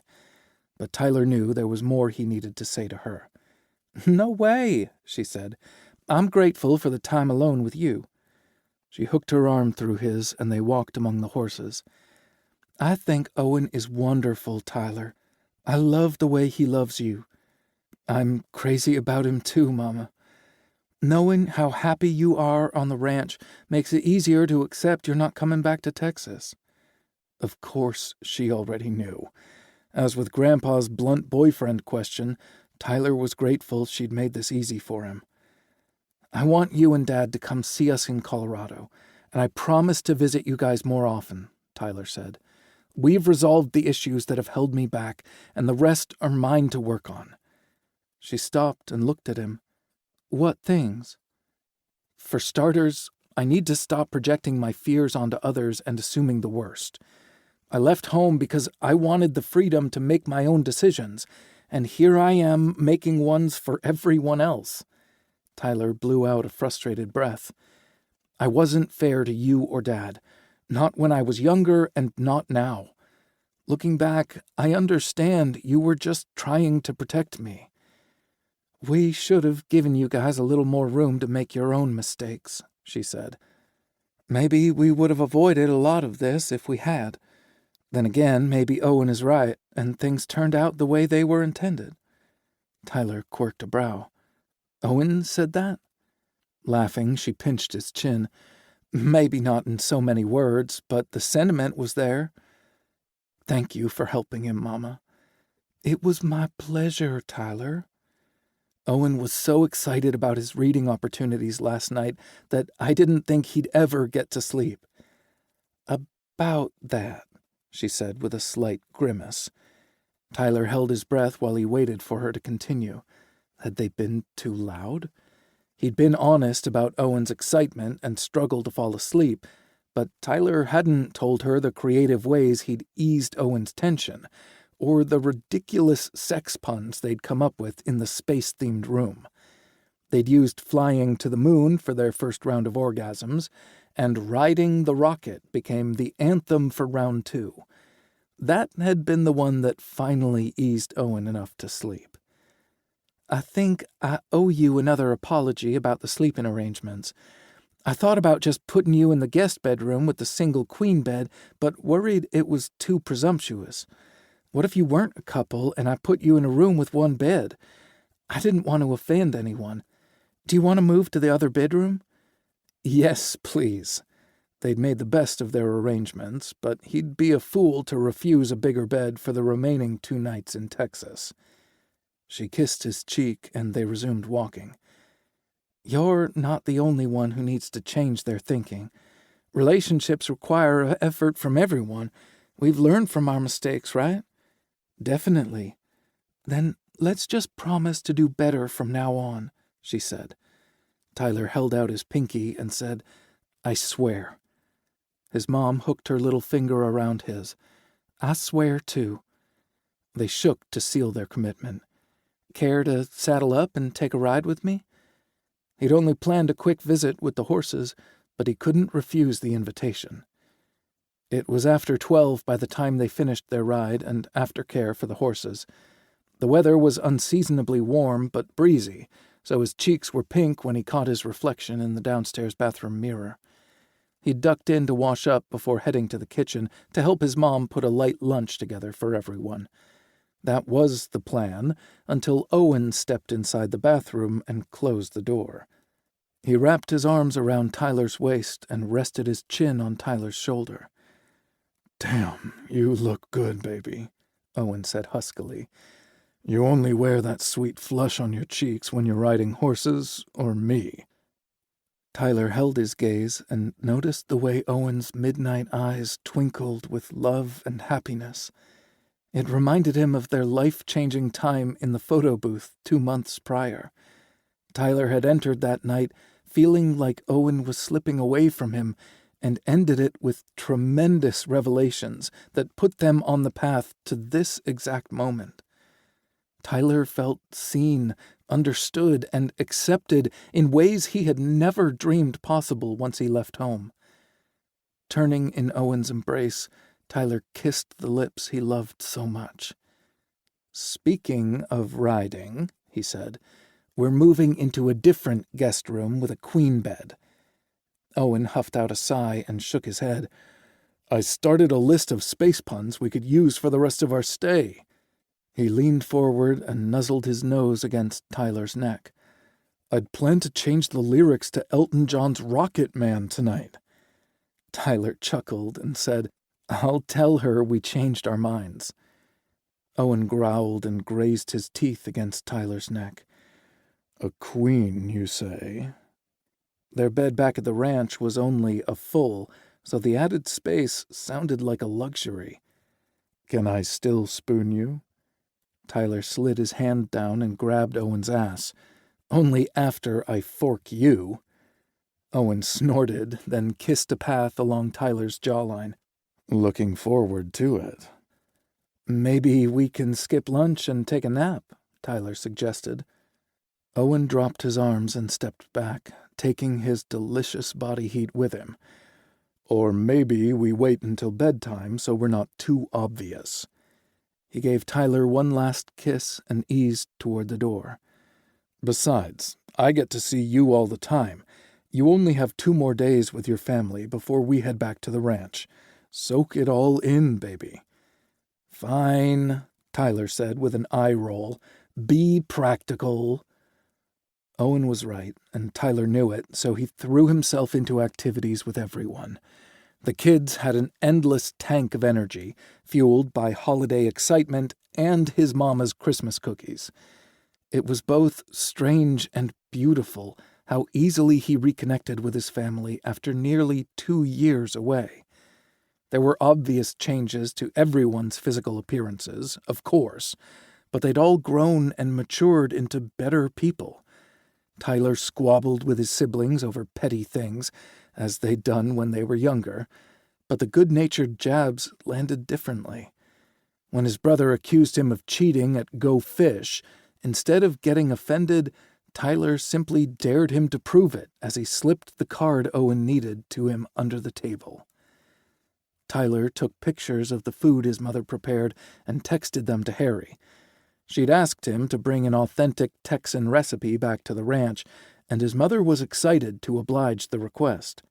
By the time they finished eating, Tyler was nearly in a food coma. Owen revived him by whispering a few lines to his new Rocket Man song, and the kids kept him awake with their incessant requests to open gifts. The Booths had switched to a kids-only rule for buying presents once their family started to burst at the seams. Many of his siblings were on tight budgets with growing families, and his parents had never put emphasis on material things anyway. Tyler and Owen bought the older kids their own pair of skates, knee and elbow pads, and helmets. They'd purchased age-appropriate toys and clothes for the infant from a list his mother provided. The roller skates were a tremendous success, and his dad decided they'd turn the unfinished part of the basement into a mini rink so the kids could work out some of their excess energy. But first, his mom had a surprise up her sleeve. I wanted to change things up slightly this year because I finally have my entire family here. She passed out a wrapped box to everyone, including the grandkids. Go on, she said. Open them. They pulled out matching pajama sets for the entire family.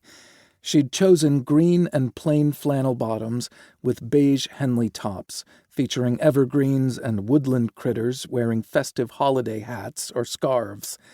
Not a single person groaned about the cheesiness, because they knew what the moment meant to her. Pictures, dessert, and then skating in the basement, she said. The festively decorated staircase made the most sense to use as a backdrop for a group their size, so they lined up in rows while their dad put his camera on a tripod and set the timer. He took his spot between his wife and father on the first step, and they all hammed it up for the camera. It took 4 or 5 tries before they got an image where everyone was looking at the camera and smiling. Tyler had told his mom that Owen loved pumpkin-flavored anything, so she made a special pumpkin cheesecake with a ginger snap crust just for him. There was grumbling among the siblings that Owen was their mom's new favorite. She didn't bother to correct them, so Tyler figured there might be some truth in their accusations. He certainly couldn't blame her infatuation. Owen's expression upon first bite was pure bliss, and it only made the siblings want it more. He ended up sharing because he was a wonderful person and wanted to remain in their good graces. By the time they made it up to their new room, the guys were too stuffed and tired to fool around. Much. They settled for long kisses, light petting, and deep conversation. Tyler told Owen about the big talks he'd had with his parents, and Owen shared the reading therapy plans he'd put together with his mom's help. I'm going to enroll in an extensive program for adults, Owen said. Wendy helped me find the nearest center, and it's the one by Keegan's therapist. He got quiet and introspective for several long moments before breaking the silence. I've stared at that building so many times while waiting for Key and wondered what would happen if I found the courage to walk inside and ask someone for help. I'm finally ready. After I get better at reading and writing, I'll start GED classes. Those will last another 3 months before I can take the test. It's likely I'll still need some dyslexia tools for the exam, but I won't know which ones until I've completed the therapy. Tyler hugged him tighter and kissed his cheek. That's wonderful. I'm so proud of you. Thank you. I never would have reached this point if not for you and your mom. Owen rose up and looked over the bedside table. Hey, it's midnight. Tyler snuggled closer and whispered, Merry Christmas. He reached for the lamp to turn it off, but Owen stopped him by squeezing his ass. It's about to get merrier, Owen replied huskily. I brought a special gift for you. Tyler jerked upright and stared at him in the dimly lit room. We already exchanged gifts. They'd stuck to their traditions of only buying things that fit inside the Christmas stockings they'd bought for one another their first year on the ranch. Tyler had stuffed Owens with his favorite snacks, fishing lures, and more bath stuff from Hope's store. Owen filled Tyler's stocking with butterscotch candies, coffee samples from around the world, and his own special range of bath products that smelled like Irish Spring but were better for his skin. Owen winced and said, "Don't be mad." Tyler acted like he was contemplating it for a few seconds before grinning at him. "Only if you promise not to get mad at me either, because I got you something too." They scrambled out of the bed and rummaged through their suitcases, then faced one another with the gifts tucked behind their backs. "Who goes first?" Tyler asked. "I brought it up, so I'll go." Owen took a deep breath, then kneeled on the floor in front of him. "I didn't plan on doing this in my underwear, but I'm in too deep to second-guess my decision now." Tyler shook all over and clasped his free hand over his mouth so Owen wouldn't know he was fighting back a laugh. Something in his expression must have given Tyler away, because Owen narrowed his eyes and made no move to open the black jewelry box resting in his palm. "Are you seriously laughing at me right now?" Owen's tone expressed outrage, but his twitching lips revealed he found the situation funny too. Tyler also dropped to his knee and pulled a matching black box from behind his back. "And maybe I also love how your dick has fallen out of your boxers again." Owen looked down at his crotch and grumbled as he tucked himself away. "The guy has a stake in your answer, too."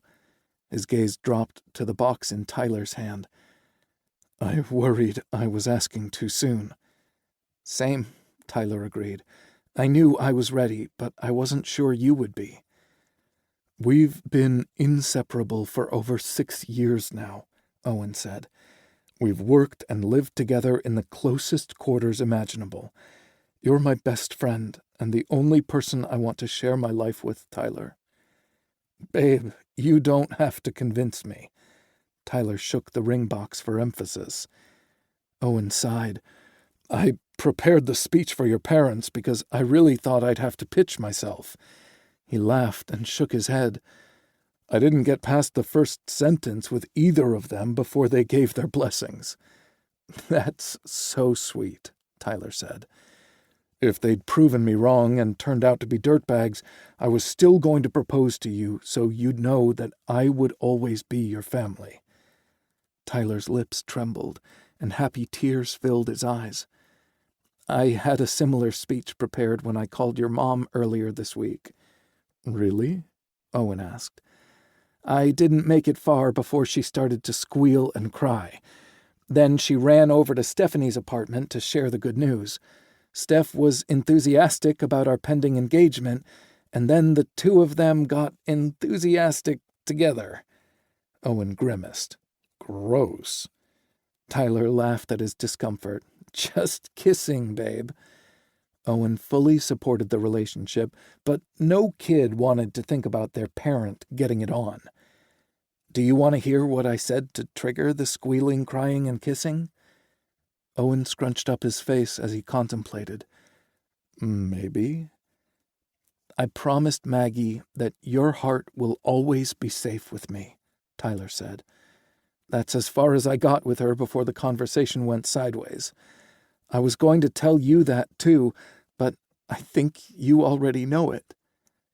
Tears filled Tyler's eyes, and he blinked to clear his vision, not caring that they spilled down his cheeks because Owen was crying too. "I brought this ring with me because I wanted to make this a damn good weekend if it was going to be my last in Texas. I promised you my forever, Owen, and I want to ask you for yours too." They opened their boxes together, revealing the rings they'd bought for one another. Owen had purchased a yellow gold band, and Tyler had chosen white gold. The rings were simple, but their paths to this moment were anything but. They took turns removing the bands from their boxes and sliding them on. Kneeling on the floor in a borrowed bedroom, they promised their love to one another and their commitment to forever.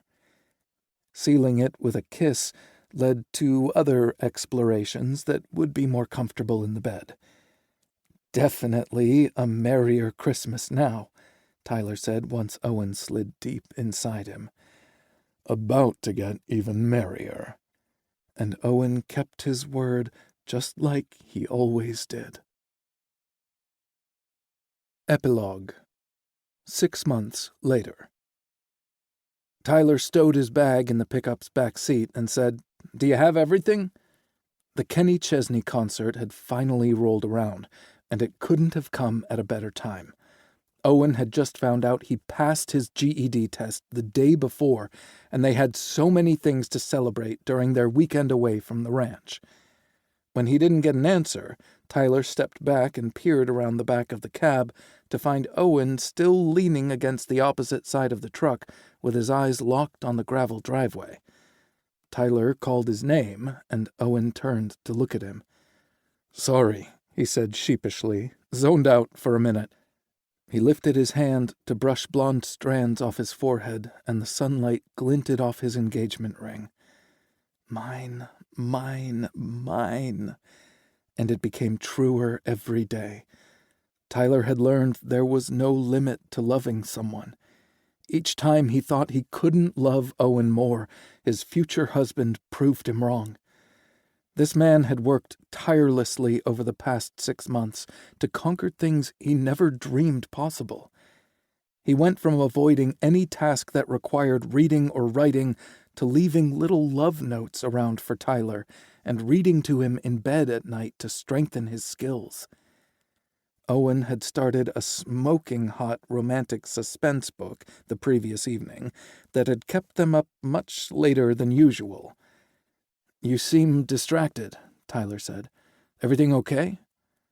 Owen smiled, but it wasn't very reassuring. "I was just hoping Reuben and Keegan would get back before we had to leave." Tyler glanced at his watch and wondered again why they were heading out so early. This was just a meeting in the prosecuting attorney's office, right? Keegan said they were just going to review some preliminary details about their upcoming trials. Owen returned his gaze to the gravel drive and nodded absently. "I would have thought they'd be back by now." "I know you're worried about Keegan, so why don't we wait around until they get home? We can't check in at the hotel until 4 o'clock. Owen turned his gaze back to him, and Tyler could plainly see the conflict in his dark blue eyes, but he didn't understand it. "What's wrong?" Tyler tried again. "I know we don't have to be there until 4, but I'd planned a detour to surprise you." "What is it?" Owen's lips slowly curved upward. "It wouldn't be a surprise if I told you." Tyler saw movement from his periphery and turned to see Cash walking quickly toward them. "The boss is heading our way." "So glad I caught you before you left," Cash said when he reached them. "Is something wrong with Keegan or Reuben?" Owen asked. "No, not at all," Cash said. "Reuben texted me before leaving the prosecutor's office. They just went over some prelim court dates and the projected timeline for the actual trial." "How's Keegan doing?" Tyler asked. "Rue said he handled himself beautifully, but thinks he's strung tight," Cash said. "But we'll be here for whatever he needs, and I want you guys to have a great weekend." "So, what's up?" Owen asked. "The Redemption Ridge web series is taking off in ways I never expected." Cash looked between them with a proud papa smile on his face. "The interview you guys did with Rory back in January has reached nearly 2 million views." Tyler and Owen looked at each other and said, "Whoa." "There's a snippet of the interview recirculating all over social media, and I've been fielding emails left, right, and center. Your message about the importance of teen crisis prevention has touched so many people, and I have some really exciting news to share." "Well, quit teasing us," Tyler said. Lighthouse Youth Outreach is a nonprofit organization in Colorado Springs that partners with psychiatrists and therapists for children and teens. Caroline, the executive director, recently saw the interview and said there are kids in the program who could use mentors like you. They have gym equipment at their center and will invest in some bags and light boxing equipment. They're just looking to give the kids a healthy outlet to vent frustrations, as you mentioned in the video. I told them Redemption Ridge will donate the equipment regardless of our participation in the program. Are you kidding me? Owen asked. Of course, I'd love to volunteer. This is amazing. Cash smiled his approval. You're gonna do great with the kids. He turned his attention to Tyler. Your role would be trickier, and I needed to make a few phone calls to see if Caroline's suggestion was even doable before I talked to you. My lawyers and insurance people have given me the green light as long as I establish some strict rules to protect the ranch and its employees. Tyler glanced at Owen, whose puzzled expression matched his thoughts. What things do you want me to do? Caroline would like to establish a program at Lighthouse that brings the kids to the ranch to work with the animals. Lighthouse would provide transportation and additional supervision, and we'd have to be very selective about the animals we let interact with the kids. It's a liability risk, but I think it's one worth taking. What do you think, Ty? He was too overwhelmed to answer right away. Yes, of course. I feel like my horses saved me when I was a kid. This is really exciting, Cash said as he backed up a few steps. I don't want to keep you guys. I just couldn't wait to share the news with you. We can chat about this more when you get back. Safe travels, and have a great time. His phone went off with a gate alert, and he glanced down at it. Reuben and Keegan are back, he called over his shoulder as he retreated to the house. Owen's relief was obvious, and Tyler was glad they returned in time so he could relax on their trip. Keegan hopped out of the truck as soon as Reuben parked. He rushed over and hugged them both goodbye. I'm okay, Keegan said before either of them could ask. I have a bunch of nervous energy pulsing through me, so I'm going to hit the bags for a while. Owen had worked out with him over the past few months, and the effort was showing in Keegan's well-being. He'd gained muscle, moved with more confidence, and processed stress in healthier ways. You guys be careful, okay? We will, Owen replied. You call us if you need anything. I'll be fine. I've got the rest of the guys to lean on. We'll bring you back a t-shirt, Tyler called out. Keegan had already headed toward the house and raised his hand in acknowledgement. Reuben still hadn't gotten out of the truck by the time Keegan disappeared. Tyler and Owen exchanged a worried look and walked over to Reuben's truck. He rolled the window down when they reached the driver's door, but Rue continued staring out the window like he was in a trance. Their handsome, cocky friend looked like someone had drained the life right out of him. Tyler realized the assailant could only be Seth Burke. What did he do? Tyler's voice came out growly and fierce, and it made the corner of Rue's lips curve up. It's what he didn't do, Rue said, sounding weary for the first time since they met. Okay, Owen said. What didn't Burke do? He was there for the meeting, though I'm not sure why. Burke sat in the prosecutor's office like a silent sentinel and looked right through me. He acted like we'd never kissed and that he didn't know the way I... Rue's words stopped abruptly, and he shook his head. Tyler reached inside the truck and squeezed Reuben's shoulder. I'm so sorry. Me too, Rue, Owen said. Maybe it's time to move on from him. Rue met their gaze, and his dark brown eyes crackled with life once more. Are you kidding me? His full lips curved into a wicked smile. It's time for me to show that stubborn mule that I'm a keeper. Now go on and enjoy your weekend, and be careful. Tyler and Owen exchanged another glance, earning a scornful snort from Reuben. I mean it, punks. I'm fine. Or I will be once I put together a master plan to get my man back.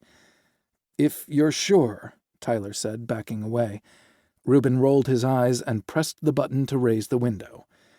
We've been dismissed, Owen said. Guess so, Tyler glanced over at him. Guess it's time to see what my surprise is. Yup. Tyler spent most of the drive trying to guess where they were going, but Owen wouldn't budge. He'd studied the navigation map in the dashboard, something else he could do now, but didn't initiate the turn-by-turn instructions until they got close to their destination, which was midway to Denver. The happiest Gilmore Ranch? Tyler asked when Owen drove under an ornate arched sign. Owen chuckled. Gilmore is their last name, and I think they had a little fun naming their ranch after the Happy Gilmore movie. I figured that part out, Tyler replied. I'm just not sure why we're here. Owen pulled up to an equine barn and killed the engine. It will all make sense soon. Trust me. Always. A man and a woman in their mid-40s came out of the barn and headed toward them. The Gilmores, I presume? Tyler asked Owen. I think so, but I've never met them. A sleek black horse with unique white markings bolted from the barn and galloped into the paddock.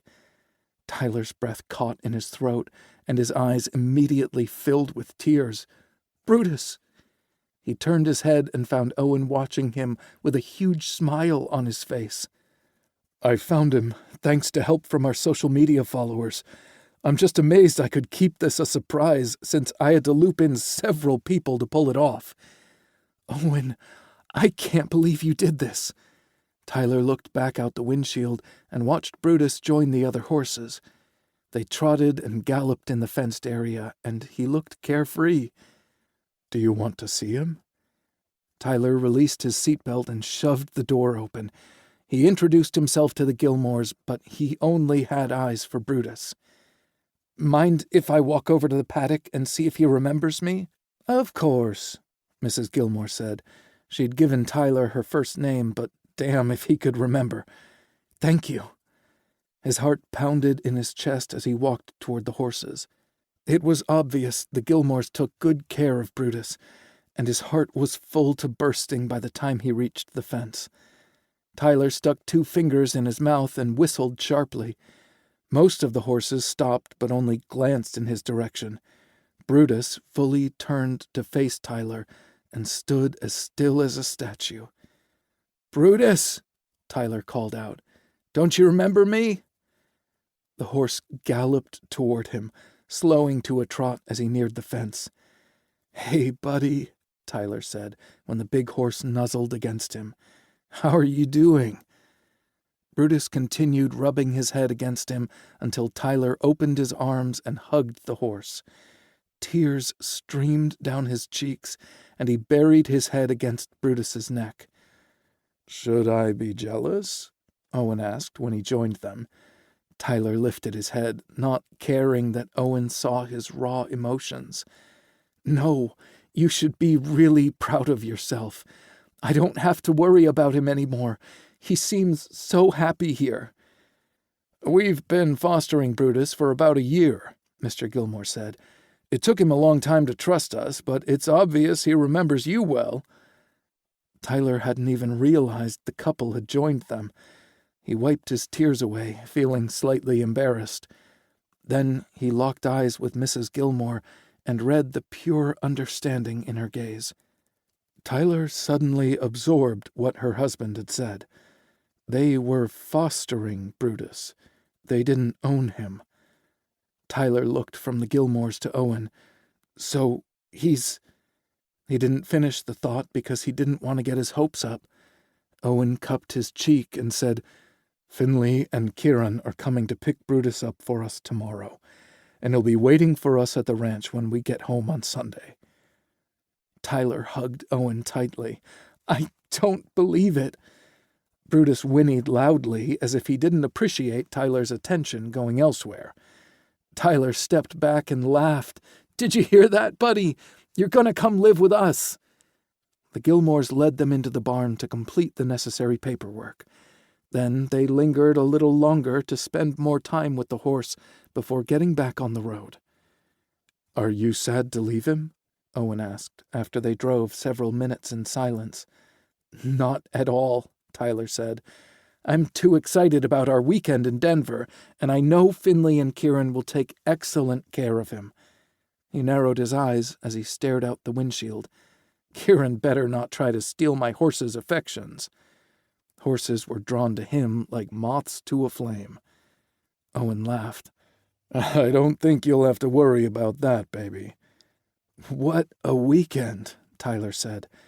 It seems like all of our dreams came true within the span of 24 hours. Owen reached over the console and took his hand. Not all of them. You're not my husband yet. They got overwhelmed every time they talked about logistics and picking a date that worked for everyone, and ended up postponing the conversation. I want a simple wedding like Cash and Nick had, immediate family only. Your family is coming to Colorado in November. My mom will be done with her real estate classes by then and could drive up. We saw what Harry could do in 2 weeks. Imagine what she can do in 3 months. Let's get married and have even more to be grateful for this Thanksgiving, Owen said.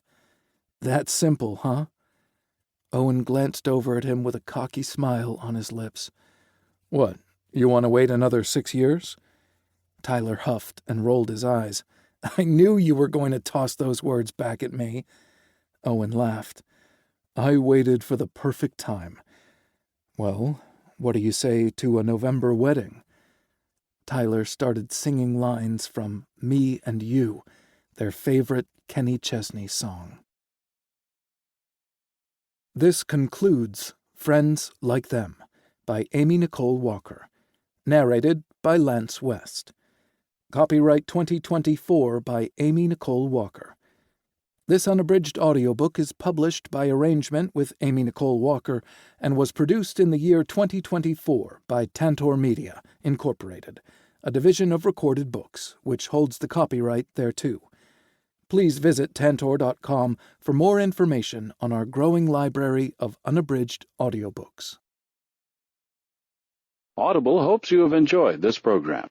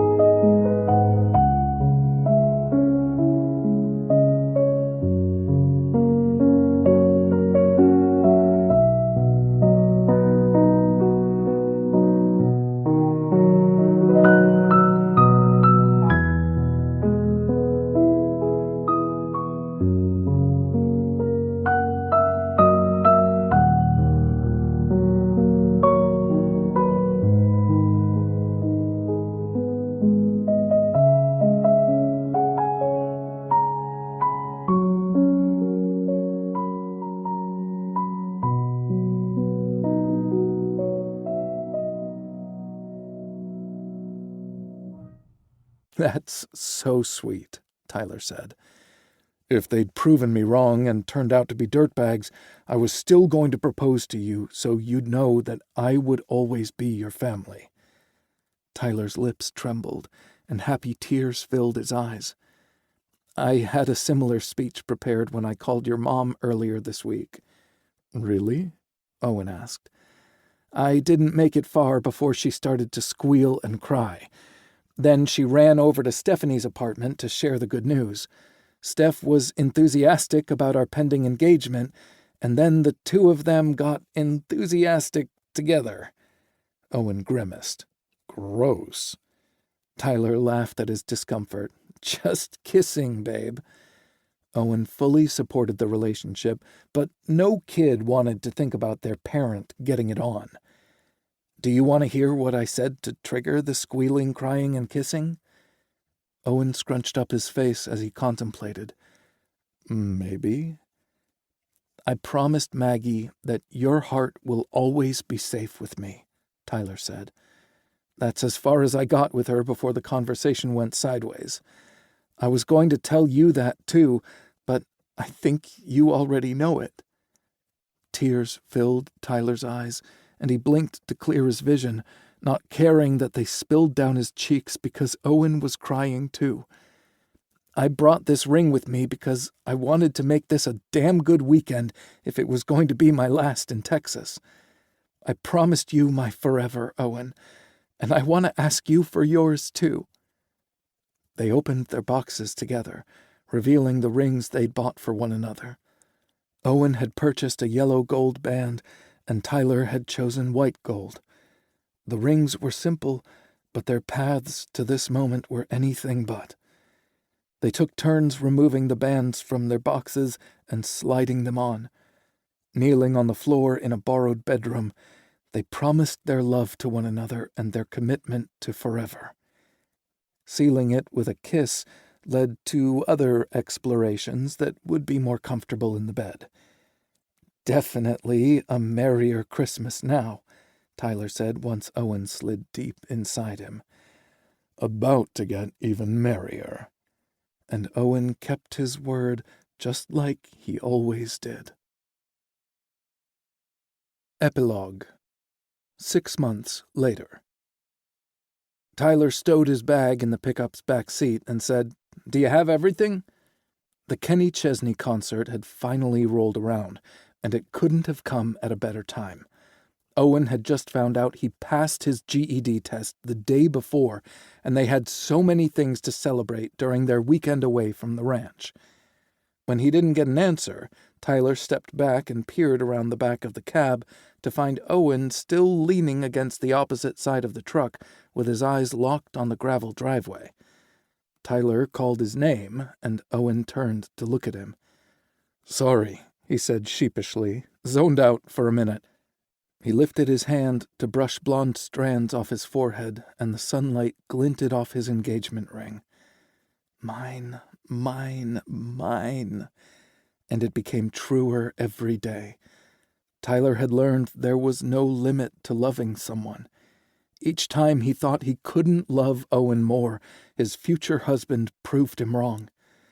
This man had worked tirelessly over the past 6 months to conquer things he never dreamed possible.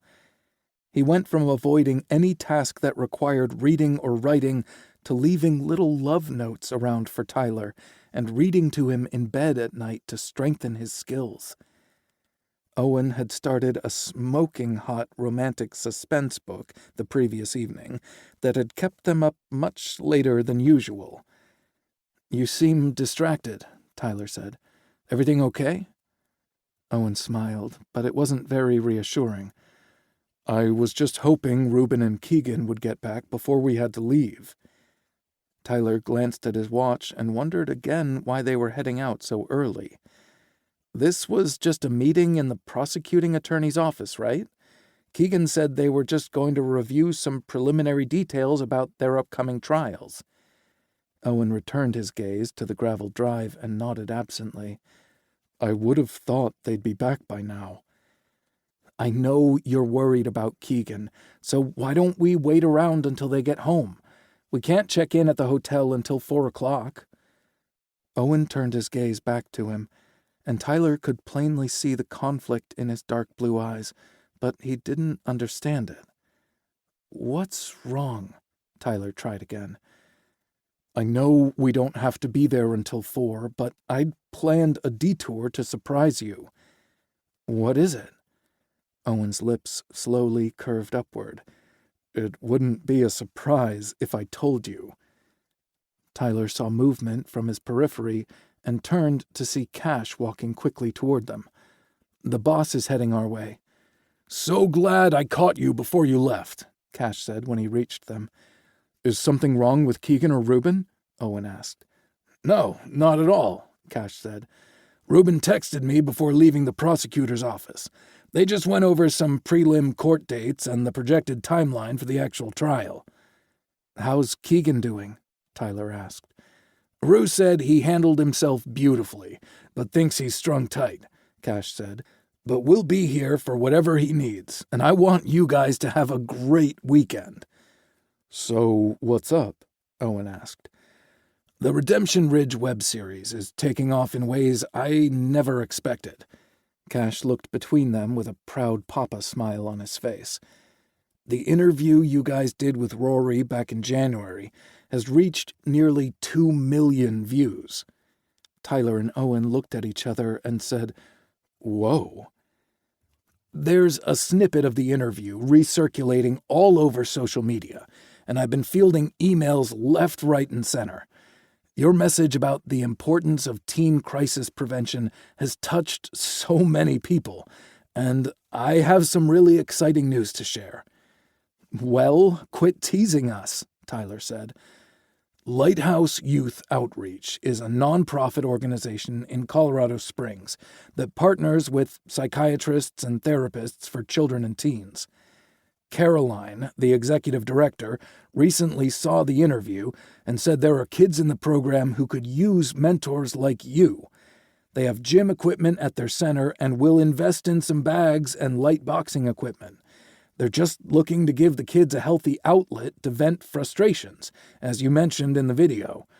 I told them Redemption Ridge will donate the equipment regardless of our participation in the program. Are you kidding me? Owen asked. Of course, I'd love to volunteer. This is amazing. Cash smiled his approval. You're gonna do great with the kids. He turned his attention to Tyler. Your role would be trickier, and I needed to make a few phone calls to see if Caroline's suggestion was even doable before I talked to you. My lawyers and insurance people have given me the green light as long as I establish some strict rules to protect the ranch and its employees. Tyler glanced at Owen, whose puzzled expression matched his thoughts. What things do you want me to do? Caroline would like to establish a program at Lighthouse that brings the kids to the ranch to work with the animals. Lighthouse would provide transportation and additional supervision, and we'd have to be very selective about the animals we let interact with the kids. It's a liability risk, but I think it's one worth taking. What do you think, Ty? He was too overwhelmed to answer right away. Yes, of course. I feel like my horses saved me when I was a kid. This is really exciting, Cash said as he backed up a few steps. I don't want to keep you guys. I just couldn't wait to share the news with you. We can chat about this more when you get back. Safe travels, and have a great time. His phone went off with a gate alert, and he glanced down at it. Reuben and Keegan are back, he called over his shoulder as he retreated to the house. Owen's relief was obvious, and Tyler was glad they returned in time so he could relax on their trip. Keegan hopped out of the truck as soon as Reuben parked. He rushed over and hugged them both goodbye. I'm okay, Keegan said before either of them could ask. I have a bunch of nervous energy pulsing through me, so I'm going to hit the bags for a while. Owen had worked out with him over the past few months, and the effort was showing in Keegan's well-being. He'd gained muscle, moved with more confidence, and processed stress in healthier ways. You guys be careful, okay? We will, Owen replied. You call us if you need anything. I'll be fine. I've got the rest of the guys to lean on. We'll bring you back a t-shirt, Tyler called out. Keegan had already headed toward the house and raised his hand in acknowledgement. Reuben still hadn't gotten out of the truck by the time Keegan disappeared. Tyler and Owen exchanged a worried look and walked over to Reuben's truck. He rolled the window down when they reached the driver's door, but Rue continued staring out the window like he was in a trance. Their handsome, cocky friend looked like someone had drained the life right out of him. Tyler realized the assailant could only be Seth Burke. "What did he do?" Tyler's voice came out growly and fierce, and it made the corner of Rue's lips curve up. "It's what he didn't do," Rue said, sounding weary for the first time since they met. "Okay," Owen said. "What didn't Burke do?" "He was there for the meeting, though I'm not sure why. Burke sat in the prosecutor's office like a silent sentinel and looked right through me.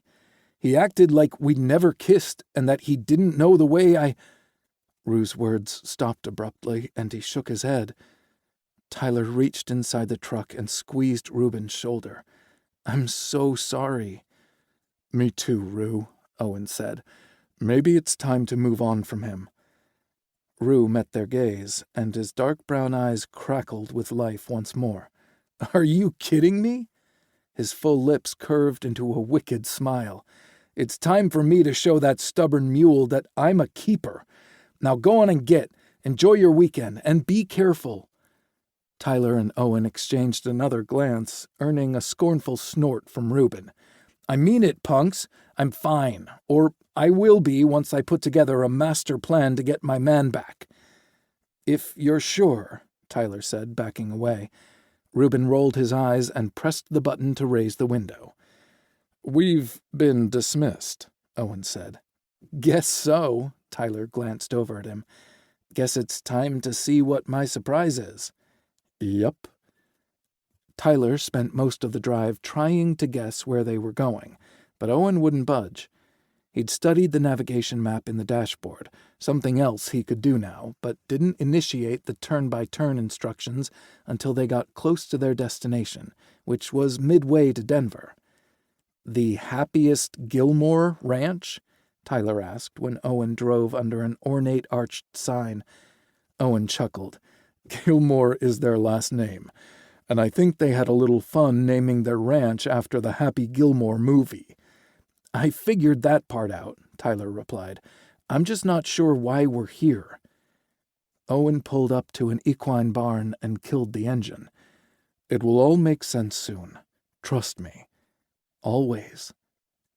A man and a woman in their mid-40s came out of the barn and headed toward them. "The Gilmores, I presume?" Tyler asked Owen.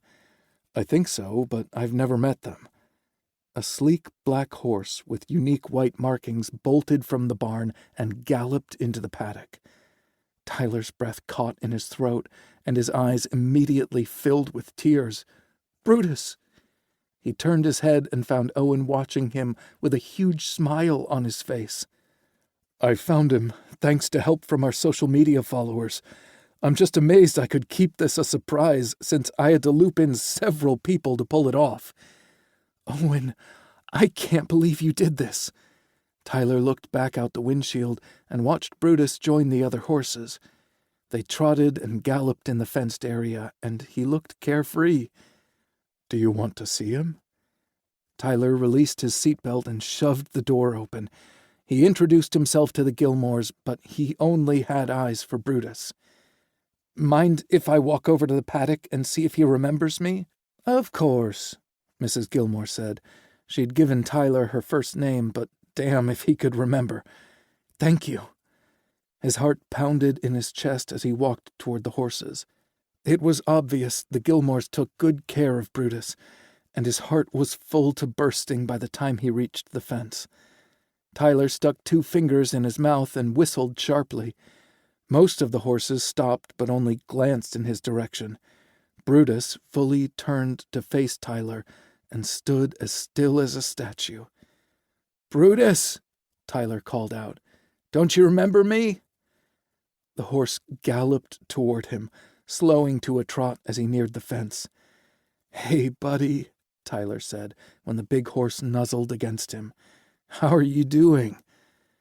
Brutus continued rubbing his head against him until Tyler opened his arms and hugged the horse. Tears streamed down his cheeks, and he buried his head against Brutus's neck. "Should I be jealous?" Owen asked when he joined them. Tyler lifted his head, not caring that Owen saw his raw emotions. "No, you should be really proud of yourself. I don't have to worry about him anymore. He seems so happy here." "We've been fostering Brutus for about a year," Mr. Gilmore said. "It took him a long time to trust us, but it's obvious he remembers you well." Tyler hadn't even realized the couple had joined them. He wiped his tears away, feeling slightly embarrassed. Then he locked eyes with Mrs. Gilmore and read the pure understanding in her gaze. Tyler suddenly absorbed what her husband had said. They were fostering Brutus. They didn't own him. Tyler looked from the Gilmores to Owen. "So he's—" He didn't finish the thought because he didn't want to get his hopes up.